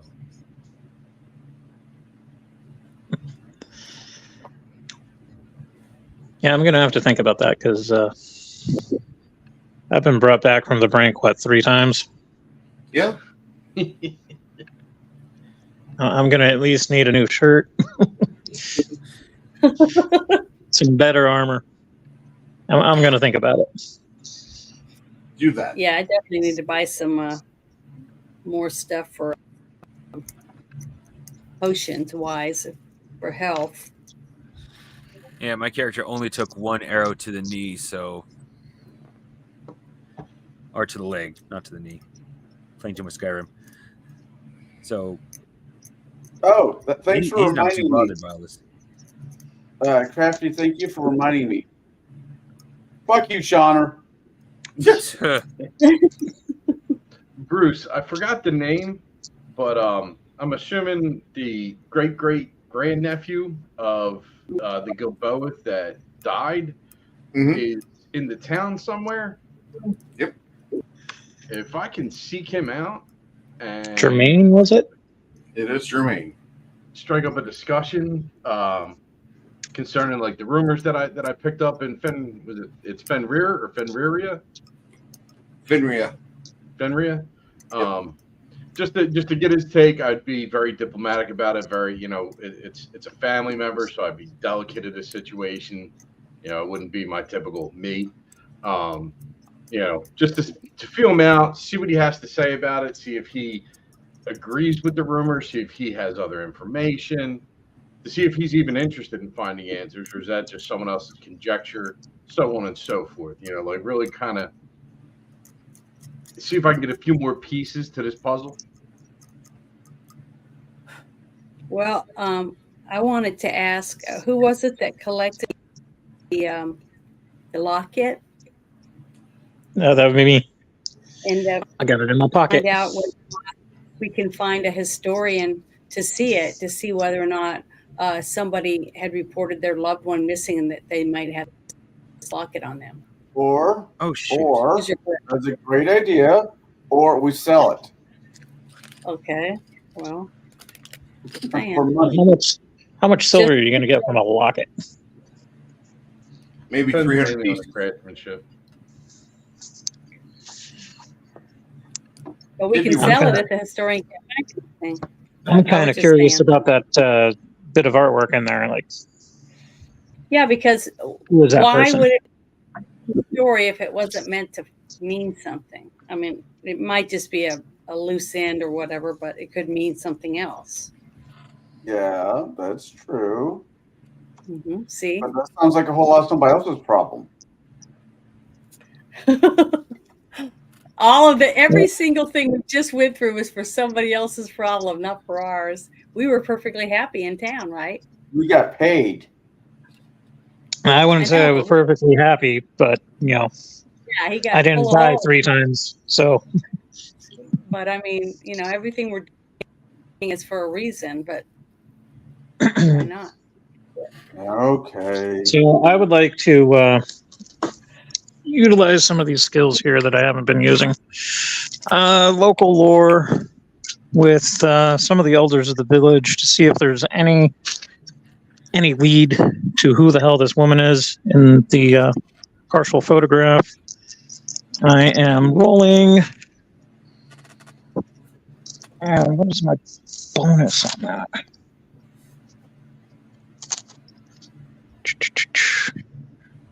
Local knowledge 15, so that's 72. Any luck?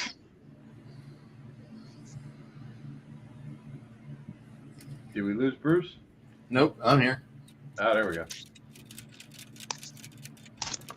I hear dice. Okay. Something's so afoot. You're hearing. Oh, sorry. No, that was me playing with my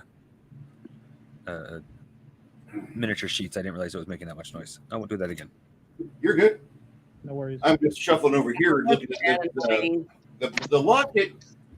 The girl inside the locket is a woman that disappeared on the Ream Trail headed southbound out of Gilboa about 20 years ago. So she'd be in her 40s. So you're saying there's still a chance? Okay. She late 30s. Her name is Abigail. Through that.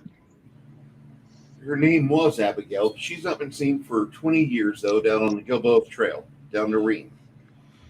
The individuals that seem to be invested with her, or at least knew her, they live on the outskirts of town, about 5 to 7 miles away to the west. That used to be her family, or they're the one that's the house that she left, and she was supposedly going down to Ream to follow the love of her life. Nothing happened. Disappeared. Not been seen since. That's a picture of Abigail. Okay. And actually, Interesting. Abigail Amberson is her name. And you guys recognize the Amberson name because that is another set of nobles out of this area, but their primary influence or sphere of influence is within weaponsmithing.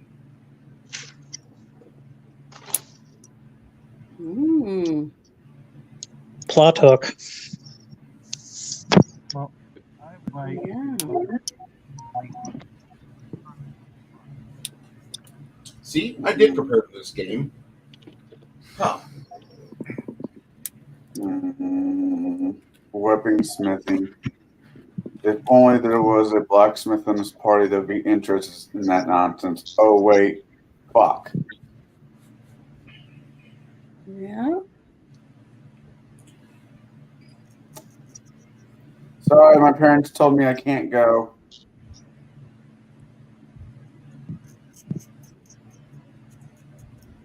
Actually, I don't think anybody's parents have said they could or couldn't go. I've been implied, however, Cormac, that you stay here. So it's deeply implied that I should stay here. It is. By who? There's parents. I do what I want. So if I want to go, do I have to roll my dice too? Or No, you don't. If you want to go, you go. Okay, well, I do. I'm going to go. Your parents just feel that there's only like 2 of the 6 of you whose parents are all out, ready. Yeah, go for it. You want to go down there? Yeah, I have 8 siblings. They're ready to get rid of me. Good Lord. I forgot about that. They want me to leave. They're like, we're overrun. Get lost. Get married. Do something. Get a job. Get a job. Get a man. Janet, your dad looks like Gaston from the movie Beauty and the Beast. Oh, good. He used to look like that. Excuse me. When your father first was married and the first 3 children came out, he still looked like that. Child number 4, not so much. Yeah. Now he's got You've done 4 gray winters hair of diapers and gray hairs. Still has a dose of toxic masculinity. Awesome. Mm-hmm. That's good. Actually, I want to do this. I look at my parents. I imagine with being a blacksmith's son, Dad wants me to be at home to work the forge. More than likely, yes. If you'd be willing to accept this, we will do everything we can to further your involvement and your trade. Is that the father or the people trying to talk my father into letting me go? That's your father. That's your father saying we would be more than happy to. You were gone for almost 2 full months, and we've never been separated more than a day's travel. In fact, most of you kids are actually like that, where you've not had separation from where you were born.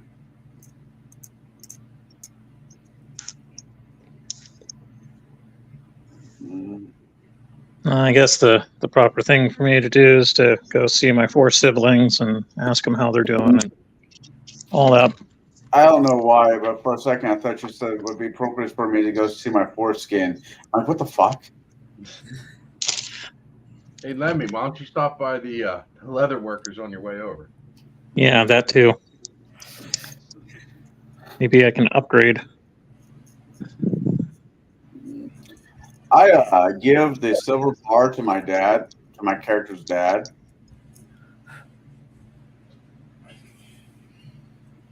And so I'm going to go on the pretense that we're going to be dealing with somebody that does weaponsmithing. I could pick up a few things. And because I'm not around to help you with the forge, the silver bar should help financially for my absence. Bribing your parents? Yeah. As your parents take the silver bar and they say, let's think about this overnight and we'll discuss this with you over breakfast tomorrow. The next day, everybody is busy getting their breakfast on, having things going on in town. And then all of a sudden, like you guys, all of you will hear like there's a disturbance on the north side of town, pretty close to the Nobles sector, the Nobles quarter. It looks like there's a few people that have arrived on the north side of the city, and they're going from a state house to a state house to a state house.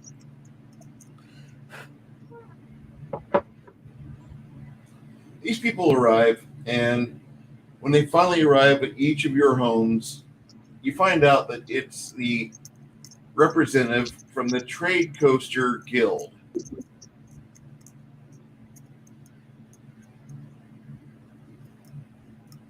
They want to have a meeting with all of you, which most of your parents are like, hold on, our child's not even of age yet. What are you doing? We have an opportunity in front of us.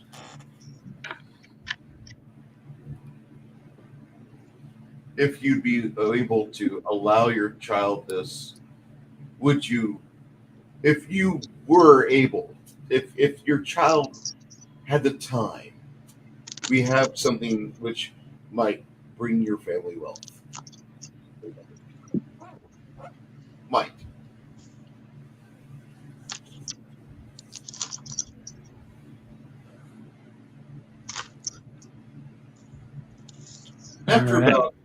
After some discussion, you and your parents, about 24 of you, arrive at the fellowship hall,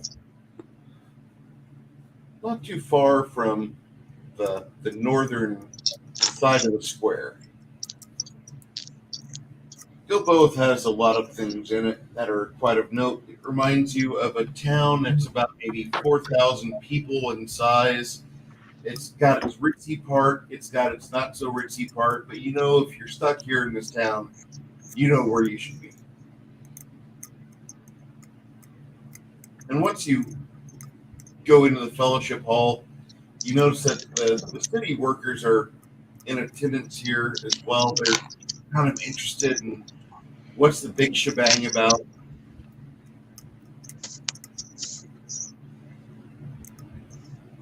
You guys can smell fresh tea brewing. You can smell coffee.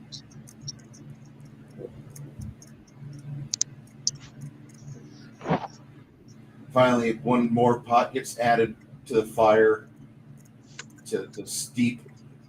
It smells like cocoa. I'm down with Pulling out all the steps, aren't they? Trying to.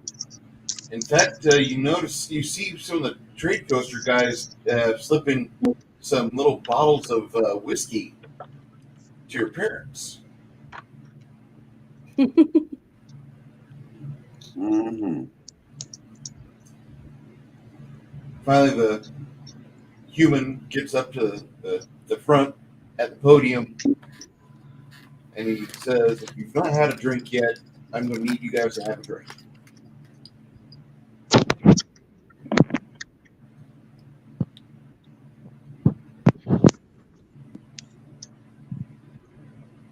All right.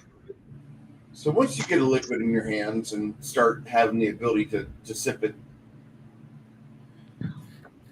these people at the hall that are from the guild, they're fairly not wanting to get too close. They're not wanting to, approach you too much. They've got trepidation. And then you get it. They've got respect for you. With your drink in hand, you guys sit down in the front row because that's where they're wanting you six to sit. The coaster caravan Union Stewart, says, I'm pretty certain you understand why we're here today. I hope you do.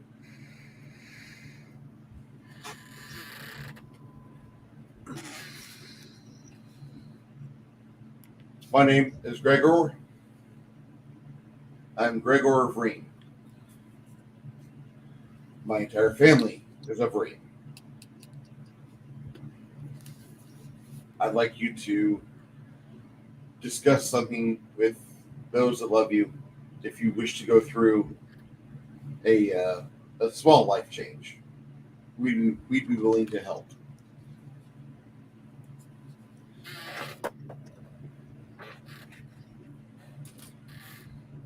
I'm listening. I don't hear any dissertations or disagreements, so okay. He nods politely at the busker.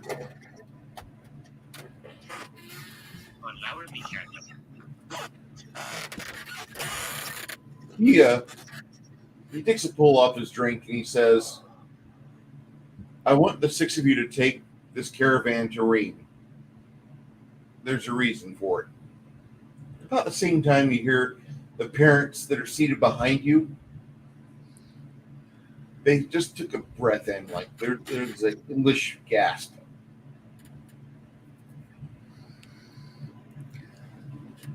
I want you to go to Reem, deliver the caravan,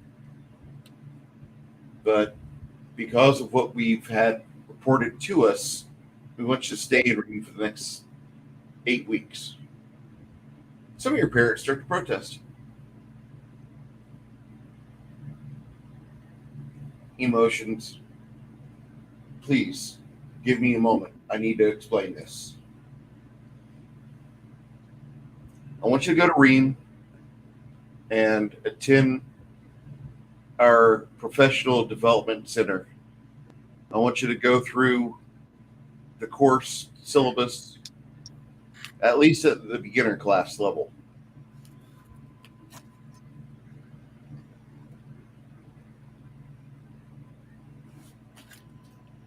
Do you know what a professional development center will do for you?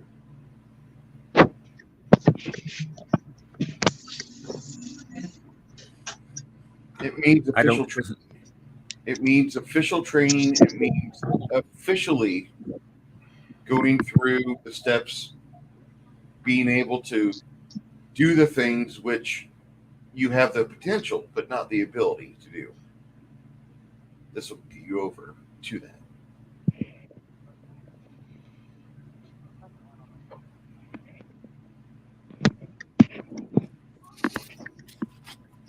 There's no discussion. There's no questions.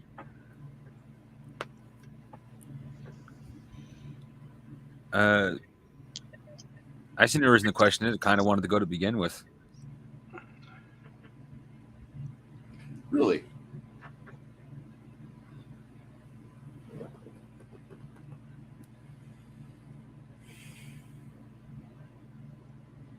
You said for how many weeks? It was 8 weeks, wasn't it? 8 weeks.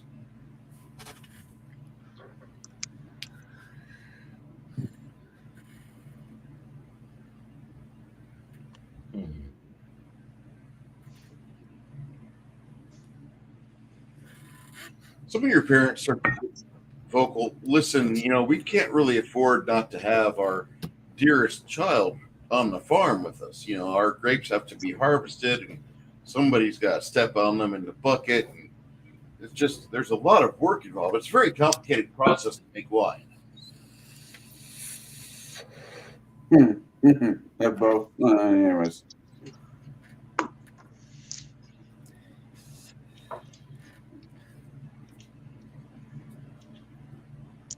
Think of it as an investment, folks.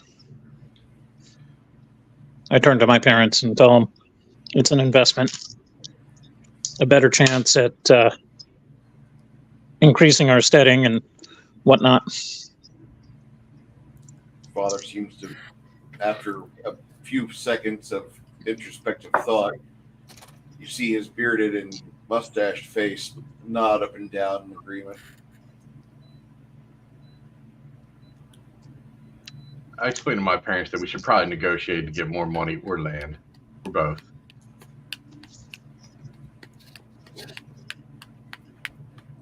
You have diplomacy there. Yes, we do. Let me go ahead and roll that, please. 94 plus 25. Shit. Can you do my rolling too? I just want your dice. Your dice seem hot. Except for that one I rolled earlier. That was great for the damage.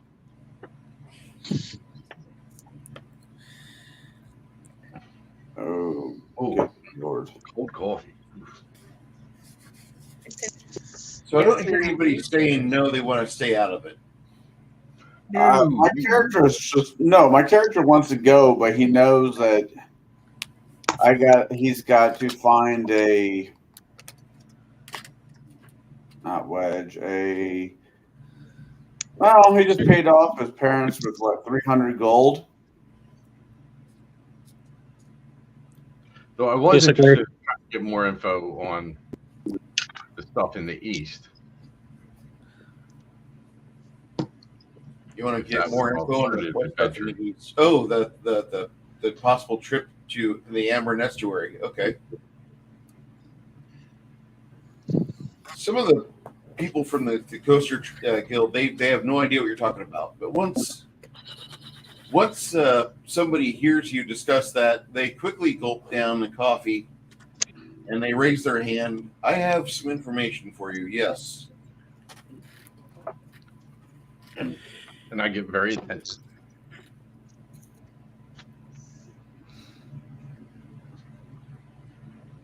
Finally, he clears his throat. There is a situation in the East which we've been discussing for the past 5 or 6 years. Happened initially hundreds of years ago.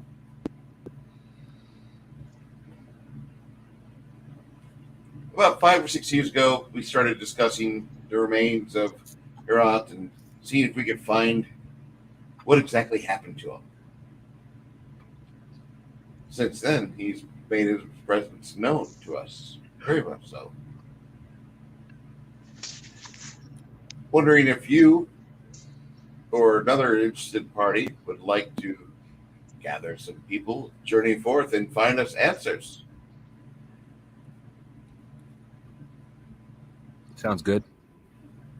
Okay. Put you in for potential recruits for that job.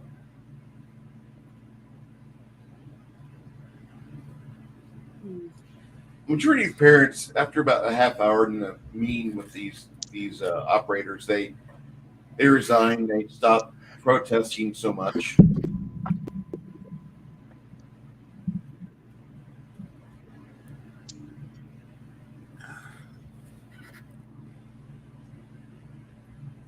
They discuss things like trade routes, potential stock options. At that moment, notice a lot of your fathers start to pay close attention.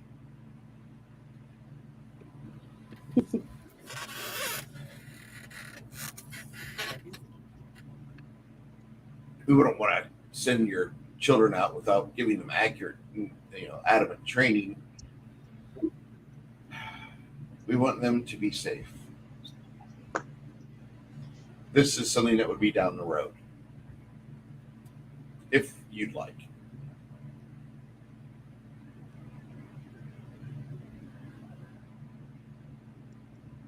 Is there any other further questions from you?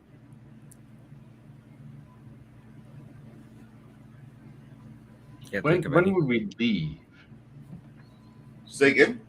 When would we actually leave to begin? Preferably in the morning. Escort this fine donkey train of goods and services down to the city of Reen. Take you possibly 10 to 12 days. More fucking donkey. 2.5 months. Trip there. The training. Go ahead, man. Sorry. Man. You're good.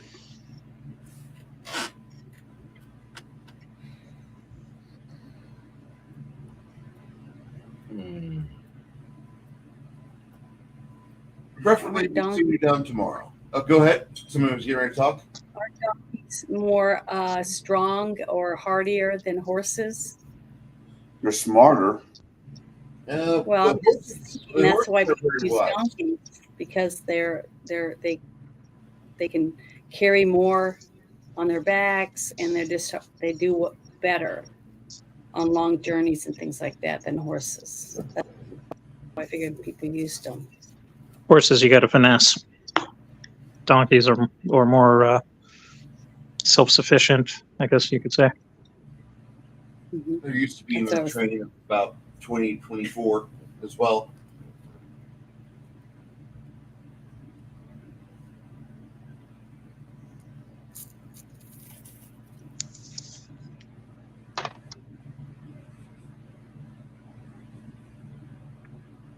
All right. Well, I still got that locket in my pocket. Okay. And I would like to go give that to the family.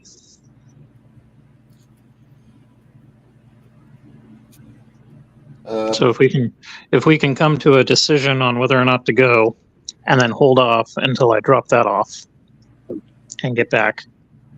I thought their homestead was on the way south, just like deviated over. Did I hear that? It's just 5 miles away. So like 5 miles. If we're going to go wagon train it,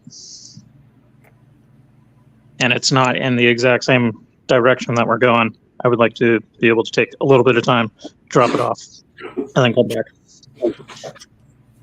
If it's on the way, then all I ask is to pause a bit, let me do my thing, get some closure going on that, and then we can get back to business.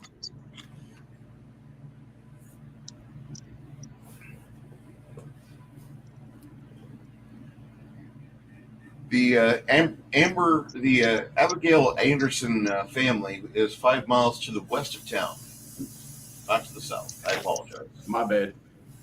You're good. These people seem to, be excited that you'd be willing to go for this opportunity to be with the Professional Development Center of the Trade and Coaster Guilds. They'd be more than happy to. We'll just wait an extra day if you guys can get there and get back. Sounds good to me. As long as my parents are cool with it and you guys are cool with it. I am. I'm good.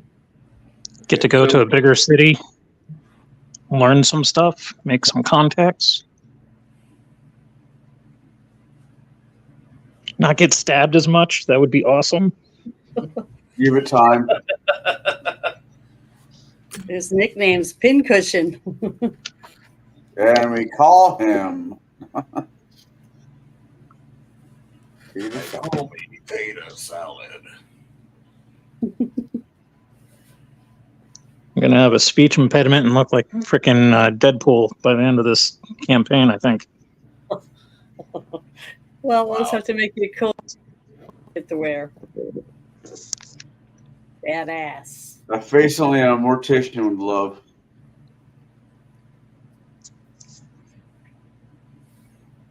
Am I still getting any kind of bite back from my parents, or are they basically just going with it? They're not happy, but they're going to go with it because they figured you'll quit within a year. The easy life, it calls to you.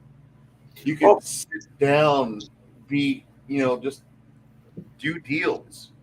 You could transact sangria. Oh, well, I guess I don't know. The way I picture is my parents, my parents are my family blacksmiths. So easy life was never actually but whatever. You my bad. I thought your family was a bunch of grape growers. No, the blacksmith. Okay. I'm the grape grower. You know, I look like a grape chucker to you.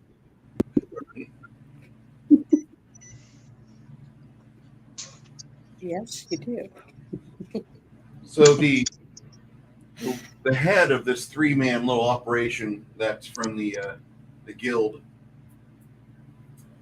His name is Lawrence. He says we can wait for you for we can if you wish to not leave here for 3 days, that'd be okay. Just get this train of goods down to the city of Bree. That's all we ask. Because the people who want to send in your steed, we would be fearful of. They just don't exist as competent people to us. We hope you understand. And you understand that because the families of people they're recruiting to do your job could barely walk and chew gum at the same time.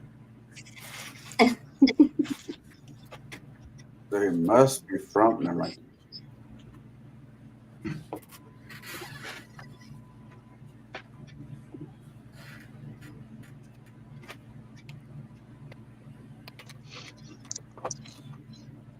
Up until now, go ahead. I just said that is their last name Biden. No, Just a joke. they're not sniffing kids. Although they could. No, they're not. Lawrence and his 2 individuals with him, they go back to the town of or the little pub where their rooms are at, and they remain there. Your majority of your parents are not happy with the potential of you going on the road and doing stuff. Then you training like this, like yeah, it's good professional development, but oh boy.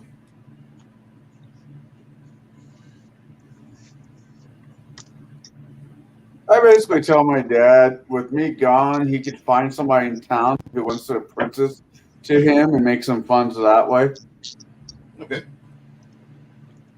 I will be. I guess my character would probably packing up some like minor forging gear that'll travel. Grinding stone or sharpening stone, small anvil, tools of his trade. You could, if you so choose. Do you do leather work as well? In theory, a blacksmith should be able to do some leather work. Okay.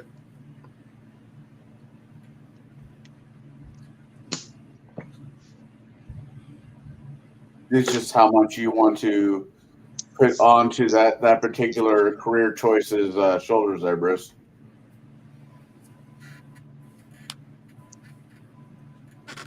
It's a fair assessment. That's fair.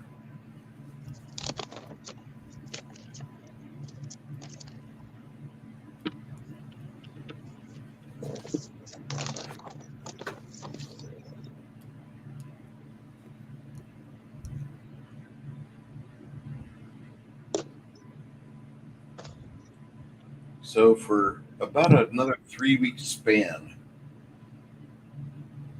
you head down towards the city of Rain.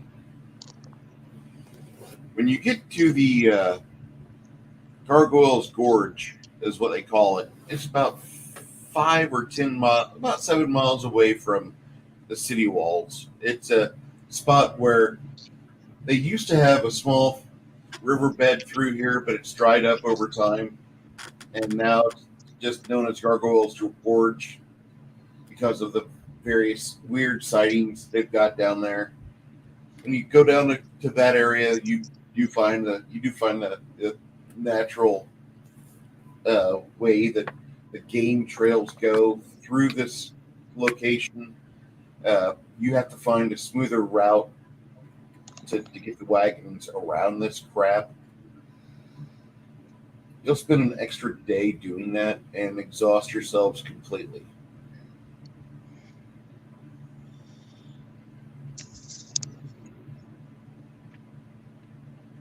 Nothing like a little trailblazing. Yeah, you have to do a little bit of trailblazing. And actually, I should rewind because after we have the Amberson house, we have to do. My bad. Before you leave for your grand adventure to South Doreen for your professional development, the 5 of you follow behind. Lady, what's your character's name? Quinn. Quinn. Okay. You guys follow behind Quinn, so you guys make your way over the course of about 5 hours. You get over to the Amberson house, and they recognize some of you at the wall, and they invite you within the grounds. You can see their opulence has not exactly dried up, but they look like they've been enduring some sort of trial for some period of time.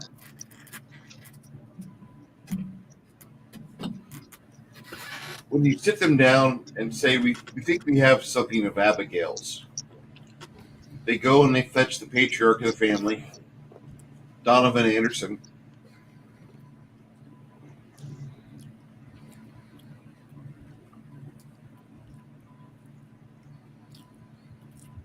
Donovan's fetched.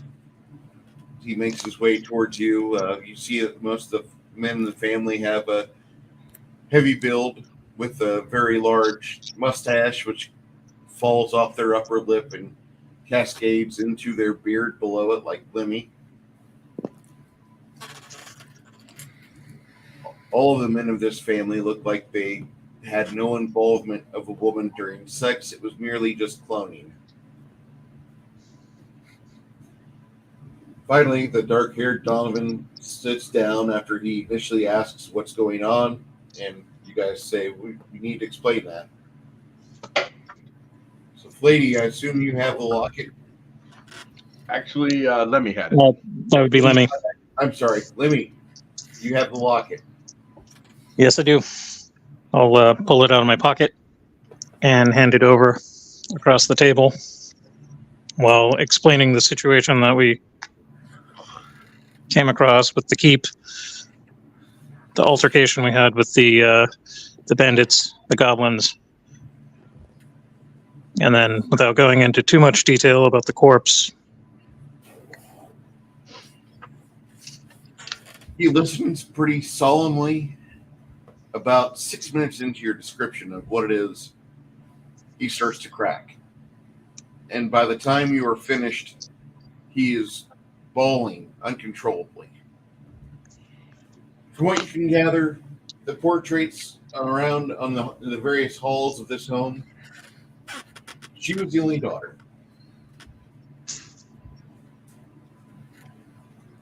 Looks like a family of 5, 2 parents, 2 young brothers, 1 sister.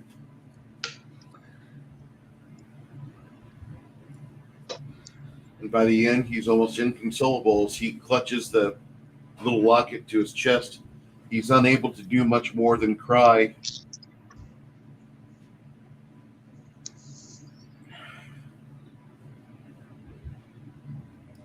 Suddenly, he straightens his face. He stops tearing up.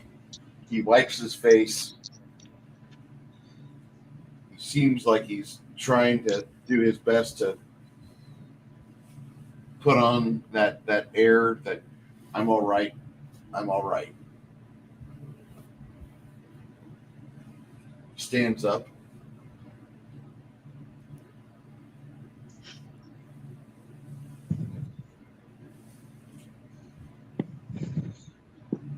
I must ask you, you said you found this inside a keep to the north? That's correct, sir. The last we ever heard of our daughter, she was on her way south to the city of Bream. She was going to find out what it was to be the price, to have the price of freedom.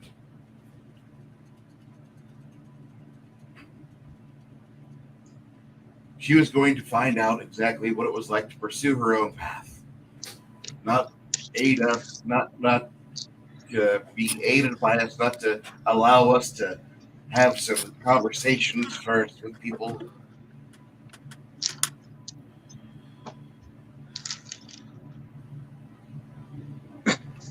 He continues to cry. She looked so happy bounding down the driveway, her tears in the sun, her hair bouncing off her shoulders. She had a lute which she carried with her everywhere. She kept it purposefully out of tune. She was unable to do much. The proper bard could, but she could definitely improvise.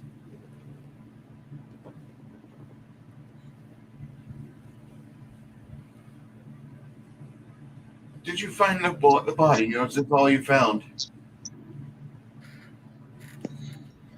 He might have slept on you. He might have not heard you say what else you found.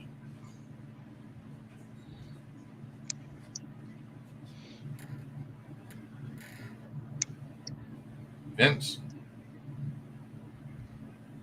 Well, there was the Undercroft in the basement of the keep.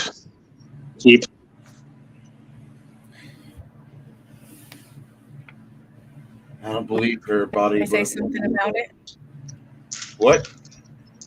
Can I say something about it? Please. The fact that we found the locket around someone's neck, it wouldn't have been hers because she wouldn't have wore herself. So we feel that companion or whoever she was riding with or who was looking for her or had some type of relationship with her is the person that was wearing the locket. So that would mean that she's still alive. That's all. I just wanted to tell the parents that. Out of game, Janet. That's false hope. Why? It's been 20 years. We don't know the circumstances of why she's disappeared. If she was still alive and she wanted to come back, she'd have found her way back by now. Well, unless she's being held against her will. For 20 years?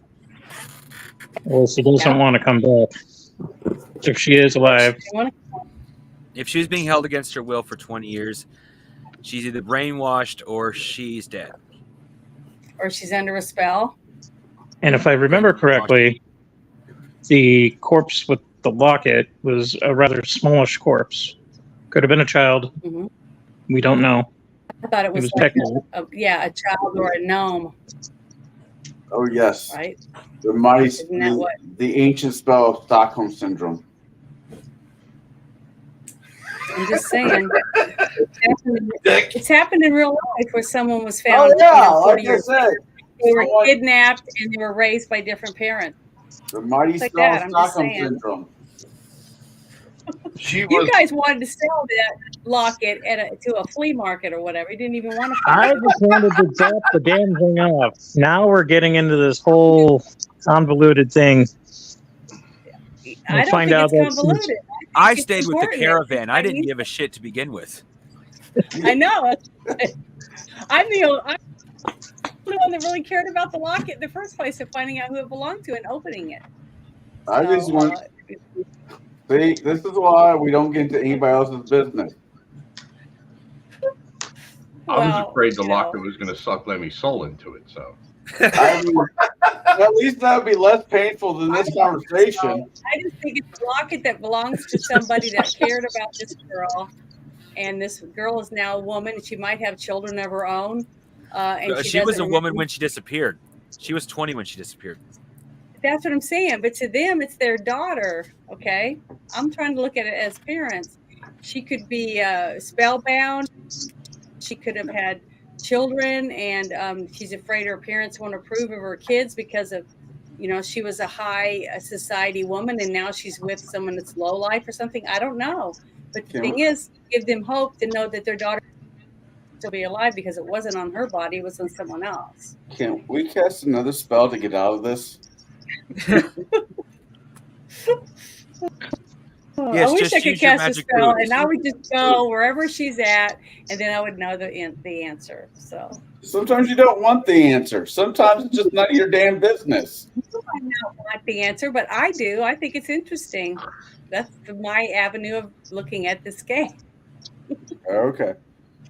If you don't think Bruce doesn't want my point of view, I mean, I think Bruce wants your point of view, but you're gonna get heckled by everybody else. it's No, okay. You I guys want can the make point fun of of view. me I want all the you point of want. view because I want the point of view because you guys have conversations and you guys will Well, have the thing is, dissertation and you'll I just don't want to be dragged into your own personal hell, you guys. I just wanted to drop the fucker off and then get back to the caravan. And now, okay, well, is she in a next codependent time relationship with somebody? I don't know. Did she lose her kid? next Was time that kid hers and got pecked to death? stay Fuck. down next time, and I won't say anything. I was hoping just to get a You know, little extra gold out of the situation, not Right? It was turning it. traumatic enough being murdered almost 3 times by fucking goblins and bandits. And now I got to and I go did the through best I emotional could to help trauma you. too. Like,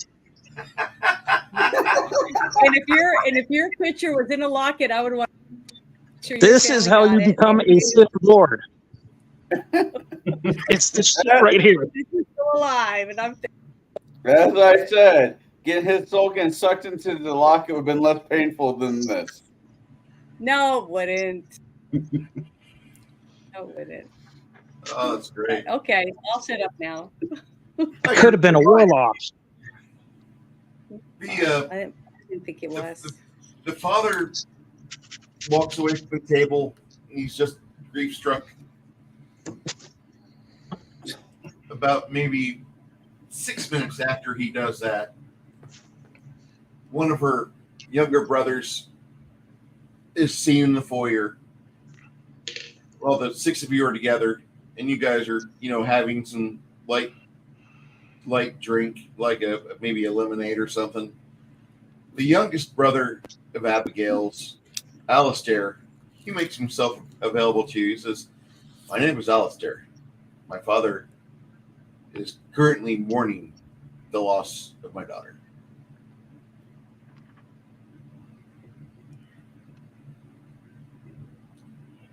I understand that what you did not have to do.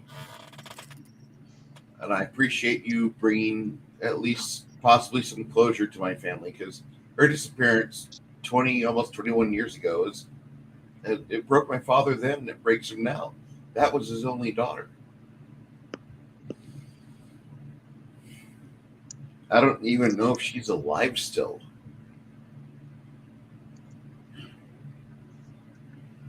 Finally, he sits there and he starts staring right at Cormac.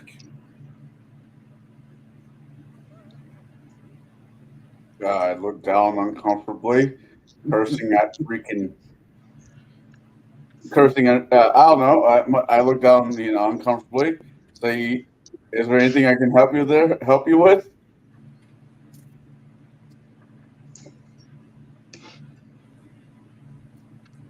He says, "Your father is one of the few metalsmiths in the area that actually knows how to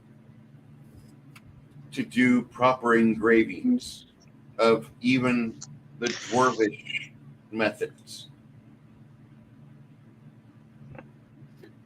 Oh wait, yeah. I could get me a piece of paper, and I could write a note, and somebody from your family can go and talk to him, and hopefully, with me telling him what's going on, we'll be able to help you.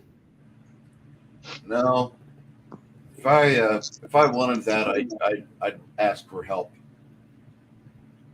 Okay. He hands you a small leather bag. Feels like it's about 2.5 pounds.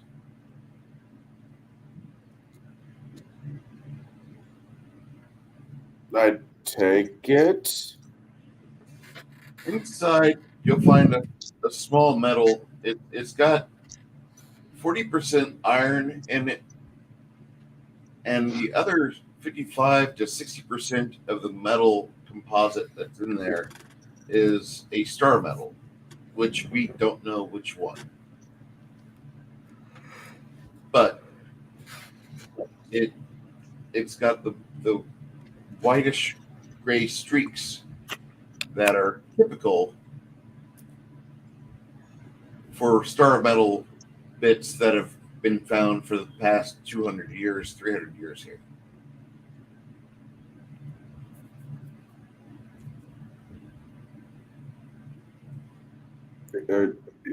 Cormac looks at it with awe. Okay. What would you like me to do with it? I don't care. Oh, This is a gift. It's 2.5 pounds of a metal that we could fuck with it, but why? Here, have this.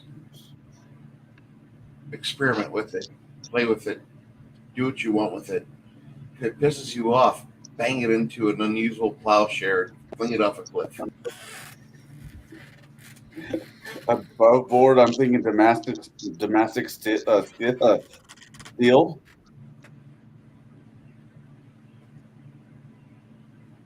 Okay. Well, thank you. I don't know what else to give you. I mean, I don't know what else to say. I mean, my father,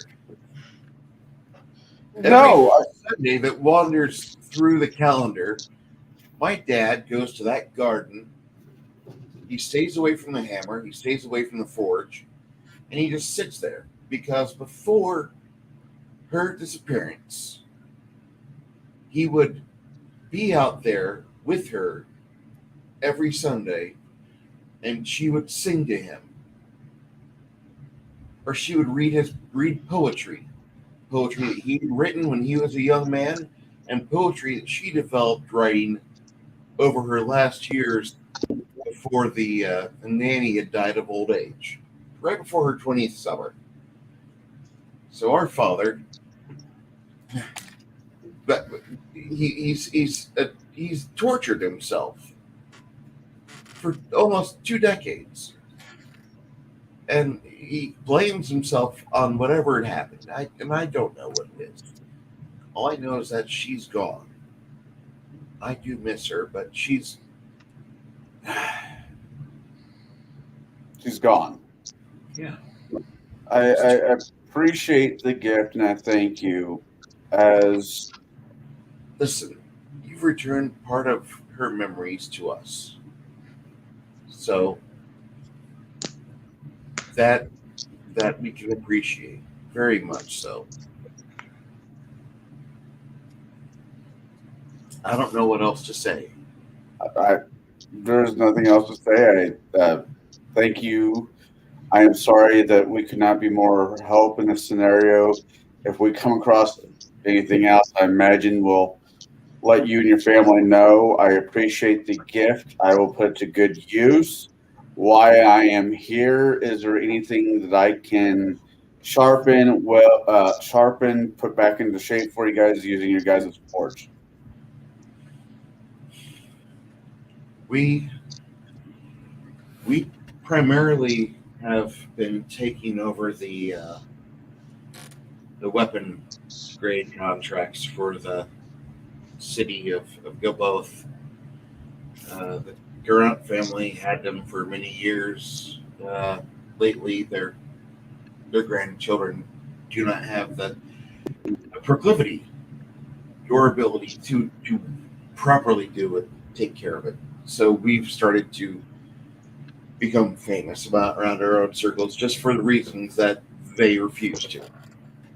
Gotcha. If you wish to give us anything, tell you what. If you wish to scratch my back, honestly, if there's more time, I'd wish to learn from you. He hands you a hammer with a wobbly head on it. He says, "My dumb brother, Cameron, he was unable to be a good blacksmith. He's really just a very accomplished drunk, and he makes people laugh. Indeed, that Cam Anderson, you guys do know of him because he's a local orator that makes quite a bit of money off just stupid things that he says. And people will pay silvers to go listen to him talk at the local Lagertime. Cameron tried being one of us. He's not a blacksmith. However, if you'd like to do him a favor or good service, if you could, this is a hammer that he used to use, and he just never repaired it. He's a poor blacksmith. He's an idiot of a man, but he does cause the seat to be filled when he speaks.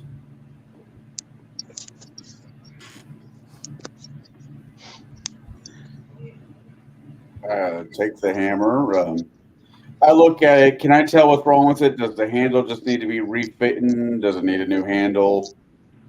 It needs a new handle. That's it. Okay. I can fix this and return it to you. I can. Whenever that be fine. You're just listening to us and our family drama. We appreciate you willing to put yourself through that experience. I look at Janet's character. She hides behind an icon now. I truly do feel sorry for your family, and any way I can help, I will definitely try.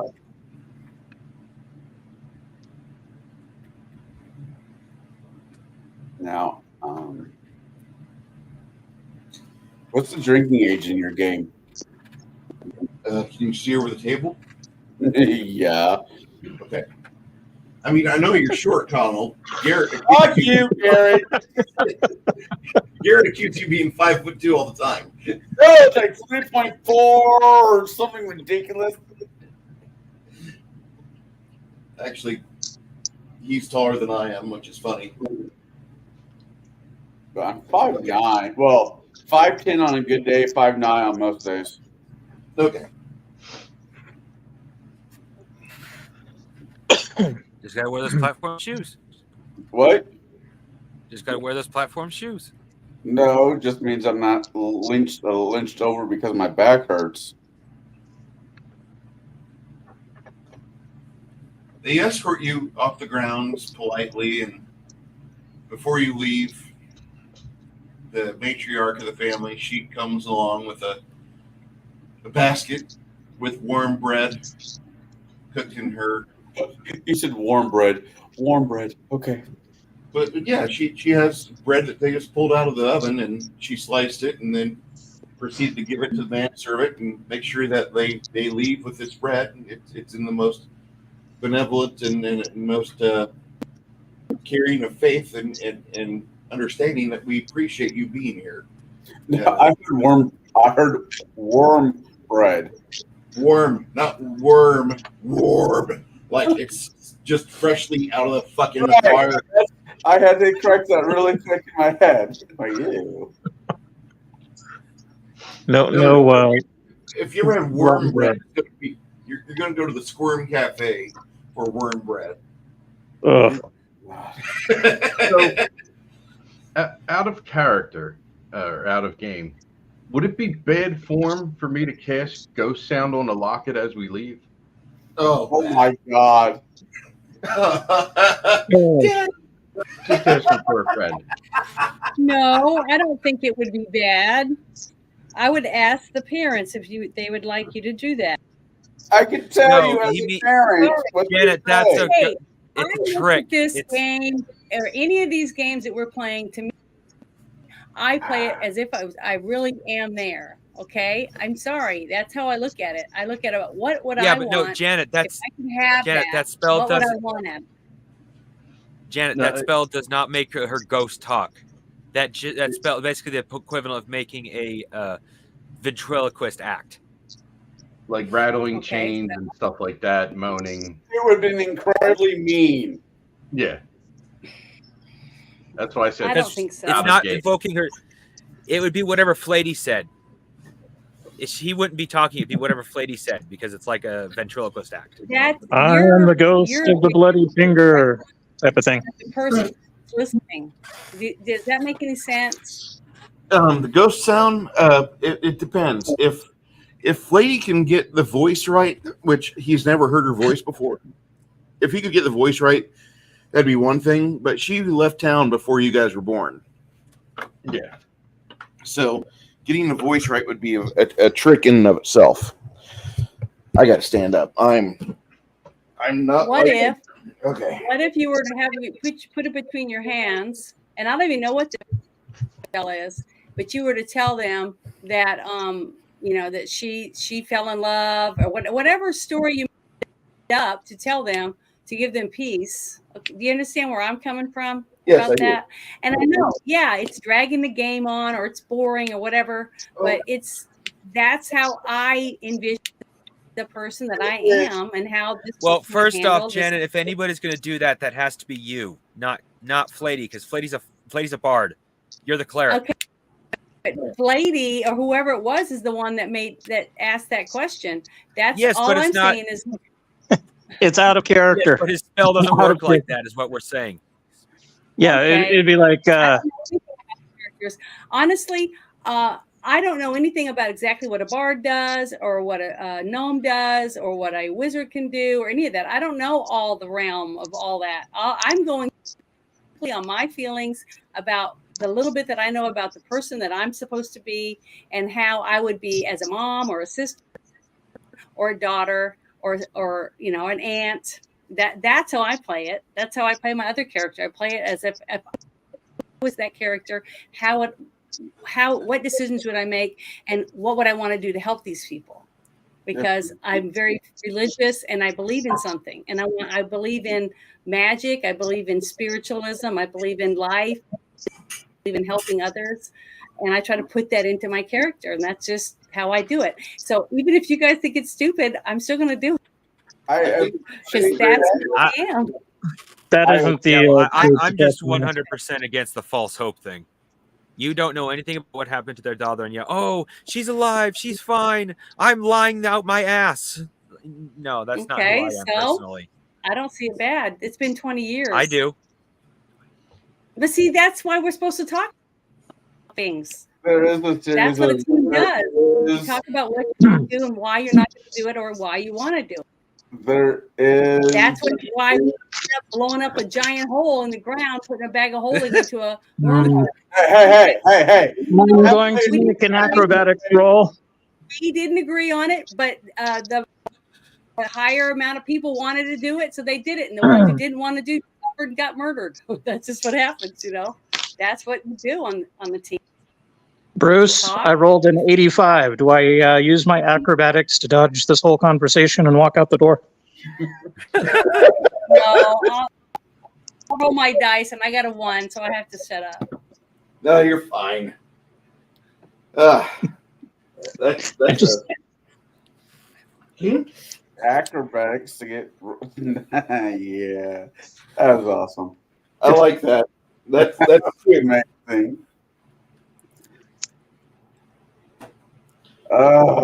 You guys, you'll travel from Gilboa down to the city of Ream, about 150 miles away. Normally, I can make that trip. That's San Antonio to my old job in Corpus Christi. And that used to be 146 miles, about 2 hours. But on horseback and with donkeys, about 3 weeks. And that's to Ream, right? Yep. How was the weather on the way there? It's a little cool. Less traumatic than the last conversation. You guys like to give each other a lot of shit. Have you ever noticed that? I'm just wanting friends? That's kind of what friends do. Oh yeah. We're a bunch of poo-flinging monkeys, apparently.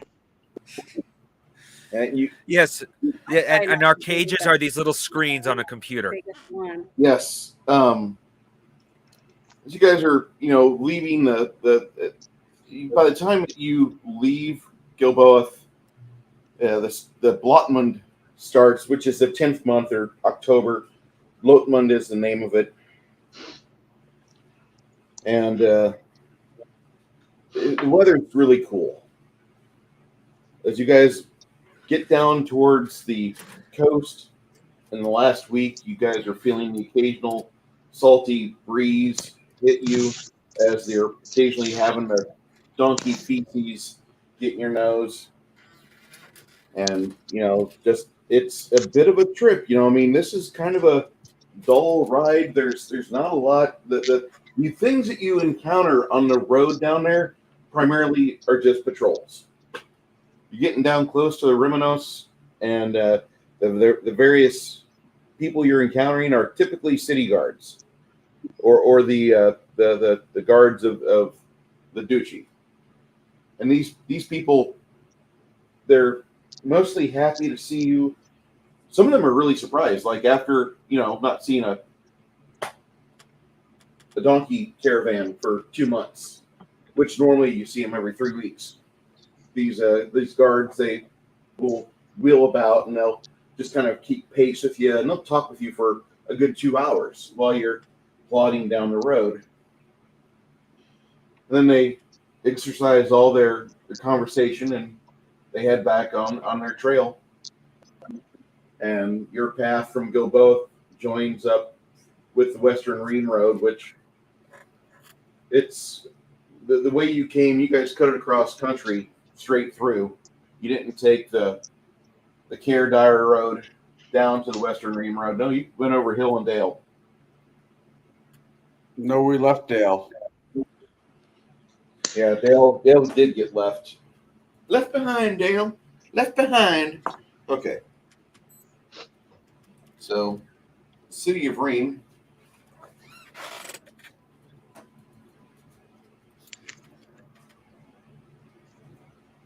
Are you guys enjoying yourselves? I guess I should ask you that. Absolutely. Yeah. Bruce, Janet during the probably feels journey, ganged up on. any Sorry, Janet. time that there's like clear weather, like non-rainy, non-soggy breeze off the coast, I would play my music to stay in practice, maybe lift some spirits, maybe entice the guards to share more info, just to make it a slightly more pleasant trip, since it's what did you say, 3.5 week roll? About 3 weeks total.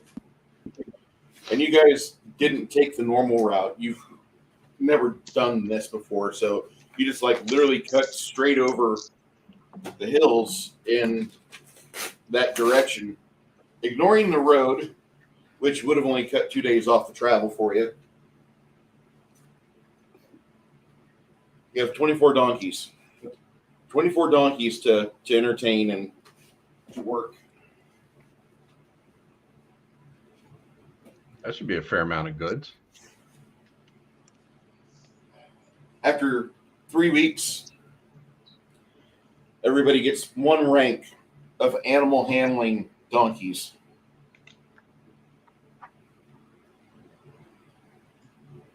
So it's like 1% or 5%? 5%. If you have any, if you have a 13 or a 12 or higher in wisdom, you'll get a bonus. Ask me for it, and I'll be able to give you your total. But you get 1 full rank of animal handling. So it goes from 30 to 45. Can you hear me now? Out of class skills. Yeah.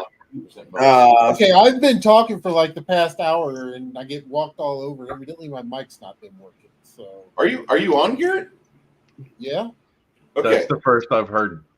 Yeah. Baron talking. First in a long while. Yeah. Well, honestly, I was beginning to think. Welcome back. Oh no, I've been here. It's just I've been trying to talk, and every time I try to talk, someone walks right over me. It's like I was sitting here going, "What the hell's going on?" So I was like, I heard you.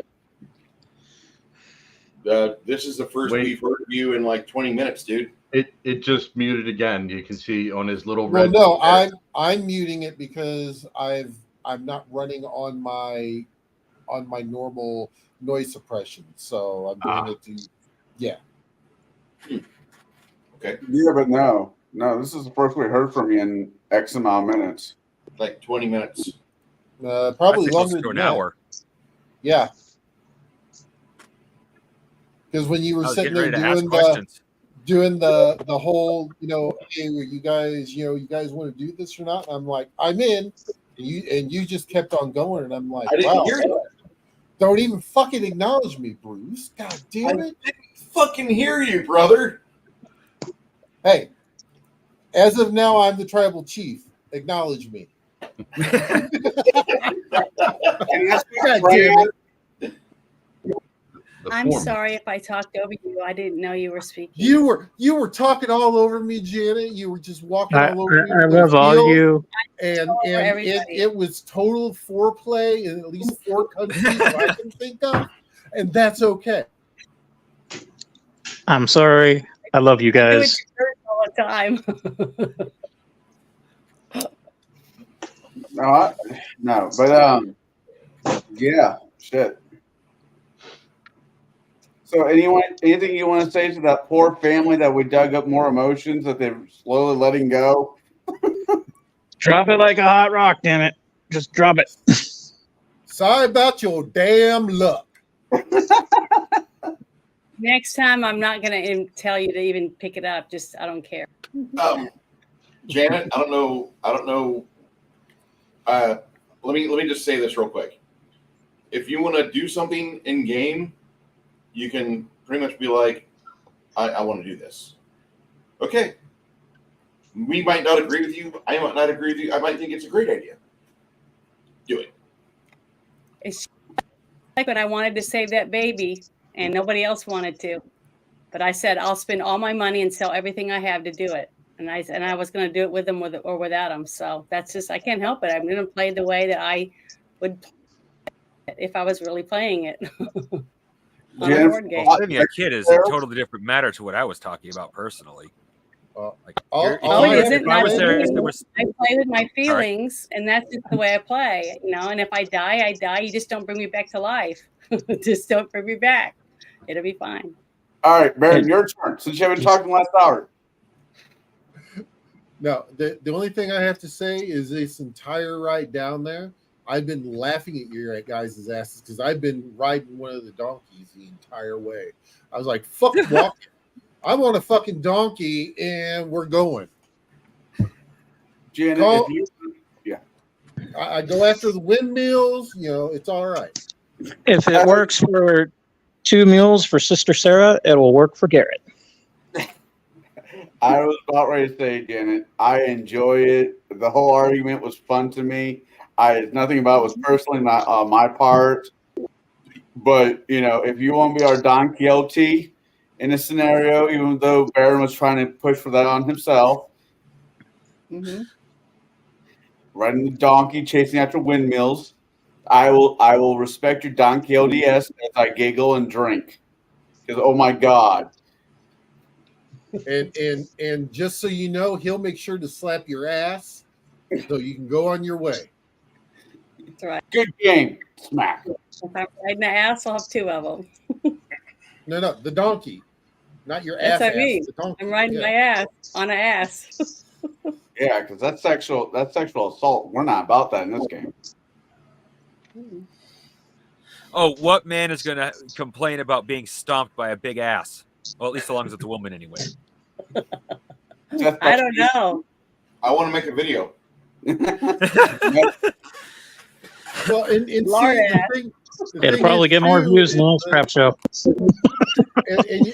And I even made an amazing joke that Bruce would have laughed his ass off on, literally. Because he says, "Okay, so what are you guys going to do with these donkeys?" And I go, "Well, we're not in Tijuana."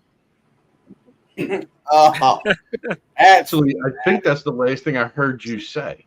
Oh, okay. So then, yeah. So Bruce, totally destroyed my audio after that, bastard. I did not destroy your audio after that. You did. I laid down to make somebody happy so my foot wouldn't explode. No, the ghost of that poor lady Oh, I having to talk, the ghost of that poor lady having to bring her back up to her parents for an hour and a half is what killed your audio. This is what I'm drinking, soy base, Jeremy. I put 4 of these in this 30 ounce mug, and I cut up 2 lemons and dropped them in there. Ooh, a honey bun. Honey buns.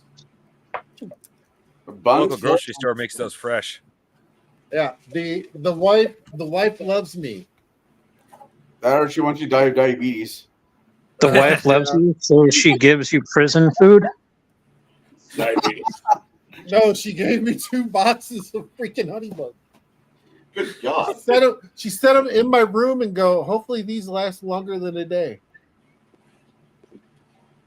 Like I said, your wife loves you. She How long have you had them? Has it been 24 hours? She Good just Lord. sat them down. Has it been 24 hours since she gave them to you? You just found out. Not yet, man. Vitamin C. That's good for you. Yep. It's also got some other stuff in there like B vitamins. It's a good Well, it's superfood. one of the only vitamins your body does not store. So you should take it every day. All right. So, Yep. as we leave, I'm making sure I actually look. I'm not going to pull it out. Yeah, I'm not going to pull it out. But once we're back on the road, I'm actually going to open up that small pouch of filings or stardust iron. It's a chunk of rock. Right. It looks like it's like this color of black, but with little orange veins in it, like this color of this dye. Oh, I thought it was like, okay. It's a piece of a meteor or a comet. Like 2.5 pounds. Yeah, when I get the time, I'm going to have to melt that down to see what's what. Then we can take on the minions of Set. I give Cormac a design of a special ring that he could craft out of that. No such thing as magic. Yeah. Well, you get to the city of Ream after about 3 weeks. The city's based on the side of a hill. I really like the cover of this. That is nice. It reminds me of the old Civilization 3 opener. If you guys remember Civilization 3. That's some cool artwork in there. It That'd be a almost nice, reminds me yeah. of. It almost reminds me of Tolus a little bit. Just about. Needs a big spire. Well, it's just the way it's tiered. Yeah. When you move That too. around, it almost looked like the clouds were moving. Just about. It's very pretty. Frog God Games makes really good books and modules. I'm just going to say that. They go all out. So when you arrive in the city of Ream,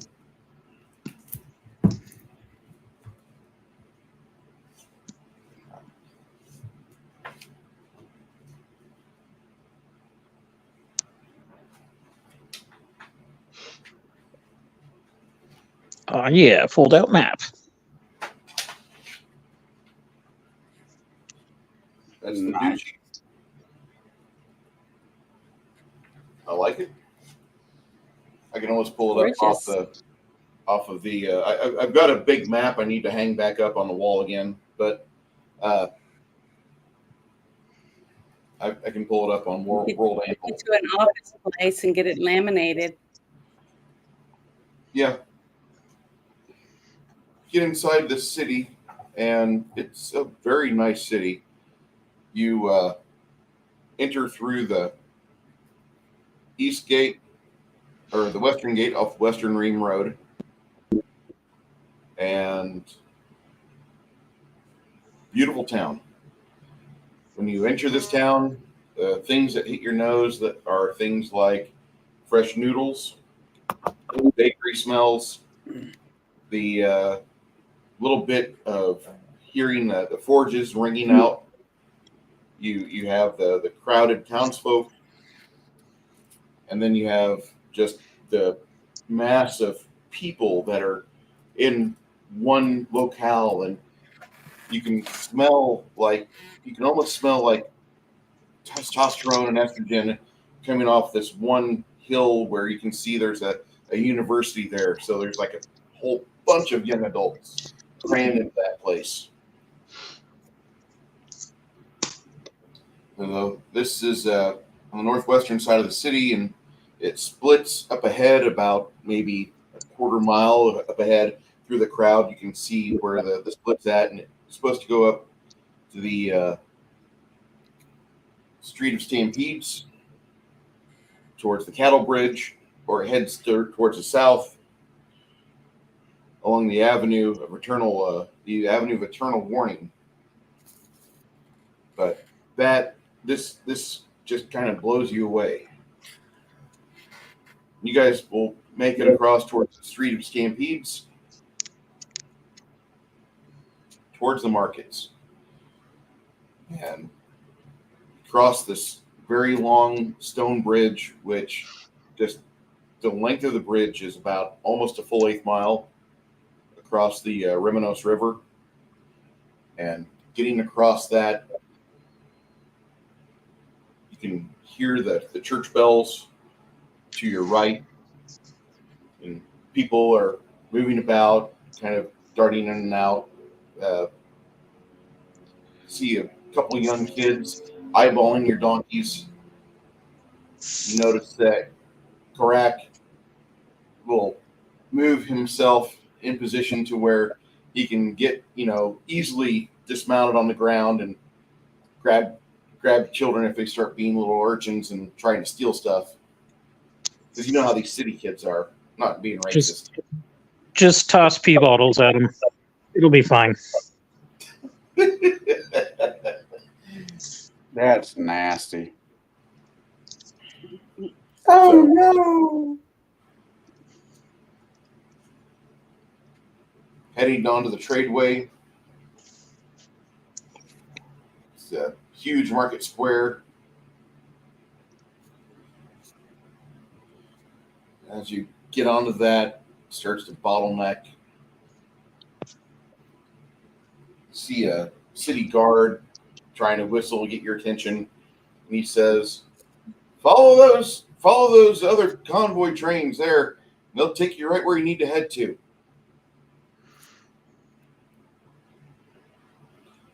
The Four Winds Bridge, very ancient bridge. It's like 300 years old. Doggo. Of doom.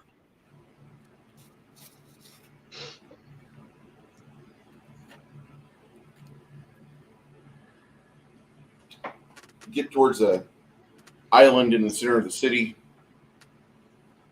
and your location that you're headed to is to be at one of your offices where they can start getting your donkey's goods parceled out. And the union guys start helping you off your mounts and help you stretch a little bit. You notice that some of them come up with warm tea, others come with coffee. Just all depends what you want. It's a cool day. It's like 45, 50 degrees. Perfect weather for such a pleasant drink. And they ask you how your trip was. About maybe 4 minutes later, as you guys are gathered together and they're getting you separated from the donkeys because the donkeys belong to the guild. They say, we have this information here that says that you're going to be staying in town for a while. We're to help you.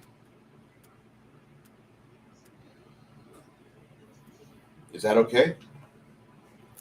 Sure. Cool with me. All right. So they'll take you back over the bridge, back over the Four Winds Bridge.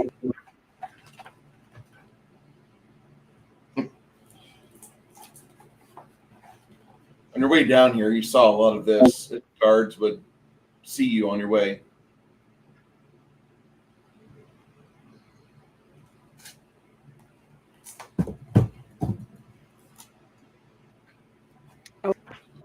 Supposed to leave all the donkeys and not take them back. Yeah, you're not taking the donkeys back. The donkeys belong to the guild. Thank freaking God. There's only so much ass I was going to smell in a couple months travel. I heard we're going to become professional donkey handlers. You can say your whore mouth. My performance skill isn't high enough. Is there a movie named that? Shut your whore mouth? Probably. No, donkey handlers. It's probably of the XXX persuasion. That's what Don't Google it. Don't Google it. Double X. It sounds like a movie to me. Probably send it to a German site. Jawohl. Oh God. So there's just something just take happening. you back onto the western side of the city. 1, 2, 3, 4. Okay. Yep. And they take you down towards the street of Decadent Stenches, which is the Harborside Street. It's got an odd mix of smells generated by the foreign cargoes. It has waft. It does indeed waft with breezes of changing scents, most pleasant, but some are quite fecund. Fecund. Not too far from the little hotel you guys are given, pretty much the top floor. You have it's a flat. It's basically like a condo, but the top floor is yours. It's got 7 bedrooms in it.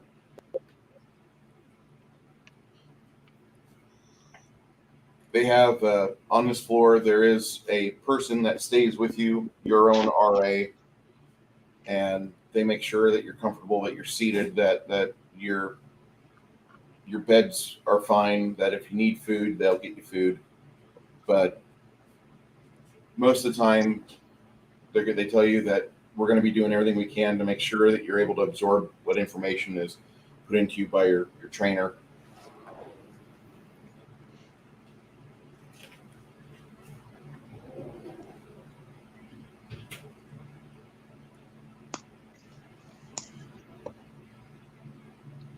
You have the first few days that you guys are giving your trainers. Probably,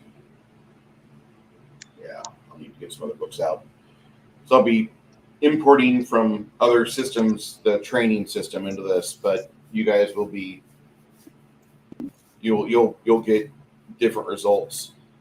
Over the next 8 weeks, each of you will have a different experience. I'll actually have to go through and list what all goes on with each and every one of you in the Discord chat itself to give you exactly what happens. The guild. I need to take off for a minute. I need to see about getting wood to keep a family member warm, so hopefully we'll be back in time to finish the game, but we'll see. That'll work. Montage. You're the best around. I need to get out more. Yes, you do. You need to get out more without alcohol. Shut up. Yeah. You'll be able to function better sober, I would think. Black beer. It's good for you. We can go to some meetings too. I'm drunk when I hang out with you people. I'm sure I have a 12-step book somewhere. I don't mind. I had a buddy who met his now wife at one of those meetings. Same here. Let me Then guess. again, also, He didn't actually go for the meeting. He just went there to meet the chicks, right? considering what kind of meeting it was, he says he went there for a paper he was writing about different types of addiction.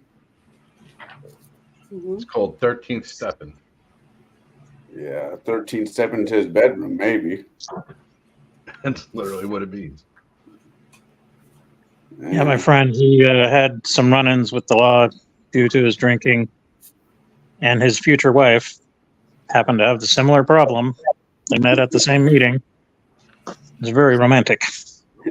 Hey, do you like drinking? I like drinking.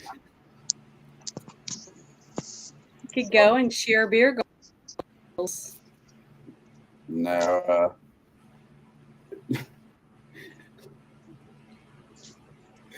With you guys having the luck that you've got, staying inside your little hostel area before they introduce you to your various mentors or your class, because some of you might be going into an actual class with means class ranks. I will say this much.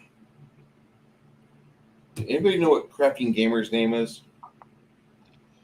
I got it written down. It's one of the few I don't have written down because I need to ask. Xerox. Or Xerox. Xerox? Zerok. Xerox. Okay. Like a Xerox machine. Xerox is going to Collegium Arcanum because that's like right up the road, and the guild pays a lot of money for that. The money factor is going to stack up very nicely for you guys. Let me grab the books.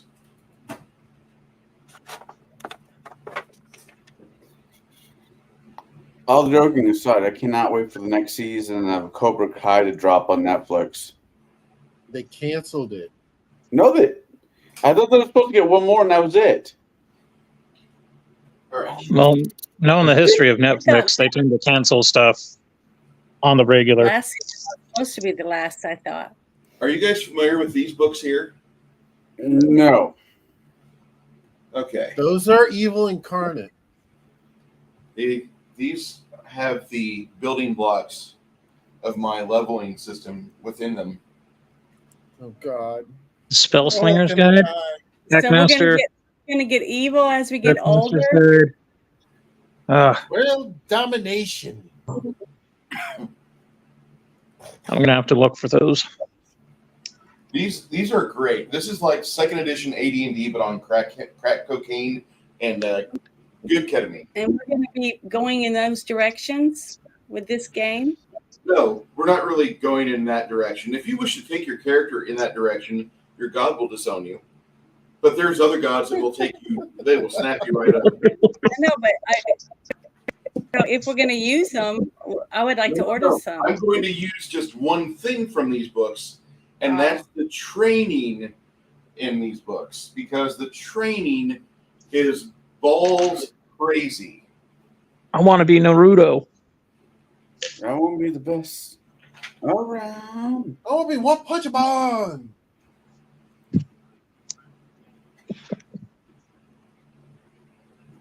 Aha. All right. We will do Janet first. Wow. Wordage there. Context. Context. This is talent. Language. Hey, Bruce, before you start, can I get like 5 minutes? I'll turn the volume up. I just want to make another pot of coffee. You can. All Yeah. I'm going to get Janet's training started. So, I mean, do you have to be here? No, you don't have to. Go ahead and grab your beans and grind them up and get your water and all that. This is going to be central for Janet to notate the items.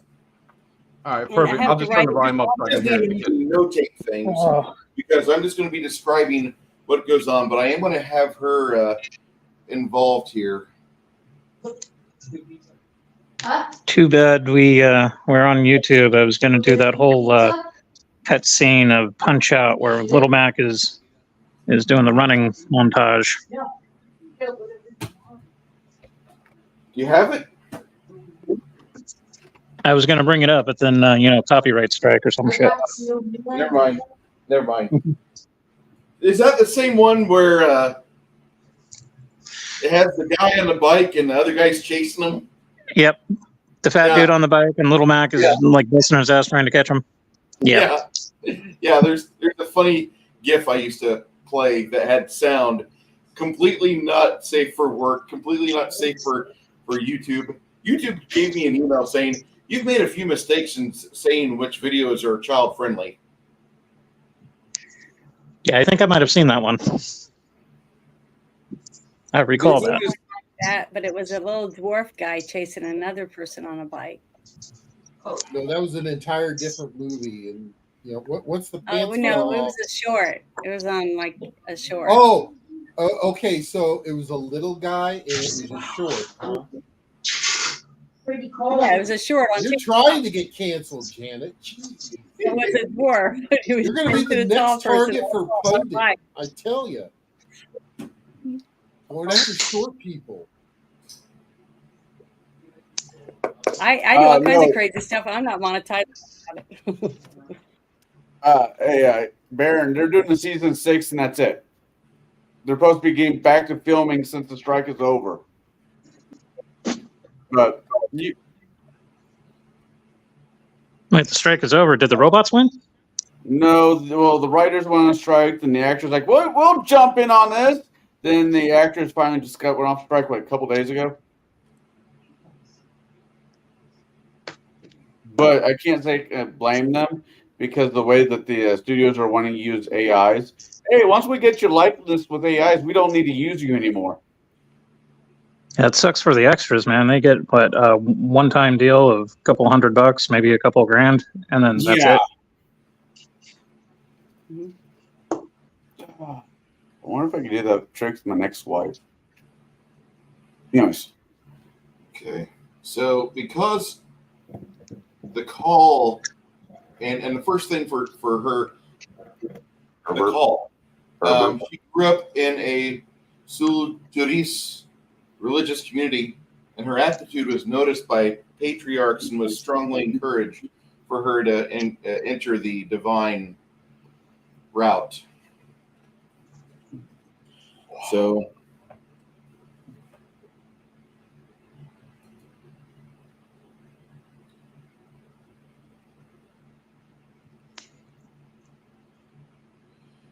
Janet, roll me a D100, please. Okay.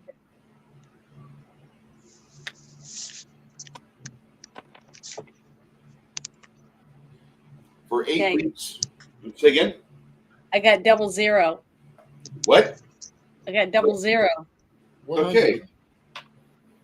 All right. So I don't know what that means. That means I don't know if I'm 100. supposed to.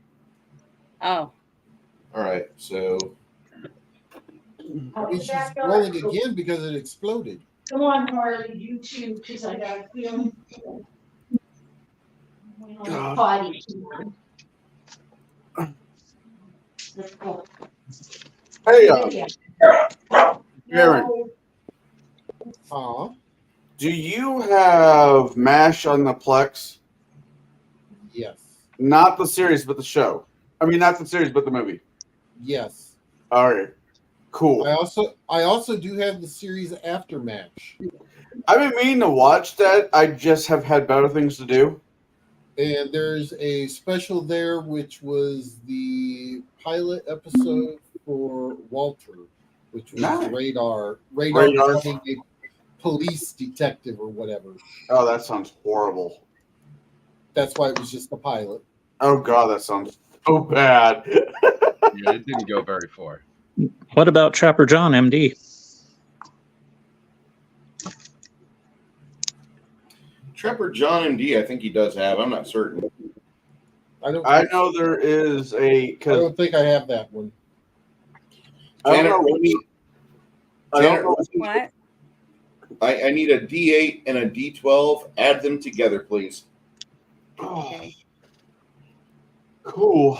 I need to watch MASH before tomorrow. 8, and that's the one that looks like 2 pyramids, right? Need one of these. and one of these. Okay, I got both of them. Go ahead and roll those together. Add them together. One's a dodecahedron. The other one looks like the Leviathan from the Hellraiser series. That's Can you hear accurate. me? No, I didn't. What'd you say, Janet? 19. Okay. Your competency of your reverend superior is superior. They're very competent, hands-on mentor, and they ensure an education free of radical interpretations of holy doctrine. All right, superior. That's your competency of the reverend superior. Okay. That's his competency, not yours. Oh. Okay. So I don't write anything down then. No, don't write anything. I'm just telling you what happened because you started off your quest in Gilboath. The call happened in the community where, like, if there's a birthplace for mirror worship, it's there. It's not even fair to roll on the dice as to see what happens. Were you born in a anti-religious area, or did you have, like, wild foxes nibble everybody to get to death and, like, cause you to have an anti-clerical mindset, and that's why you're here? No. You started in the area best suited for this type of cleric.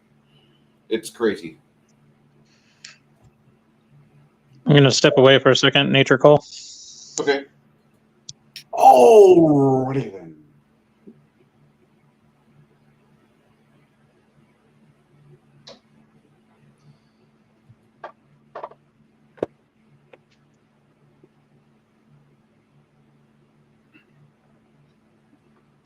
I gotta make it down to Texas. Wow. Freaking barbecue. All right, Janet, roll that again, please. The same two? Same two. 15. His personality, although he is superior and very competent in it, his personality is rather Ben Stein.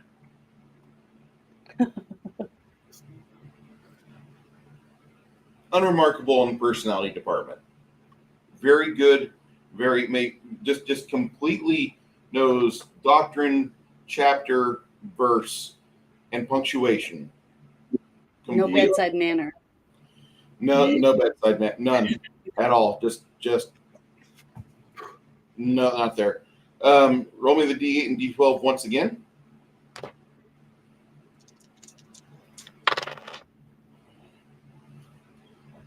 $18. All right.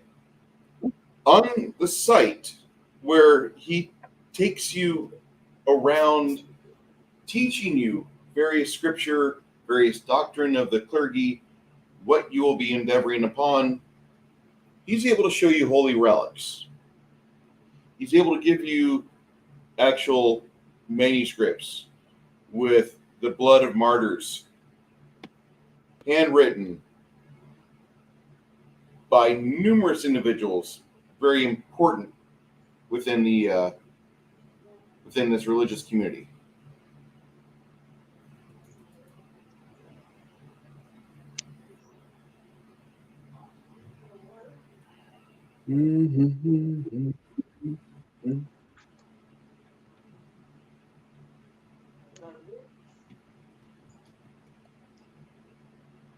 Janet,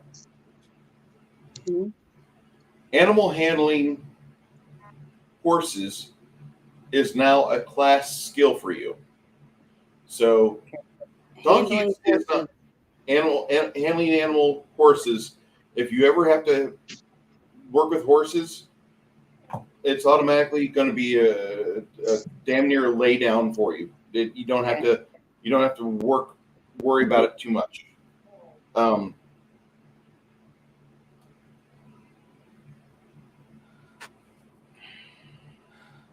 I'm back. Roll me 2 die 12, Janet. Welcome back. Well, get the other one. Where is it? Okay.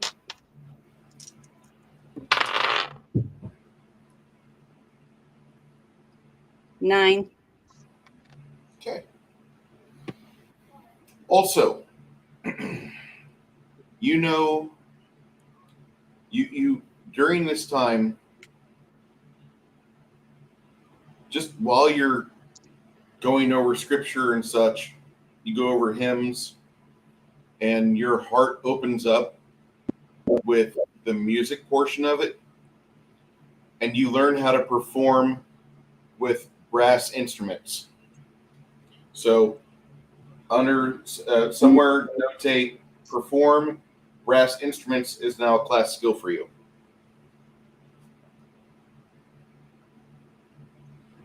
God, she went to band camp. Yeah. And now, Janet, I need you to roll 3 die 6. 3. Okay, I only have 2 out, so I'll have to roll 2 and then 1 more. Okay.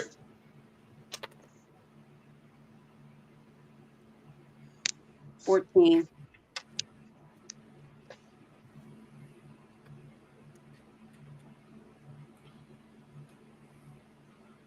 During your residency, you're assigned to minister a mid-sized church on the eastern side of town with a reasonably sized organization. Although you're eager to help, there's little real clerical work for you to do. Everything here is running completely smoothly before you even arrived. So I don't really learn anything or have much input because everything's already going really good. It doesn't need me to do anything. You basically. You slot yourself into the machinery very easily, and you become part of their team. They really like you. And in fact, they name a dish after you. They call it the Isabel. It is Okay. It is a wonderful sampling medley of various things. You've got scampi, prosciutto, topped with some potatoes and a white gravy, spiced a little bit with like an Italian style seasoning. And then you have greens with slices of pork belly in it. Mm. They make that dish. That is now the Isabella. Named Aw, completely cute. within your honor. The head chef tries his best to have his son exhibit some grain of charisma so he can have good grandkids. And his son completely falters and picks his nose when he meets you. Nice guy. Just keep him out of arm's reach.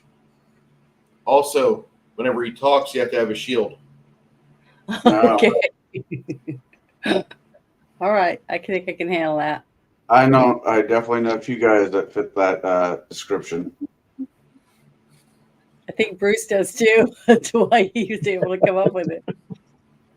I think we all sat at the same table at one point. All right, Janet, roll me 2 die 12. Okay. Oops. Damn it. I dropped one on the ground. I'll just roll this one twice. 17.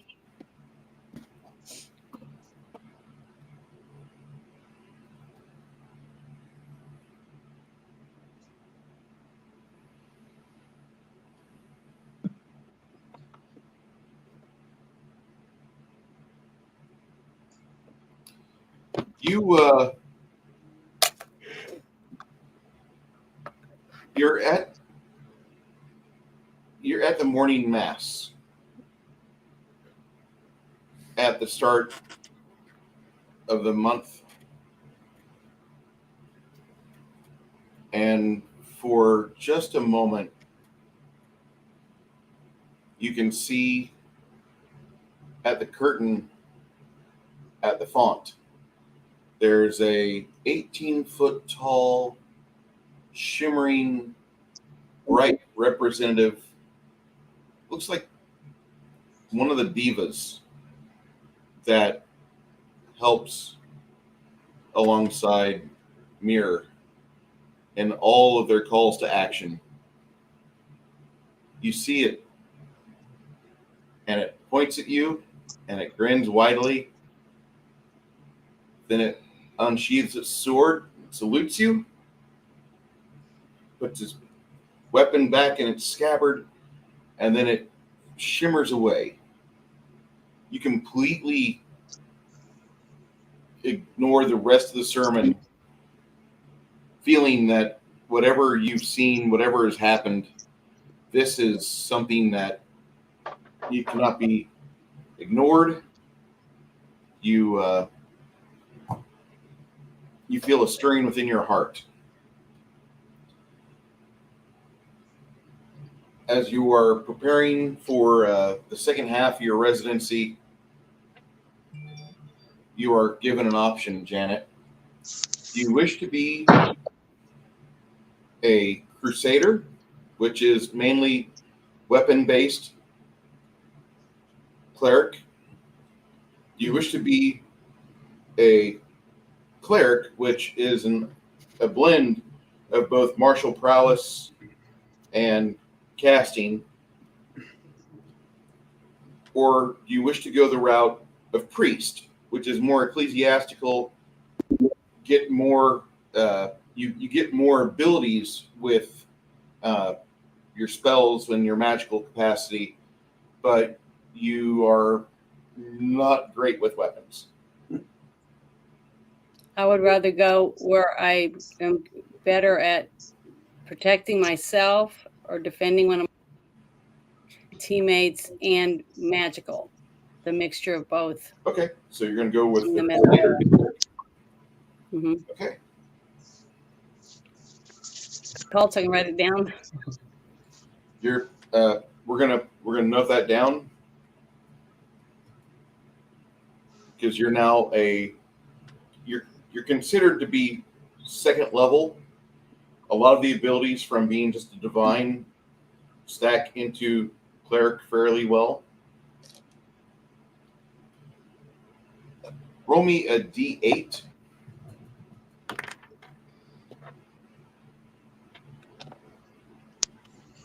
Seven.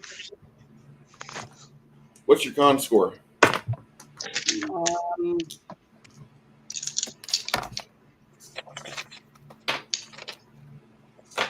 Constitution, you're right. What Yes. are you talking about? 16 on my paper. On your hit points, add 10. On my hit points. Okay, 10.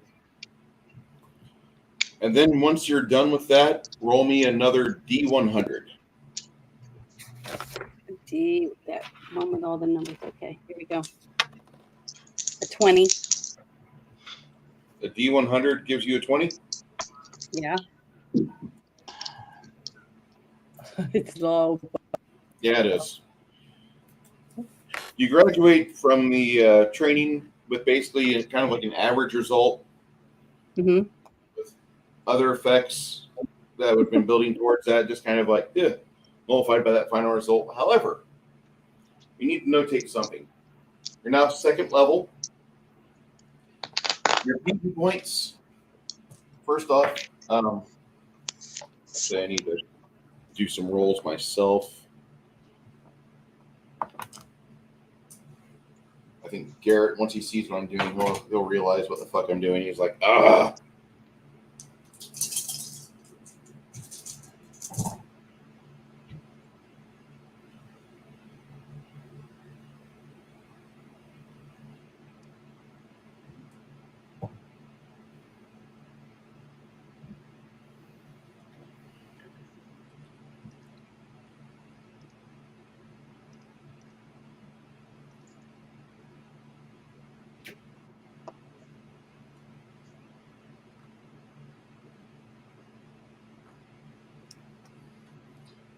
All right, Janet, your strength goes up by 1, your dexterity goes up by 2, your con goes up by 1, your intelligence will stay the same, your wisdom goes up by 2, your charisma goes up by 2. Okay, I got those written down. I couldn't keep up. You're too fast. Sorry. Wisdom and charisma and con go up by 2. Con +2. Okay. So I have my strength, my wisdom, my is it what is that one again? Charisma. Charisma goes And up by 2. con. Yeah, I got that. I got those are the 4 I have written down. So what else do I need? Dexterity, did you notate that No, up? I don't have that one yet. It goes up by 1. Okay. Yep. All right. Thank you. Mhm. I'll write them in. No, this is like you going through boot camp. Your body rises to the challenge.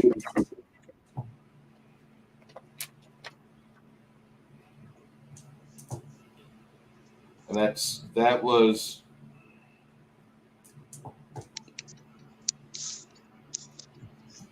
rough, but I mean that could have been a lot worse. Yeah, it makes me nervous about the dice roll a bit. Get smoked early. Yeah, I did really bad on my last one, but oh well, that's life.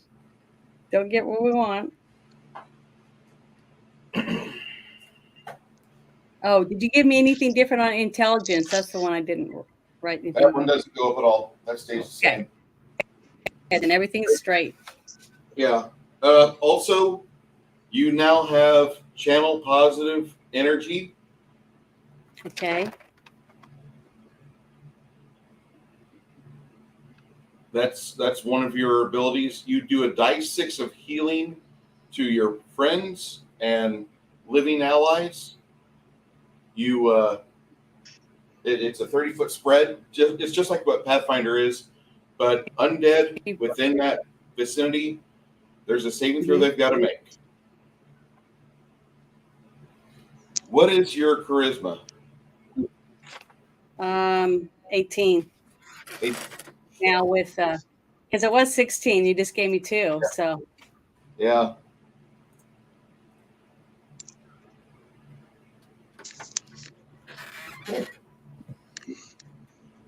but I still only graduated with 20%. So just remember that.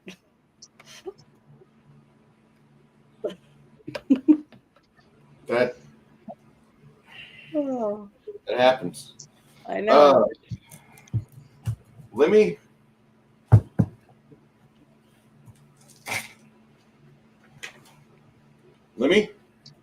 Yo. Hey, Papa Cotton's here. Hey, Papa Cotton. All right, we'll get your life set up here. Your kid's got that. Beautiful. First off, we got to roll. All right.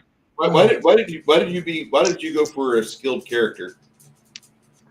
It's something from my 2E days, playing with my old group. It was a cross between a thief type character or usually like a wizard, like a mage. And it's been, since 2008 since I actively role played. So I figured, what the hell? Also, Janet, on your saving throws for your fortitude and your will, those are your strong saving throws. Those both go up by 5%. What does that mean? So I write that down? Mm-hmm. I mean, okay, my You saving. should have a spot where it says fortitude, reflex, will. You'll add just 5% to fortitude and will. 5% to fortitude and will. Okay, thanks.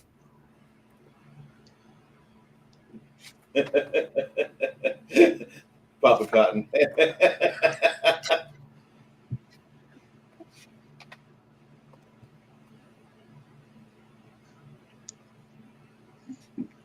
Well, I'm not over there, and I don't have anybody watching my stuff for me, so No, you're fine. can't do anything. He's doing good. He's just saying typical slang.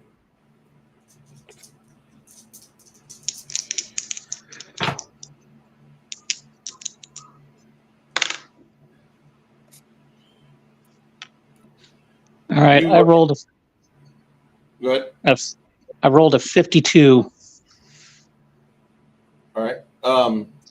Basically, for you to survive as a child, you joined a juvenile street gang, and their techniques were not very sophisticated, but they offered you a little bit of protection and gained you a little bit of experience.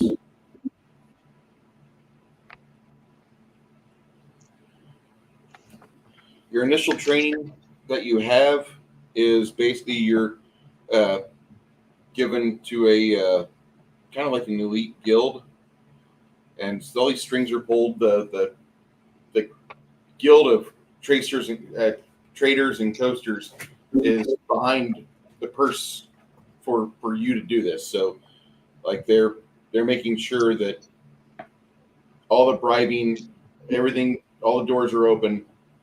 So you get to learn this, and you're hobnobbing with Ream's finest rogues. And I know that Sweet. doesn't sound great, but They know all the great bars. E4 Mafia, here I come.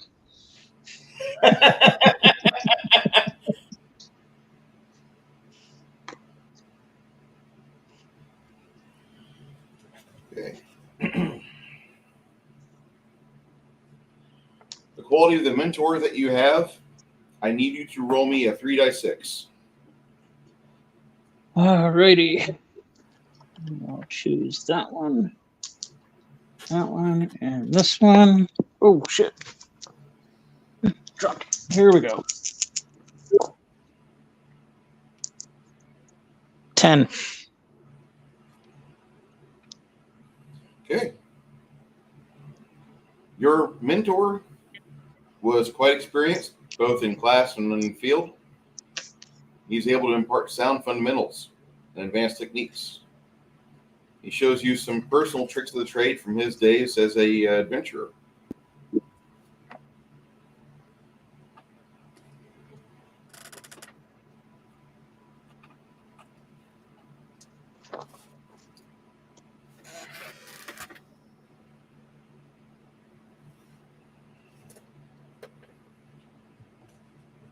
I need you to roll another 3d6. This is the quality of the mentor, his knowledge of the street. 8. Having spent a lot of time as freelancer and part of an adventuring party, he knows how to get things done. You don't get to be taught anything special, but you get the basics down.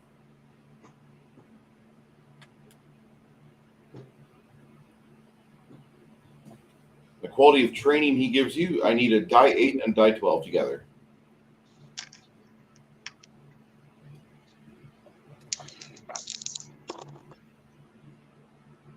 $12. He actually cares about your learning experience and takes his role as a teacher seriously. His work, his dedication makes a difference in your training.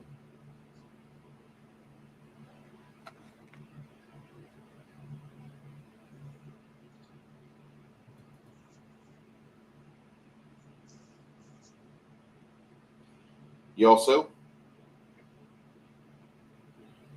is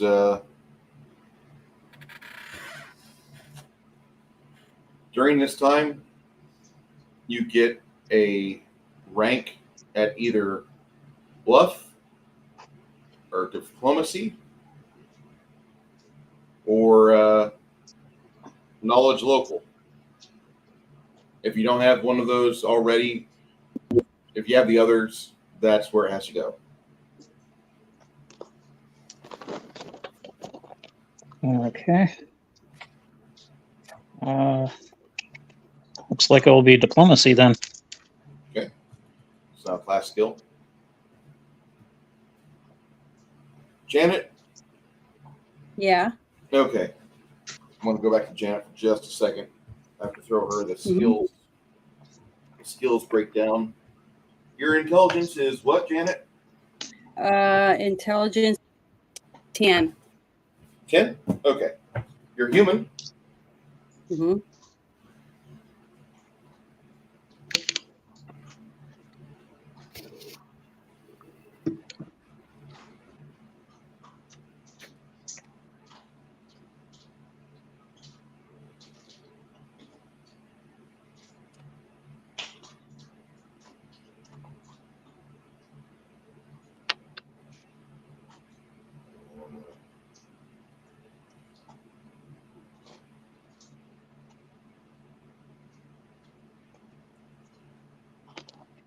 on your skills, Mm-hmm. you get 4 ranks.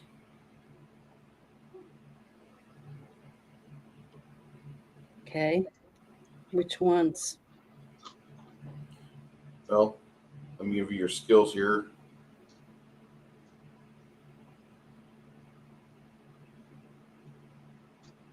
Look out, Party. You get appraise, Praise. What was the second one? appraise, then craft. Diplomacy is Okay. a class skill. Heal, And heal. knowledge arcana, knowledge history, knowledge nobility, knowledge Nobility. planes, What was the last one? knowledge planes. Planes. Planes, which means the various planes of existence. Okay. Knowledge religion. Linguistics, which actually I'm going to take that out because I don't use linguistics in my game. I have a different way for languages to be used, which is, I think, better. I don't like racial languages. I think that's bad. Profession, sense motive, and spellcraft. And spellcraft. The way the ranks work, you get 4 ranks at level 2. Okay. You assign where these go. You can have no more than 2 ranks in a skill because you're only 2 levels. You're only 2nd level. Okay. When you get those done, those that I just gave you, if you don't already have,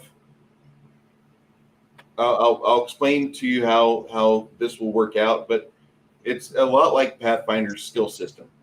Mm-hmm. But everything's multiplied by 5, so we can use percentage die. I know that sounds kind of wasteful or more extra steps, but I like the percentage die. It's a lot friendlier to me. So just assign those 4 ranks, and then I'll go back and I'll look at the paperwork that I sent you, and I'll tell you how to update your sheet or update your notebook. Okay? Okay, thank you.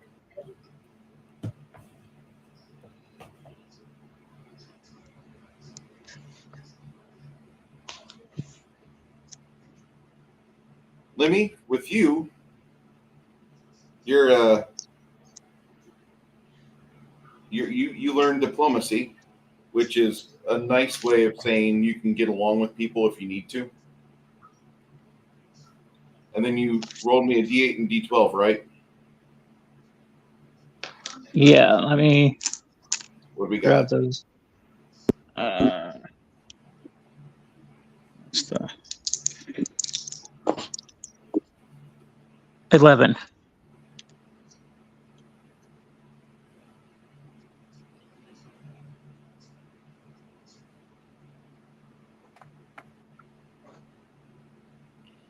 Okay.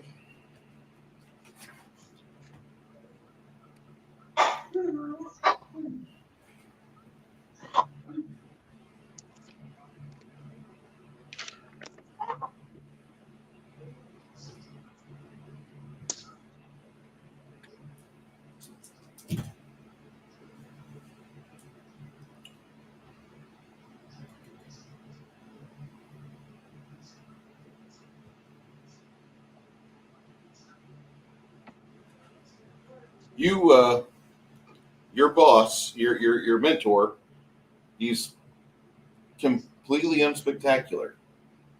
Nice guy, gets the fundamentals of the craft down, average in every way. So is your training. However, because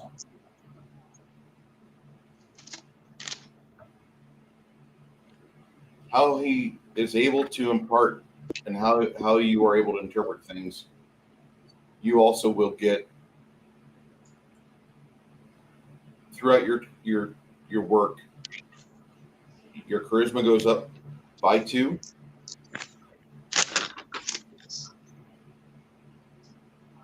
and your dexterity goes up by 1. Your con goes up by 1. Your strength goes up by 1. As does your intelligence. Woohoo. Your reflex save, what's your reflex? You see where that's at? It's +1. Reflex save says +1. Uh-huh. All right, add a 0 next to that because it should be your what's your dexterity? My dexterity now is 14. It was 13 earlier. Okay, so it's now you have a plus 10%. Now it's plus 15%. Okay. You get a plus 15 whenever I need you to do a reflex save. You roll me and add that plus 15 to it, and that'll be your result. Coolio. Okay. Now you get to learn skills. The meat and potatoes of my craft. Oh boy. As a rogue,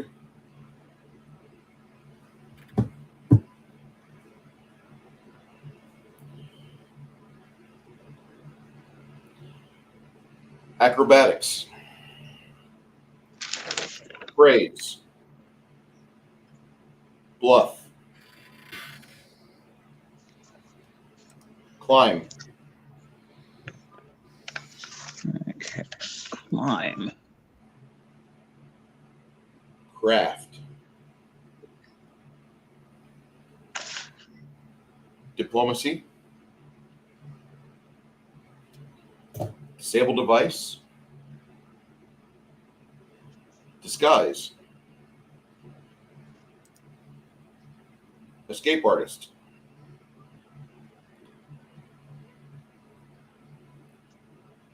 intimidate,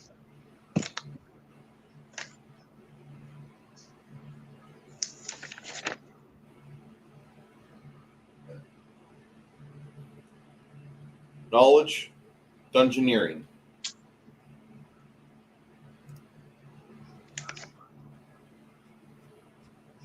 knowledge, local,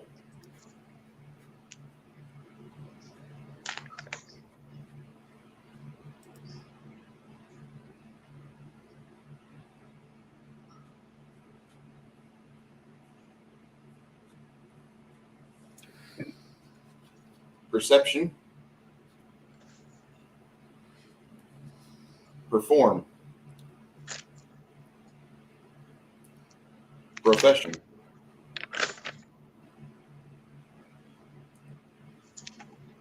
sense motive, sleight of hand, stealth,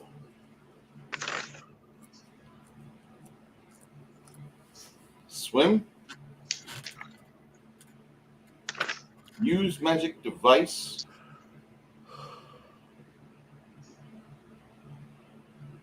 I believe that's it.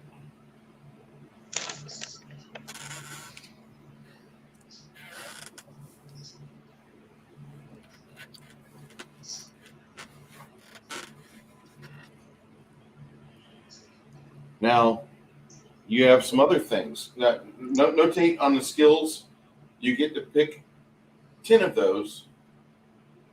You can have no more than 2 ranks because now you're second level.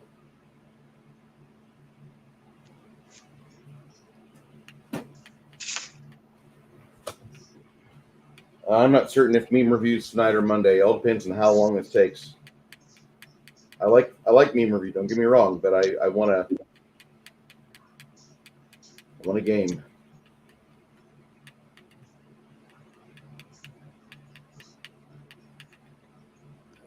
Shit, what was I just thinking about?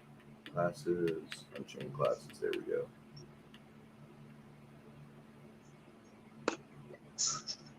Okay.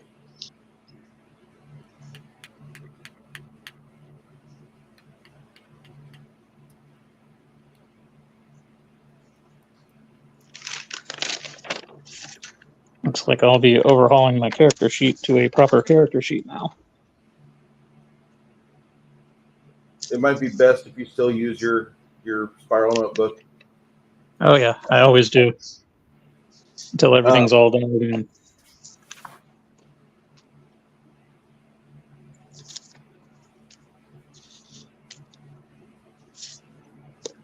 But it's making the resemblance of a proper character sheet, I should say. Fair enough. Your hit die is a D8.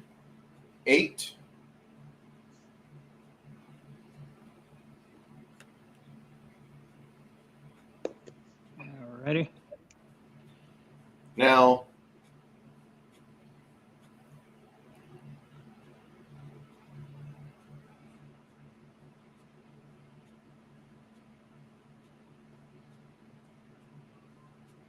you also will get. Do you have finesse training already or no? I have it listed Okay. under talents, feats, and special abilities, but Okay. no info on that. So I'm assuming it's going to be like starting.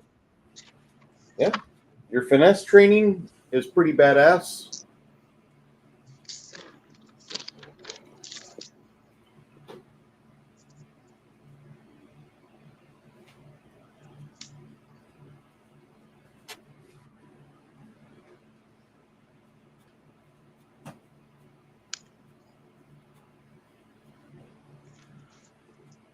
You get weapon finesse as a bonus feat. Okay. So you can choose like rapiers or daggers, something like that, and you're using a dexterity modifier instead of strength damage to the damage roll. Okay. That's pretty cool. What's your strength? My strength with the increase is 12. Okay.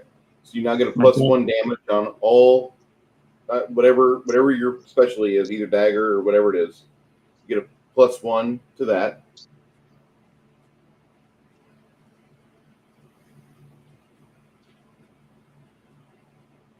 You have evasion.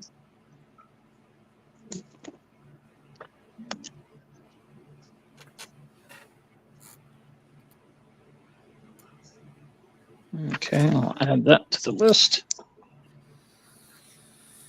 Evasion, if you get hit with an attack or with a area of effect attack like fireball, I give you a saving throw to beat. If you beat it, you actually shoot away from the damage. You don't take no damage. Plot armor.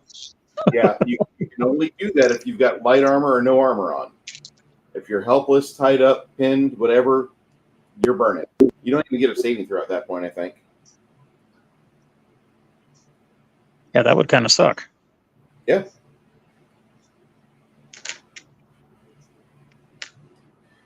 Do you have trap finding? I have disable device and use magical device, but no actual trap finding. Trap finding is something your mentor Bailey taught you. Bailey taught you a way that you can add half your level on your perception checks to locate traps. So being based now that you're second level and you're considered, just as Janet's considered a second level cleric, because she was a divine before, but divine stacks into cleric. You're considered a second level rogue. So you get a +1 on your disable device checks and perception checks for location. Also, you can use disable device to disarm magical traps. Cool. Now, typically when you're doing that, you have to be standing next to the trap to disable it. You just can't disable it from 70 feet away. Yeah, that's That's the rub right there. If you fail, you might get zapped. But the rewards.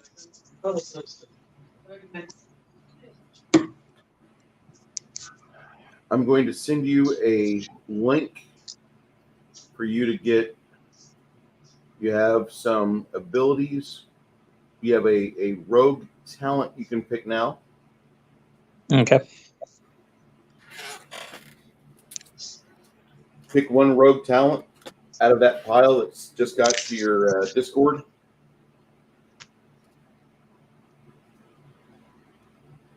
Your D8 hit points. Don't forget to add your Constitution modifier. What's your con? Con is 14. Okay, so you get a +2 to your D8 for your hit points.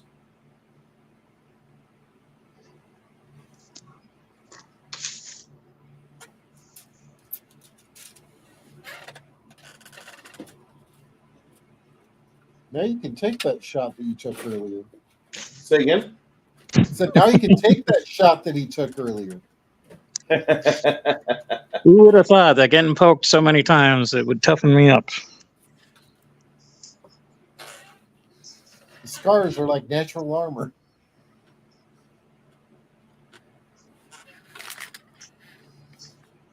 Oh wow, there's a lot of. Let me know in Discord if which one you decide to take. I would also make sure that you note down. Let me get.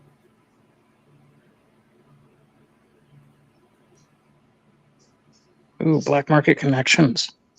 Sweet. If you have any questions, there's a D20 site for Unchained Rogue. You do get debilitating injury as an offshoot. It's a Bennett to your sneak attack or precision attack, as I call it. Okay? Okay. All right. I believe that's everything with your rogue. Well, we have the rogue book out. Lady, what is your character's name? Wind Asher. Wind Asher. We are going to discuss your character's future. All right. You are given a musician, and he takes you all over town.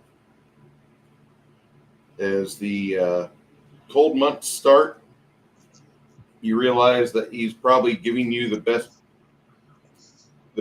possible reasons why you would want to be a bard, because if you can play in 20-degree weather during the heavy foot traffic hours, you can play anywhere.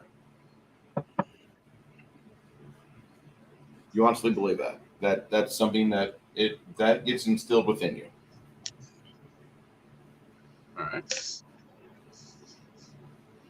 Why did you originally turn to being a bard or being a busker? In character or out of character?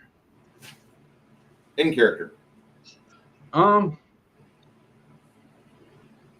don't know. Just like music. Like how it affects people, like how it affects yourself, your mood. The fact that you can infuse magic into it and make it do more than just manipulate emotions.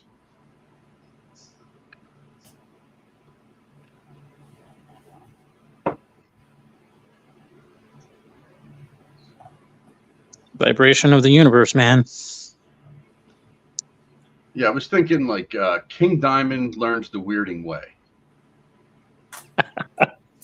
Just kidding.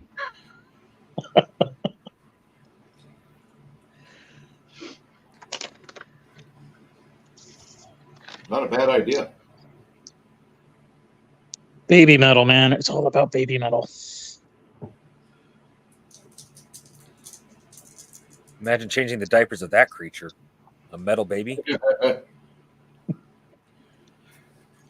So your mentor and you find out after about 3 weeks of playing in the bitter cold, as the the holidays are arriving, that you've kind of been brought into an elite group of buskers and bards. You learn fine arts of your trade.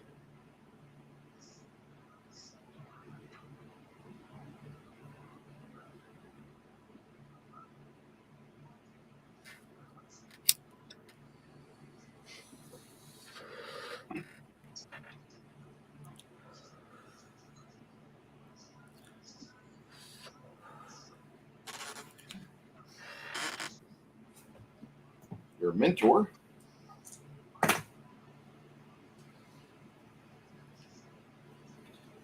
is experienced in field and classroom area and able to give you sound fundamentals. He's also able to teach you the proper way to have any reply for an approach that comes up to you.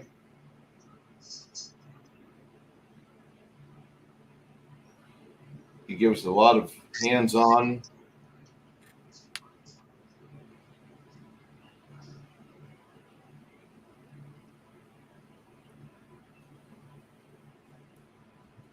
What's your current musical instrument of choice? I think it's a viola. Okay. If you are into other instruments, you will get a free skill rank for your perform check. So you can pick up another musical instrument.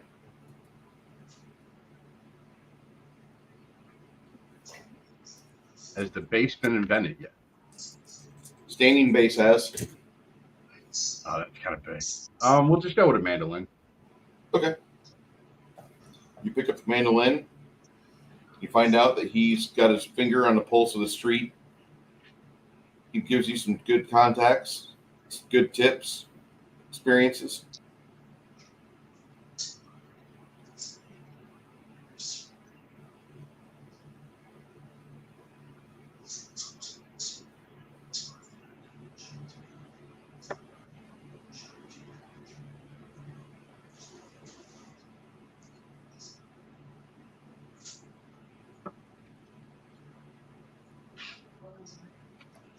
Okay.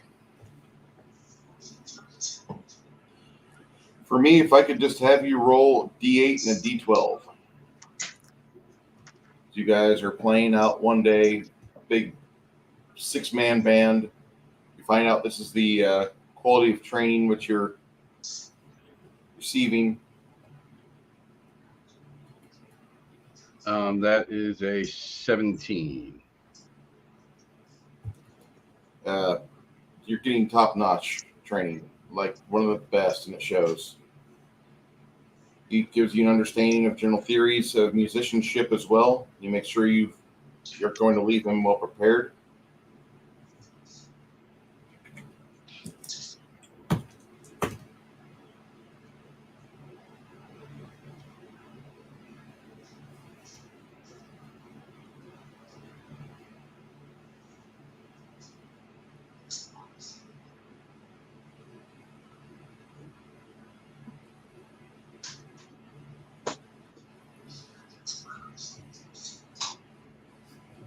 Do you have a particularly favorite weapon?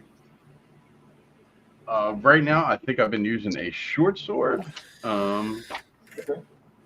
I actually think I'd like to just. Wait, no, I'm using a heavy mace. My bad. Heavy mace? If you want to pick up a short sword at no penalty, you can do that. No, I'd like to stay with the mace if that's possible.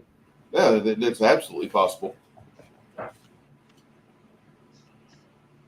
He recognizes that, and during your training, he manages to integrate your mace training into your ability to be able to do what you need to.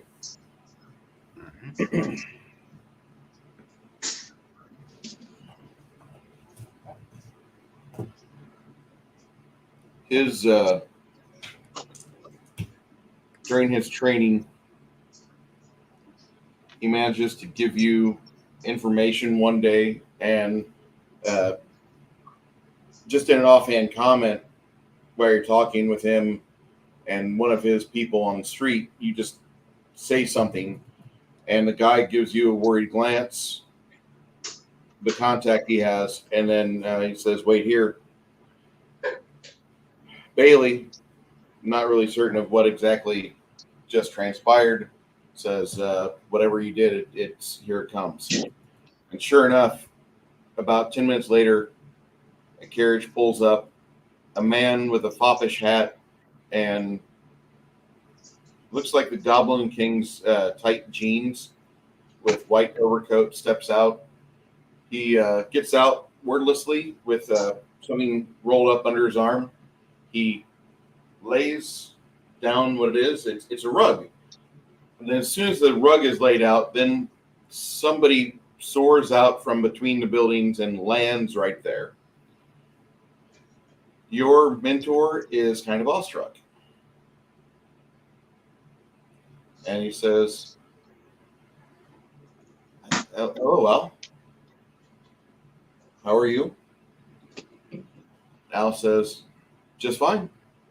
I heard that you had a new protege, Bailey. I wanted to meet him personally." So Bailey looks at you and he says, "I want you to meet Albert Ross. We call him Big Al. He's one of the men in the warehouses that if you need specific product, just usually all you have to do is just get a hold of Whisper. And Whisper is still inside the carriage. The carriage, by the way, the shocks are compressed really bad. Whisper is a very black man of about 340 pounds. And you can hear the wood straining under that. Says, "Let Whisper know what you need, and we'll be able to talk to you, get to you. I didn't want to cause you any grief. I know you're busy doing stuff, but I thought I had to make an arrival." Bailey looks at Al and says, completely out of the blue, just, "I was not expecting this, but I appreciate your time." And at that point, Al gets ready to shake his hand, and Bailey just kisses the pinky ring. Says, "Thank you, sir." Al says, "Of course." And then he flies off like it's nothing. All right.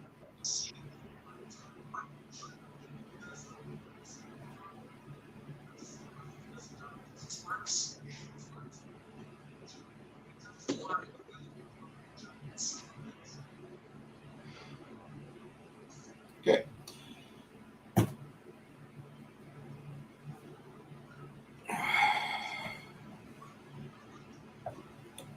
After your meeting with Big Al, the band is kind of awestruck and they're pretty happy with things. Everybody's pretty happy with things. We're really not certain as to what the fuck just happened. Me neither. You were having a conversation with just an agent that was supposed to get you guys your final gig, your encore show, because you had one by the cattle market, and that's a real popular place as the holidays are commencing because people are buying food. Restaurants are here in volume, getting their bulk ready. You being here, I'm just going to say that. Roll me a D percentile real quick. 91. 91? Roll me a D10. 6. You come out of training with 146 silvers in pocket. Being as my game tries to go towards the silver standard is like what most people transact in. The only time you're using gold is when you're buying magic items or property. Okay. Okay. Most people, like, the silver standard is the silver standard. It's just like what you use day to day. Like I need tuna cans, or I need a gallon of water. I need to buy a dog. And the other thing you find out about the city where you're playing at, the city's got two underclasses that are not really in sync with each other. One's called the Bandai, and the Bandai are basically like volunteers for the city, and they go out and do shit like militia shit, or they show up for like helping fight fires. And then you've got another underclass, which is the Terriers, and that's like the Rat Catchers Guild, and they do not integrate at all. You bump into a group of Terriers as you're setting up because you see a bunch of guys with, floppy hats, and they're bundled up and they've got their weapons, and you can see some of them have like hangers on and henchmen with them carrying their whetstones and other sharpening blades and extra ammunition. God bless you. You bump into these Terriers, and like the guys are pretty friendly, but they're there for a reason, and they go into the cattle stockades, and for about 40 minutes, the first 40 minutes of your set, your music is the background music to like a cacophony of yipping Terriers and squealing, screaming rodents. You hear the largest massacre that you ever heard of in your life. They killed probably 200 rats that day. The team of 15 Terriers that were there.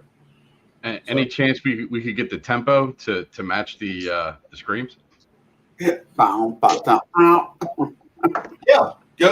Yes. Make a perform check. Difficulty is a 75.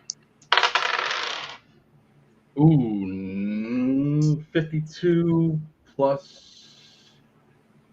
What's your charisma? Charisma is only a 13. You get a +1 from charisma, so that's a 57. You get a +3 for the fact, or +15 for the fact it's a class skill, so that's a 72. And then the fact that you're second level now gives you another +5, so that's a 77. I just squeaked by. You got the beat. While you're doing it, you earn yourself and your posse a couple of vendors are going into the trade show, into the market, and they stand by idly for about 3 songs of your 12-song set, and they're suitably impressed. They throw actual gold at each of you, so each one of you gets a gold piece, which basically that's like enough for you to live on for the fucking week.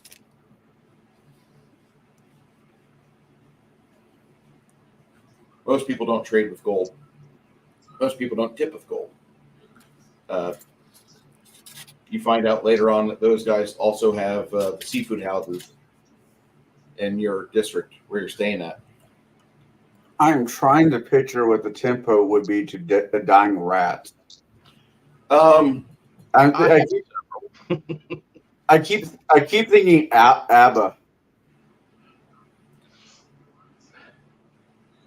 I'm thinking more Summer Night City. Oh yeah, I get that. No, we could go old school like Shaun of the Dead, Queen. Oh, yeah, there you go. Yeah.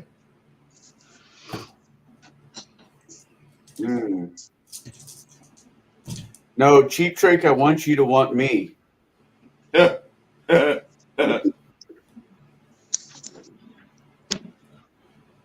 What's your charisma, Wind? 13.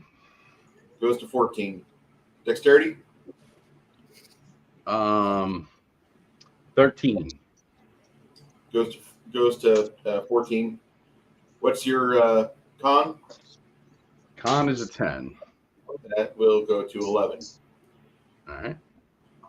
Okay, you're in the city and you're eating the food. So not all of it's healthy. It toughens you up.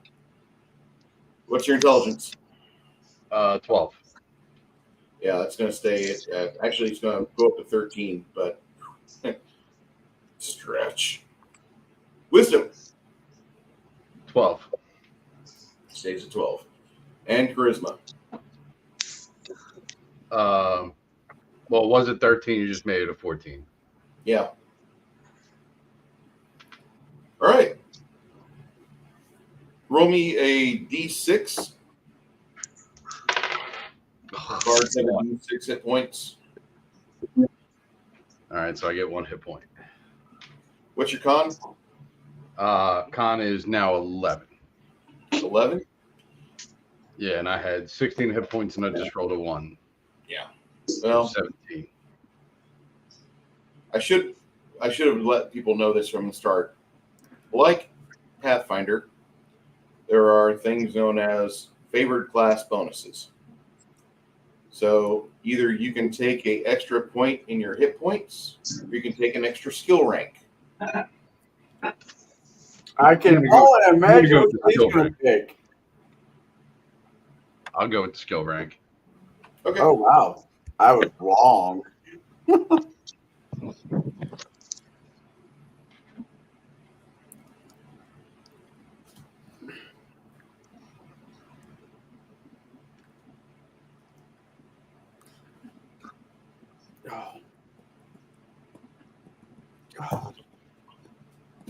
As a bard,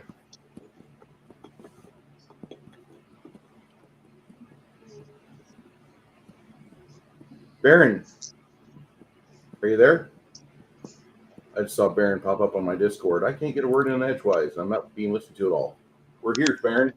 No, that I sent that when my mic Okay. evidently wasn't working. My Look at your bad. timestamps, damn it. Yeah, I see. It's late, 6:40 p.m. My bad. Okay.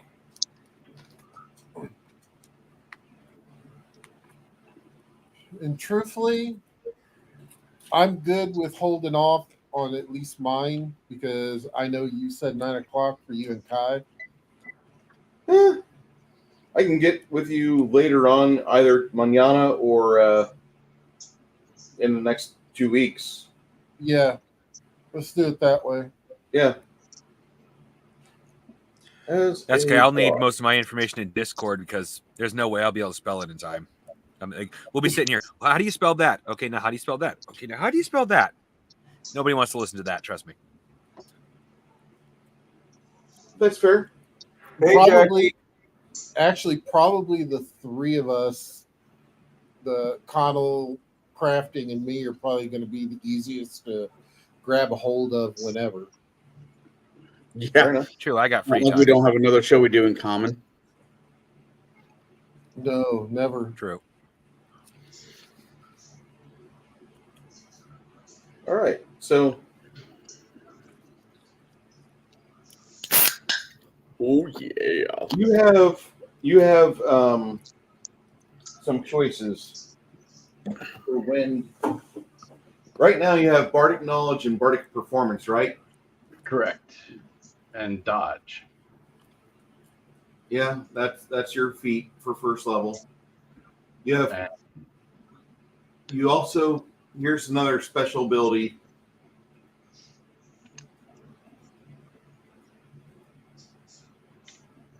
You get Fascinate.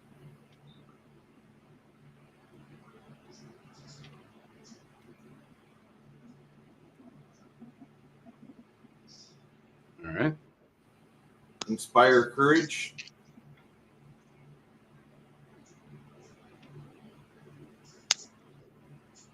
All right.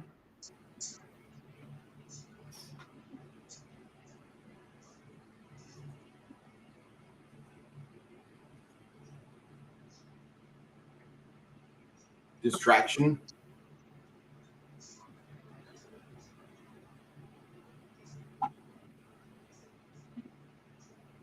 Cool.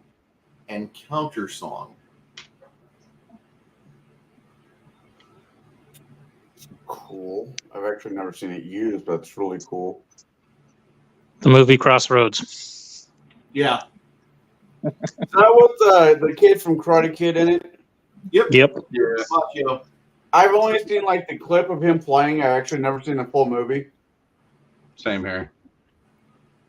The full movie's good, but Steve Vai looks like a badass in that movie.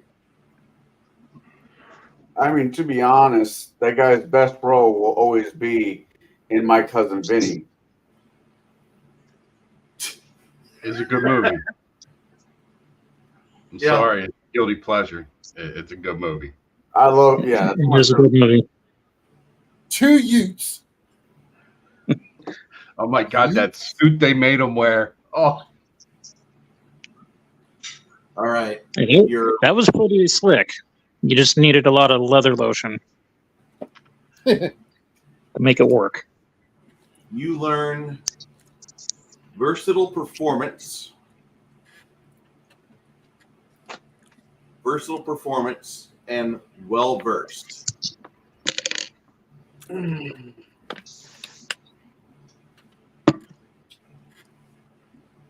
right. Versatile performance is basically you can use your skill bonus for one type of perform skill in place of a bonus and an associated skill. So you're using your total perform skill bonus, including your class skill bonus, in place of the associated skills bonus, whether or not you have ranks in that skill or it's a class skill. Doesn't matter. So like you can do perform, and their associated skills are like acting, which is like bluff or disguise, or comedy, or like bluff, intimidate, dance, aerobics, and fly. Keyboard instruments, which is diplomacy, intimidate. Oratory, which is diplomacy, sense motive. It's just, it helps you. You can use your perform to help you with other things. Got it.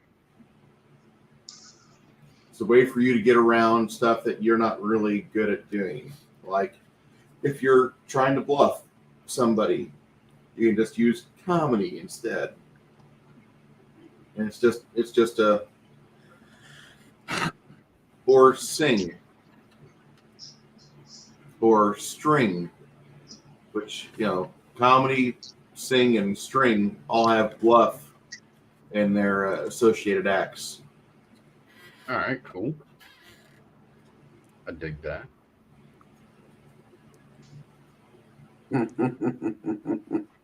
Hey, next time we find ourselves dealing with a dead parents of a dead girl, maybe you can, bard our way out of it.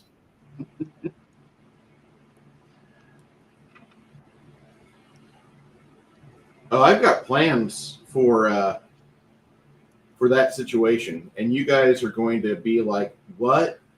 Yeah. Plans within plans.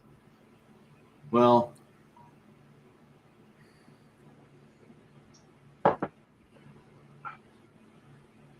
appreciate everybody being here tonight for this. The other 3 guys that leveled up.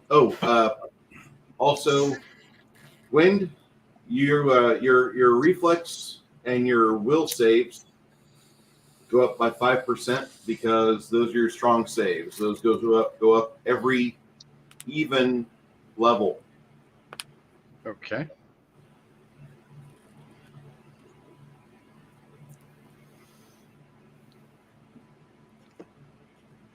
Now, because you and Isabel are casters, your mana pool goes up too. Thank Your God. charisma is your mana pool basically, but your level, that's your multiplier. So whatever your charisma is, times that by your level, and that's what your mana pool is. Oh, that's beautiful. That gives me, what, 28? 14 times 2? Janet, same goes for your cleric. Okay. Actually, I apologize. I got to apologize to Lady here. On your bard, you don't your mana pool is not 14. Your mana pool is 66% of 14, so that's 2/3. Hold on.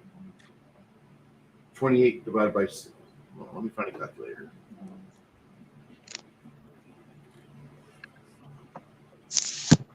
Because bards don't have the same casting ability as a wizard. My bad.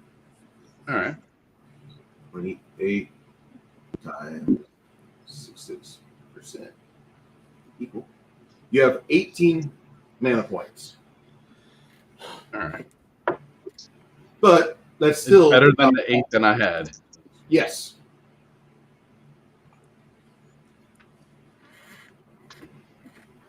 Yeah, Rangers and Paladins get half of their magical ability instead of 2/3. So tonight we end up in the city of Ream. Everybody is at 3,001 experience points, which puts you over to second level. We will get Connell and Baron G-Rock and Le Crafting Gaimon. What was the experience points again? I'm sorry. 3,001. Okay. Thank you. The year is 3001. The world was brought to a catastrophe. Somebody left the pizza oven on. I could kill for a pizza. Yeah, I've been thinking about pizza all fucking day now. Or I ended up with a bunch of gas station food for dinner because some idiot ordered while my mom was working there, and they didn't they ordered like a crap ton of food and didn't pay. I don't know if they paid for it. I think she said they did actually, but then they left before taking it.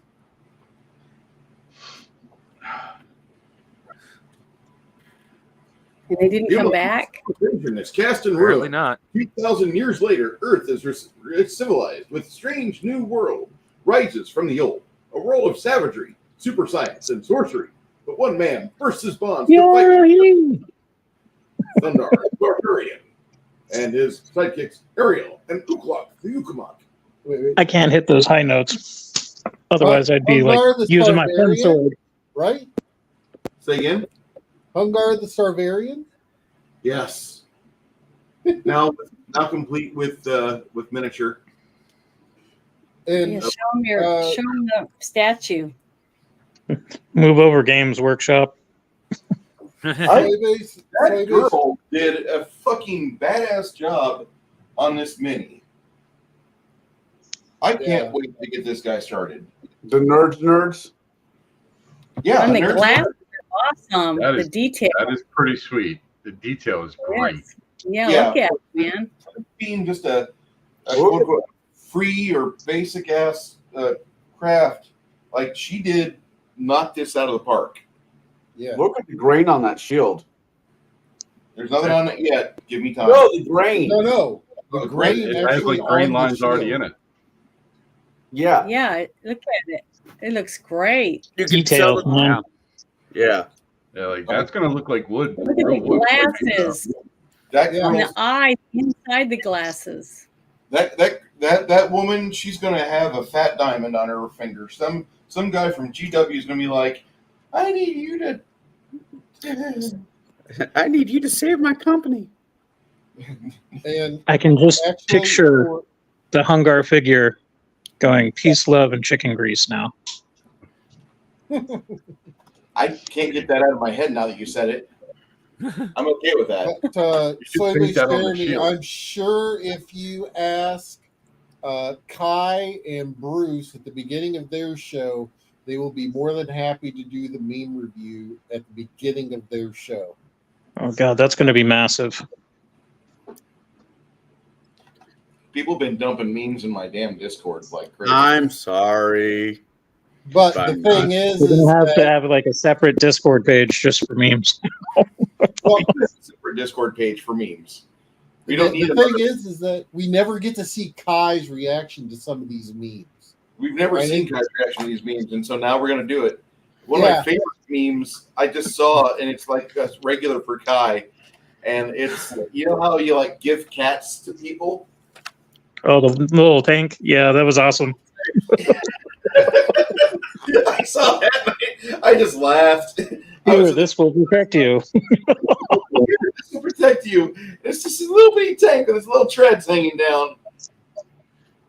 I'll show that off. We'll do a meme review. He said that he's the one that posts them in your chat. It's not safe to go alone. Here, take this.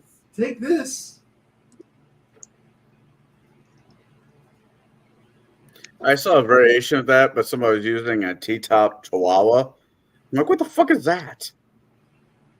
A T-top what? A teacup Well, they're good for biting balls. I bet you said T-top. That I probably did. I'm fucking tired. Have you guys ever seen that video I posted right there? No, not yet. You need to watch it. Okay.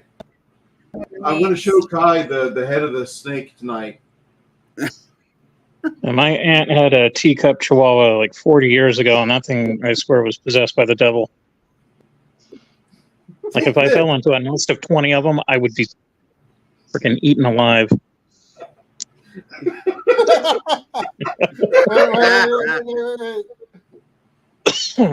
I love this. This is one of my favorite memes I've ever seen. Long tank is long.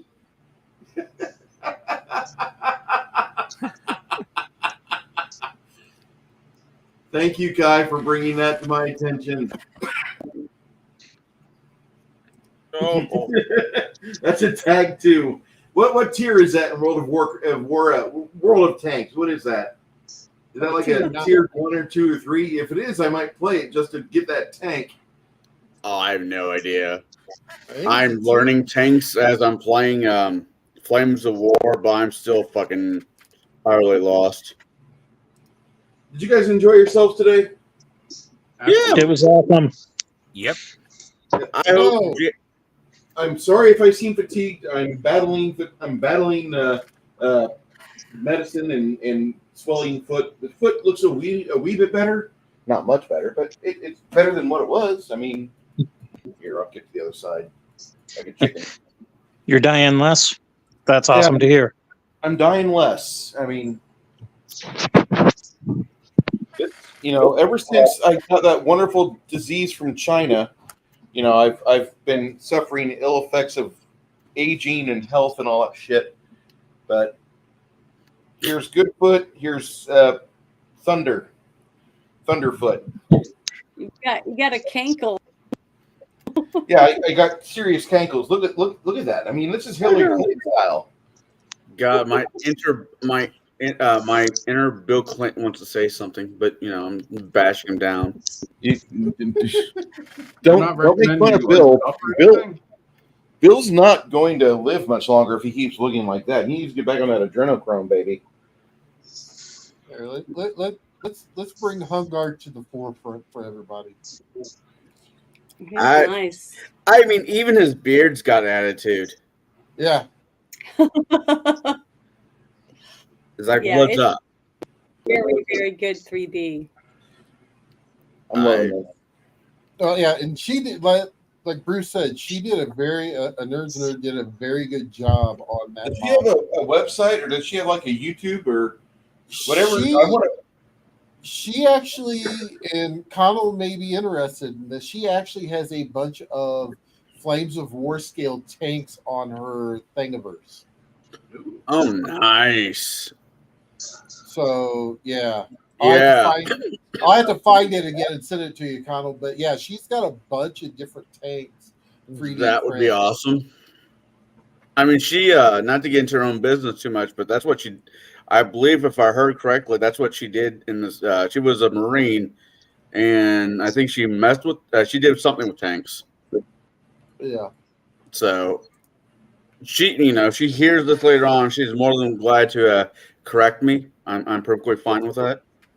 But I think Shadow had her on his show last night. Yesterday, I think. Yeah. I almost wanted to send her a "I'm sorry" letter.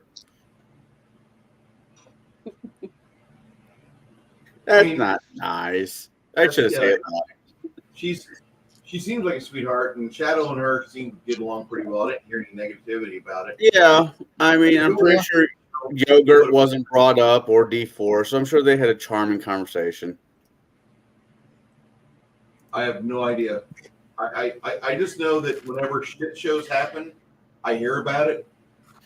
Like whenever you have people on your show that are king nerds and they talk about yogurt, I will never fucking not talk about that. That's like the greatest fucking bit for comedy I've ever heard of. Like, I wish he was joking. God, do I wish you were joking. I still got to finish that video. I'm I gonna was do it. on that video. I got It's hard to get through.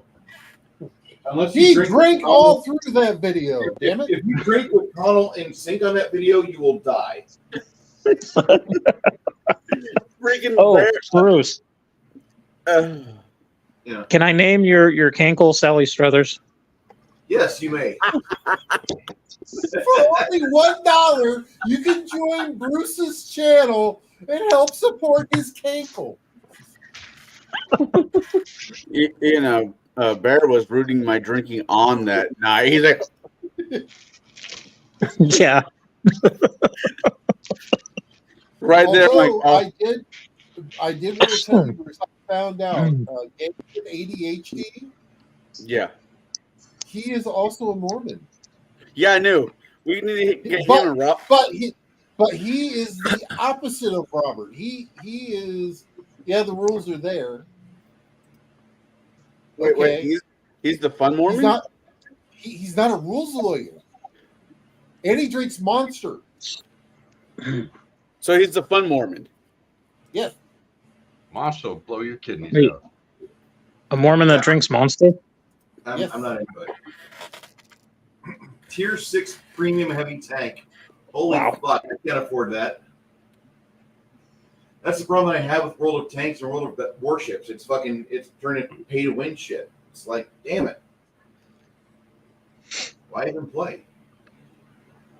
It's good God. They're 1,560 hit points. Premium rounds are necessary with a fast 171 millimeter AP rounds. Shit. Sorry. Kind of why I like Flames of War. If you can get decent setup under 1,500 points, you can get a really good setup for 3,000. But that's a whole different game, and we don't need to talk about right now. Yeah. Oh, here's something if anyone's interested to look up. If you're really into just throwing money in the wood chipper for gaming bling, look up tacticalnotebook.com. They do mil spec custom notebooks and binders, and I just fell in love with them, using them for my gaming crap.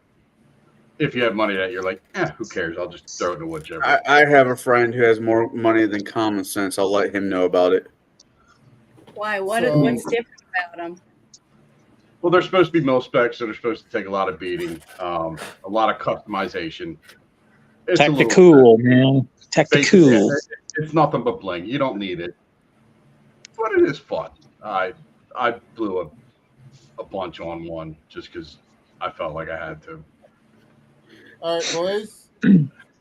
Gents. I think it's time to say goodnight so he can get to his next show. Oh, yeah. Here. 2 minutes still.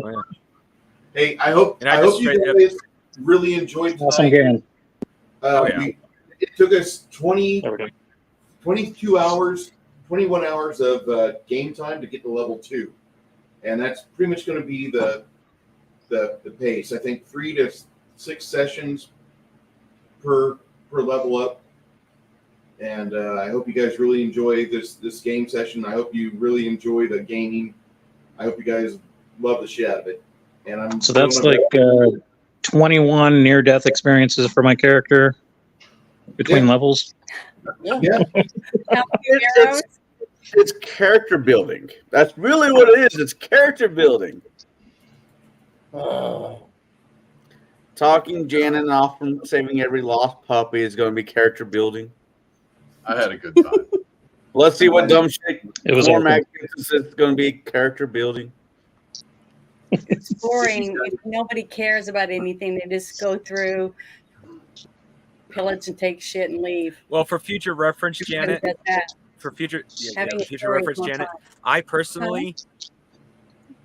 So for future reference, I personally am one of those that adults I don't give 2 turds about. You do animals or children, you will get my attention.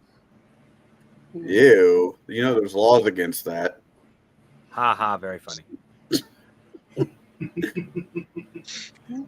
Well, If thank you somebody guys for wants to being be here a dumbass, they deserve it. But when somebody that had no say in it, then I feel like, maybe I can do something for it. I will do it. I look forward to gaming with you this coming Saturday, Janet. On the other game, the first one. No, Connell, it's canceled because of the holiday. Fuck the I won't be holidays. there. I'll be driving. We don't need no stinking holidays. We need And if gaming. anybody's around, there will not be any table breakers on Thursday, but I am going to do a stuffed turkey chill stream. So yeah. Probably Sounds if you good. don't mind show up for that. I'll catch it in between cooking. There you go. It'll be We're doing Thursday evening, probably ham and turkey. 7:30 Central Standard Time. Oh no, I should be doing cooking by then. You're gonna catch me between my bologna sandwiches because fuck Thanksgiving. All right. I am hateful of Thanksgiving myself. I don't like it. I like ham better anyway. But if you guys haven't bought it yet, if you don't have it, go here, go put it in your file. You download it, register it in your name. It's yours for life. Isn't tomorrow the actual 25th anniversary? Yes. It is. And that is free until the 20th. And what is that? It's a game. It's a game, Janet, but it is one of the greatest games. It's I know, hard. but what kind of game? Is it a game that you One of the best protagonists in video game history, too. It is a game like Doom. Think of it like Doom, but it has a really good story to it, and there's a real fun mythology around it. There's memes for years on this game, and everybody I know has fallen in love with Half-Life. I don't know anybody that played it and said I hated it. I actually liked Sin better, which at the time that was the game that was trying to compete with it, and it just fucking fell apart compared to Half-Life. Half-Life spawned off so many different games. It spawned off its own franchises off of the fact that it was based off of Quake 1. They gave the entire Quake 1 engine to these guys. They put out a fucking movie yesterday that's an hour long, and it takes all the guys that are still alive from the Half-Life dev team, and they got them together 25 years later and had them recount and share photos and talk about things and how they built the game and how they stumbled forward, because everything was just like a critical success, but it should not have happened that way. It was literally the die rolls happened in their favor, and they succeeded despite nobody in their crew having any capacity to understand what they were doing. They got in touch with John Carmack because they had been in Microsoft. John Carmack was part of the crew at id. He got him in touch with John Romero. They went and they made their finest charisma check. Romero gave him a CD-ROM with the entire Quake engine and development on it. And so they took it back and they started building their game from 1996, 94, and then they were building it for 3 years. And you get to watch this development, this incubus of a game come to life, and it's now one of the most revered games of all time. And a lot of people that I know, whenever they talk about fun gaming moments, Half-Life is in their top 5, if not top 1. Good to know. And it brought back the crowbar. Yeah, the crowbar is one of the finest melee weapons in history thanks to this game. I love you dearly, Bruce, but you need to shut up, turn off the show so you can go to your next. Okay. I say this with love. Sit in your chair and prop your foot up. Yes, dear. Yes, Mom. I'll send you the link. At all. All right. I do adore thee. You guys, we will be back with this campaign in 2 weeks. There is no campaign on Saturday. We might have a chill stream on Saturday. I don't know. We'll play it by ear. Yes. Cool. You guys take care, though, okay? I And promise. if I don't see you guys anytime between now, Thursday, and whenever, be well, stay safe, stay warm. Lots of love. Everybody watch that video before you go to bed that I posted in Discord. Oh, Will if any do. of you guys want to check out my show tomorrow, we are doing military movies, American military movies. Last week We Were Soldiers with Mel Gibson about the Vietnam War. I am doing MASH, the movie that's based on the Korean War, and we'll see what's coming on after that. That's an excellent movie and soundtrack. So, All right. Bye, everybody. Ciao. Bye. Thank you. Don't choke on any bones.